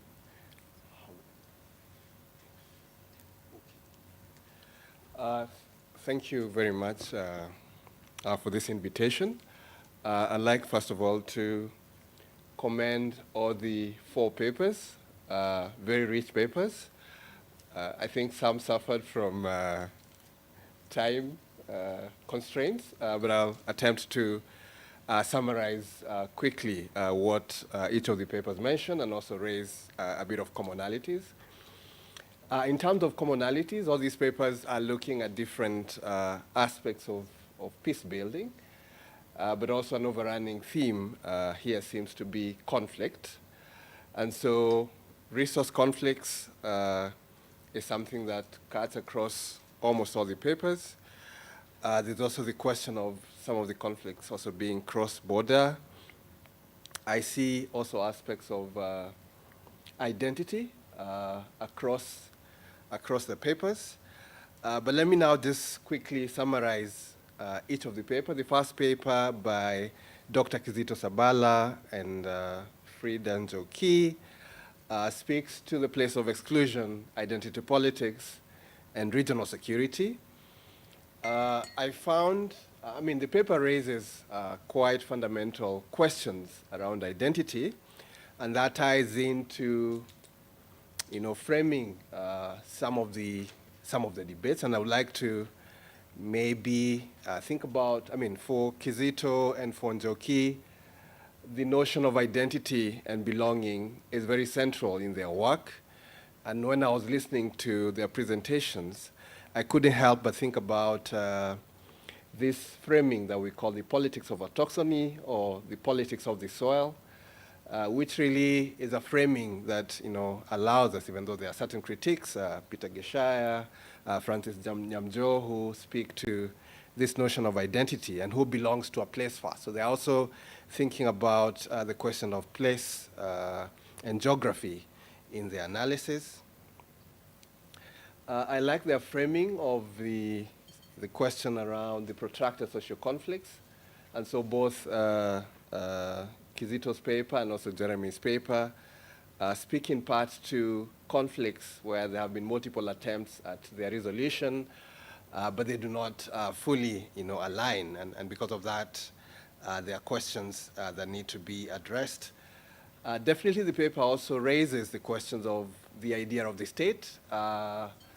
And the framing here was, both from the point of the legacy, the state building project that is still incomplete, and therefore they do suggest, ideas of either decolonizing the state in some way, but also putting in place governance mechanisms and so on. And as I was reflecting about this paper, I thought about, notions of Pax Africana, the idea that was coined by the late Professor Ali Mazrui, this idea of, African, ownership of peace processes, which is much more expressed these days in the African Union's peace and security architecture. So there are certain, frames that they bring to this conversation. Of course, they end with debates around security sector governance, and also in their theoretical framework, that is structural violence, among other things. That also speaks to how to build and to reconfigure the state. I just wondered whether you could consider in your paper the notion of the regional security complex, given that these conflicts you're making reference to tie, national concerns across these different states. Of course, you historicize that conflict, but I was just wondering if you could think about regional security complex. But also, just to close on that paper, I just thought there's a framework I'm trying to get here. Just a minute. Yes, one part that maybe your paper could also reflect around is the politics of memorialization. How do individuals in either post-conflict societies, now that you mentioned the DRC, how do they reimagine their state? What kind of monuments, what kind of narratives, given that your paper was also speaking to narratives? Who writes these narratives? And my hunch, of course, is the powerful, or the people in power are the people who construct these kind of narratives, and therefore challenges again about post-conflict peace building. I think that's quite a lot for that paper. The second paper focused on incorporating indigenous peace building approaches using education. This paper by Berita and Maggie, speak to the potential of the local level peace building. And they, of course, embrace the idea of local level peace building using a pastoral context. For me, the observation really is to maybe nuance a little more what the paper means by the local level, because the local level in peace studies scholarship gets contested, given that some of these approaches are not entirely local. So the broader questions, if you look at the works of scholars such as Roger McGuinty, Christine and others who have theorized about the local turn in peace building, they do challenge some of these terminologies, but they also, what I appreciate about the paper really is the linkages between, of course, in as much as, well, I did not have the benefit of reading the larger paper, but I think your paper is also a critique of the liberal peace tradition, right? That you need to localize and contextualize peace building in that context. So again, as a way to think about this paper much more forward, who is building this peace? And then more importantly, how is this local level peace intersecting with the other local structures or local infrastructures of peace? We have local peace committees in contexts like Kenya. We have community policing and things like those. How do these local level peace building in the context of peace education speak to that? Jeremy's paper speaking to an assessment of Kenya's peace efforts in the Eastern DRC. He was also pressed a little bit with time, but he builds a context as to why Kenya is involved in the Eastern DRC process. He, of course, appraises the interventions that Kenya has had, especially looking at the Nairobi peace process, and of course, the moving away from the Nairobi peace process to the Luanda process, the merging of that, and in the end to the African Union mediated process. In sum, Jeremy is also, again, as Kizito is also making reference to these conversations, also reminding us about the nature of protracted social conflicts, the legacies of colonialism, but also the unsettled questions of identity.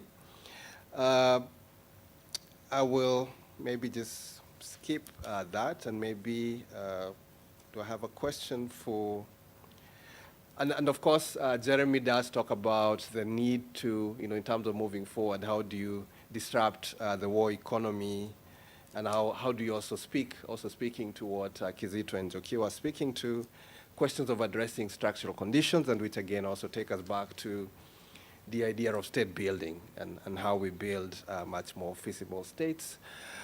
Shem Shiteki is looking at digital diplomacy and peace building.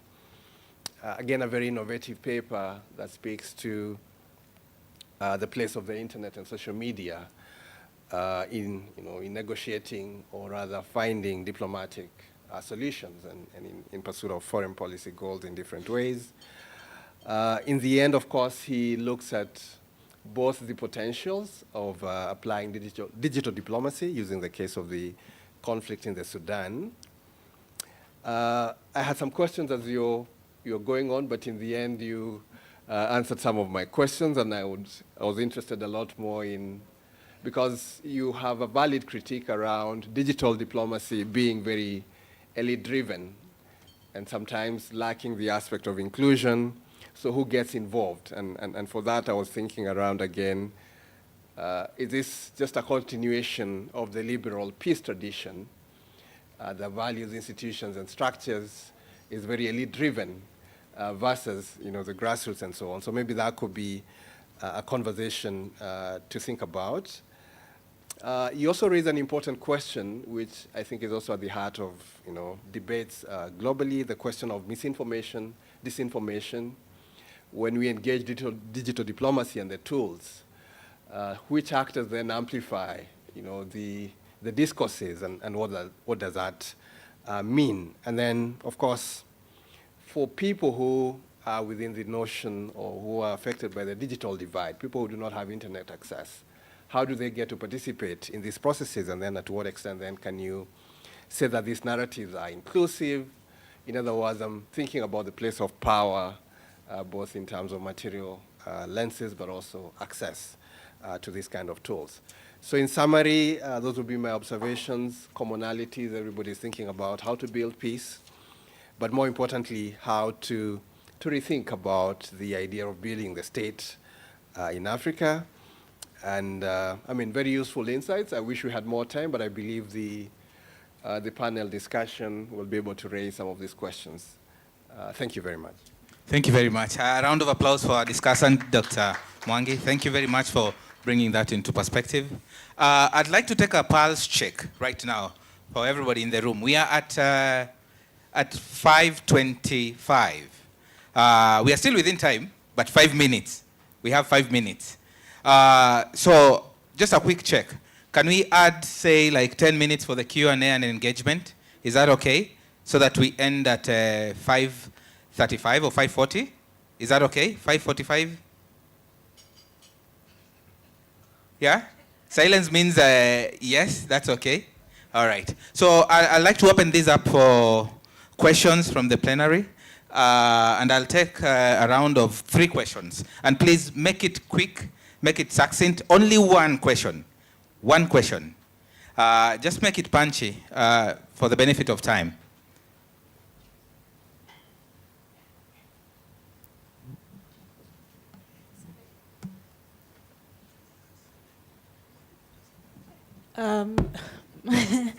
My name is Naima Mundia Is it Miss from Catholic University of Eastern Africa, and my question goes to Miss Margaret and Miss Berita's paper.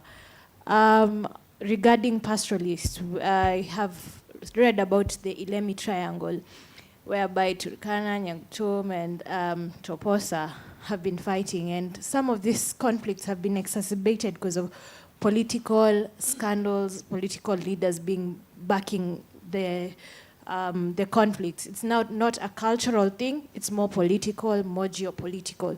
So my question is there hope to actually have, to take care of these cattle raidings when there so much political pressure and backup from them?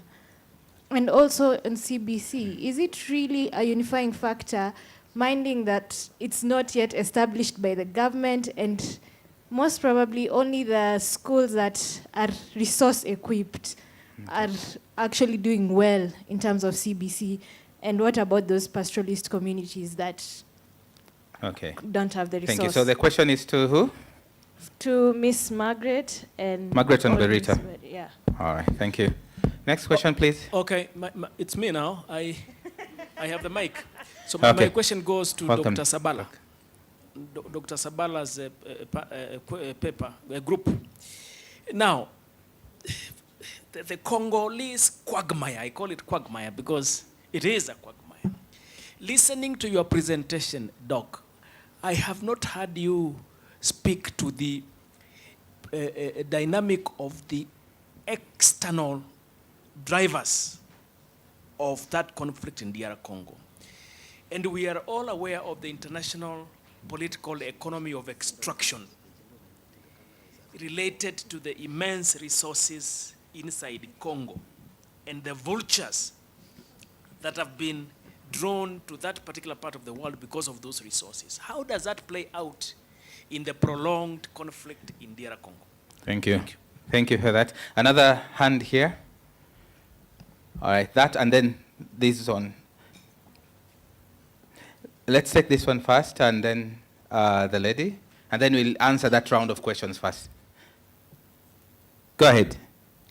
Okay, my name is Eliud Kibe, and my question is to Jeremy and concerns the aircraft mission. Your presentation says that, aircraft failed, you almost like trust whatever they were doing there, but you mentioned in that presentation that they were able to open some certain supply routes. Secondly, is one of the achievements was that they were able to hold M23 for a while, because the approach between the difference of opinion between Kenyatta and Tshisekedi was the approach. Kenyatta believed that this was a complementary process towards the Nairobi process. Tshisekedi thought we should stick with the mandate that was to go all out, and beat, and defeat the rebel groups. But South Africans went there and took that, route. So how did it end? So don't you think aircraft is judged unfairly, in terms of how they handled the one-year mission in the DRC? All right, thank you. The last question there for this round. Yeah, go ahead. Thank you. Thank you, panelists, for the presentations. One of the presentations talked about conflict in pastoral communities. So this is more of a comment, it's not a question. COMESA has developed a handbook for the management of natural resource-based conflicts, and it will be disseminated early next year. So I think that will be very relevant to what you were presenting. Thank you. Is that a comment or a question? No, it's just a comment. A comment. Oh, thank comment. you. Thank you very much. So I'll invite the panelists to take that round of questions. We can start with you, Dr. Sabala. Make it punchy. Yeah, just very quickly. In fact, our paper has a full paragraph on external influence in DRC. And the point we're making is that we have had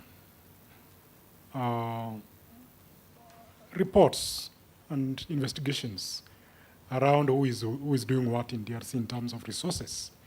There is no doubt about DRC, Rwanda, Uganda, and the West.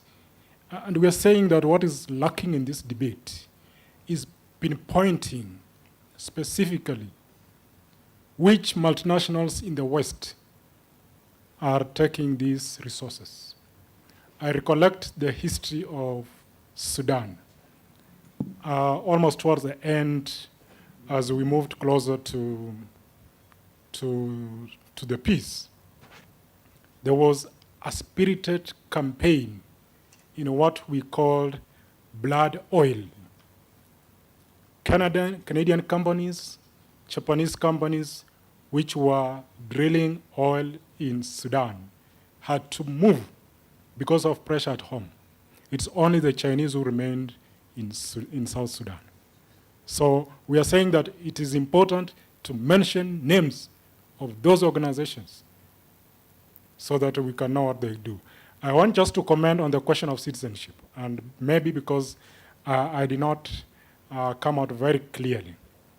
We did not say that the Rwandese in DRC should not be given citizenship. We said there are 3 phases of Rwandese entry into DRC, and you cannot speak about citizenship wholesale. You need to look at these groups separately. That's the point we are making. So that if I ran into DRC as a refugee in 1991, I should not be treated as the same as the person whose division of the border found himself in DRC.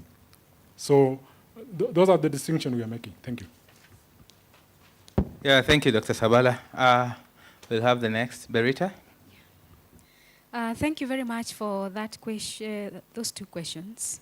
The first was about pastoralists at the Ilemi Triangle, involving to the Turkana, Nyangtom, and Toposa. Yes, the Ilemi Triangle presents one of the dynamics that we found when we went to the people.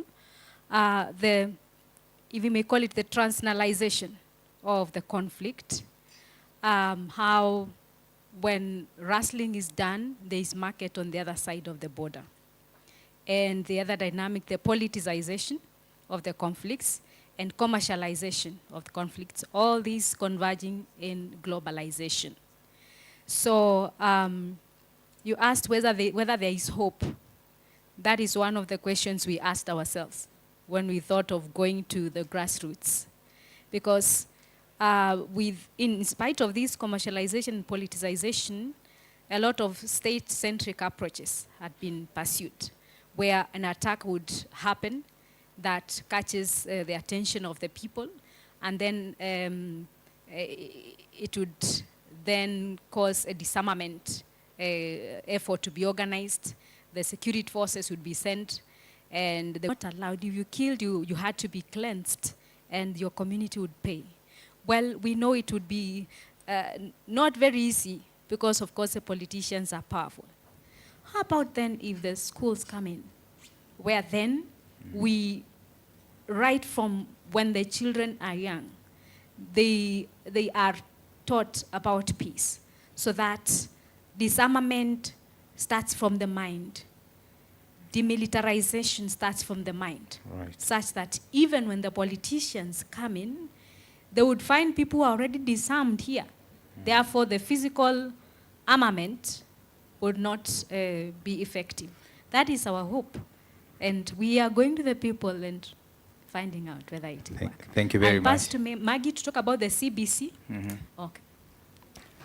Yeah, let's make them snappy. Thank you. Thank you so much for your question on CBC. You are through, did you go through CBC now? Okay. All right. Now, thank you for your concern. And you mentioned, I'll just focus on one word that you use, resources. And you said that there are no resources. Okay. Just let me say that resources, which resources? And you will be surprised, young lady, that there in the pastoral is the one that is very much active there. You see, sometimes when we think of tools, we think about things which money can buy. But you find that these people, they even have resource persons in the community who goes to speak to the students. The other thing we noticed was that they have these student councils, and they are very powerful. Peer counseling, wow. they are really doing a lot of work. And as my colleague is saying, if we manage to demilitarize the minds of those people, we are heading for great sustainability. So resources here allow me, for now, just to talk about that human resources. What is available? So it's working. I know there is another area of CBC that we would talk about and maybe is not quite well understood, but if you just briefly translate CBC into Kiswahili, ni mtaala unaozingatia uwezo. Thank you. A curriculum that does that. So that enables, let's see how we enable people in the right way. Thank you so much. Thank you, Margaret. Let's take the next question. Okay. Jeremy. I think I'll just be precise with my response to Kibi. If you're keen, in my evaluation, I was keen to mention that the regional force in my assessment was the best as compared to Kenya's intervention under the auspices of MONUSCO and arguably even the political track of the EAC-led Nairobi process. And I say this because when you look at the first objective of the, when you look at the first mandate of the East African Community Regional Forces, it was about conducting joint operations within FADC and defeating armed groups. And I think for me that would be the keyword. And I am just judging them based on their mandate, which is to defeat them, which they were not able to do clearly. And especially because they were based in Rutshuru, Masisi, we have ADF, we have all these Islamist insurgencies, the Nyatura militias, all of them are around that particular point. But when it comes to securing humanitarian routes, they did a very good job. When it came to DDR, they did a very good job. In fact, they have been involved in reconnaissance trips, just preparing pre-cantonment camps where those who have laid down their arms can actually go. So I think in my assessment, just to be very clear on this, the regional force did so well. And I think if they would have included the aspect of protection of civilians, then now that would have been an issue, because that is what makes MONUSCO not so much liked. Thank you, Jeremy. Thank you for that round. I'll just take one more, and then we'll have closing remarks from our panelists. Thank you. Just one more there. Thank you very much, moderator. Just two quick questions to the panelists who have been brilliant, to Dr. Sabala and the team, but also to Mr. Oronje. I did not quite see the ethnic configuration of the Eastern DRC come out very clearly in your presentation. But assuming that you have captured that and you have an understanding of that, there is a school of thought that is gaining momentum that perhaps the resolution to solving the troubles in the DRC is a two-state solution. Do you think that is plausible? Is that school of thought making sense? Is that something that your papers can consider as you refine them further? And then in terms of Mr. Asiteki, digital diplomacy, from what you have discovered so far, is it viable? And is it an alternative for the future? Thank you. Thank you very much for the questions. And as they take those that round of questions, I'll ask Dr. Sabala we begin with you. You answer the question and you make your concluding remarks, and we'll go all the way to Margaret. Thank you very much. Yeah, thank you. Ethnic configuration in Eastern DRC. Let me say, in DRC, it has almost, I think, 20-something provinces. And there are only 4 provinces in Eastern DRC that are facing these problems. And I think one of the things we have missed as researchers and practitioners on this is to find out why is this problem in Eastern DRC. It's not about ethnic configuration. There are so many communities in Eastern DRC which are Congolese and so on. There's no problem about that. There are just a few things that are excluded from the discussion, dialogue in DRC that makes it a problem. I don't think ethnic configuration in Eastern DRC is a problem. I think the misuse of ethnic groups in DRC is the problem. The second question of whether a two-state solution, I've not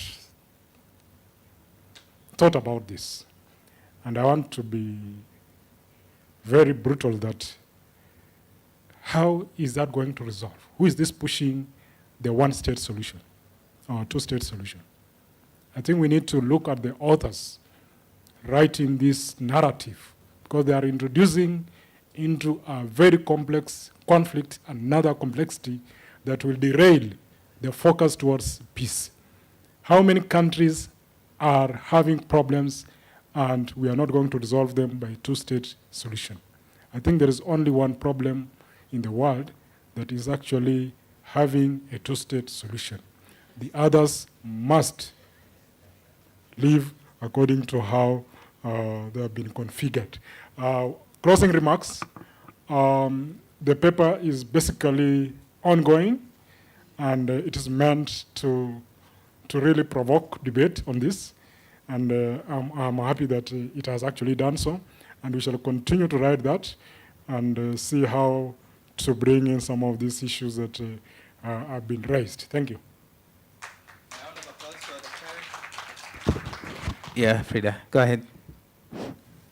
Okay, on that issue of two states solution, really, in Africa, where at any given point we can have ethnical conflicts, we are going to be suggesting two-state solutions everywhere.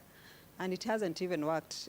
South Sudan and Sudan, where are they? So I wouldn't recommend that for Africa at all. Like Dr. has said, the paper is work in progress. We're still figuring it out. I'm sure by the end of the day, we are going to have a paper that is going to actually help reconfigure the issues in DRC and maybe, hopefully, contribute to the peace process. Thank you. Yeah, technology, because we live in a technological world, and so there is no way we can do without technology. And I think there hasn't been a time where technology is more relevant than now. We had a discussion in the morning about AI, and of course when it comes to publishing, much as there's a downside to AI when it comes to publishing. But of course, from the speakers that presented, the AI can be used in a positive way. And by extension, when it now comes to peace building, I believe when it comes to, if I can coin a term, peace building innovation, when you talk about peace building innovation, the discussion should also center around technology, because it's an emerging area. Peace tech, as I mentioned in my research and as I found out during my literature, it's a growing field, right? And when there is growth, there is hope. And I believe tools, social media tools, digital tools, we talked about early warning. There's a presentation about early warning. AI can be used to detect conflict or before even it happens. So that's also one way when you talk about AI, that's an area that needs to be explored further. And then when you talk about immersive technology, right? And one of our presenters talked about education in terms of peace and conflict resolution. Immersive tech can be used in certain contexts to be able to extend education regarding, peace and probably even the weaponry, and being that also the youth are the ones who are quite linked to this technology. And being that also, if I remember, we had a presentation where they were talking about you cannot talk about peace without including youth and women. And so youth can be engaged in terms of what really peace means, and what steps needs to be taken when it comes to, and of course immersive technology can be integrated when it comes to peace building. And at the same time, blockchain technology, this is an area that can be explored. Of course, when you look at trust building and accountability, when it comes to sharing of information, so this is also an area that needs to be explored. So there is hope that tech really can transform peace building. Thank you. There is hope. A round of applause for Shem. Berita? Thank you very much for the opportunity to present, and for all of you listening to us, moderating us, Dr. Gingaro, for those insights on how to improve on our paper, for the questions that you have raised that will help us improve on our paper. As we continue looking at how education can be linked to peace building, and how those traditional or grassroots mechanisms can be brought to the education level, so that we eventually create a culture of peace in areas that have been dominated by a culture of violence. We look at the school as a space of agency for peace. Thank you very much. Thank you very much, Berita. A round of applause for Berita as we close. Jeremy? Thank you. I think I'll just begin by responding maybe also to the question on the two-state solution. Two things in my view. One, I do believe that it's not really a solution because one, it will set the precedence for other separatist groups to start claiming the same. I think that's really the obvious one. Then the second one, in my opinion, would be Eastern DRC is not really a homogeneous, region. So in that regard, I feel like even after we achieve, for instance, hypothetically, if we achieve a two-state solution, and we have another state in the Eastern DRC, I still believe that we'll still have other chaos again, because now we'll have other Congolese who will now become the minority perhaps, and will start causing trouble again. So we'll keep on subdividing. So I think that will just be my comment on that, and thank you so much. Thank you, Jeremy. A round of applause for Jeremy, and thank you for those insights. Last and not the least, Margaret, welcome. Thank you, Dr. Mwangi, for those comments that you gave us. And we are going to try to think about that and work on that. Thank you to all of you, the audience, for listening to us. And thank you for the questions you've asked. I'm not going to say anything much because we are still working, and my colleague Berita has sort of summed up what it is we want to see: education and culture and peace building and sort of sustainability in this. It's not just ceasefire. No, it's not ceasefire. It's a culture, a way of life where we can live without fighting our neighbors, whether it's because of livestock or because of what? Of territories. So thank you very much to all of you. Thank you for the opportunity. Thank you for allowing us to give you what we had prepared. Thank you. Thank you very much, Margaret. A round of applause to this accomplished panel. Thank you very much, and I'll leave it at where Margaret has left it. I'd like to invite us to tea after this, and we can catch up on some of those questions that we have. Right now, we'll have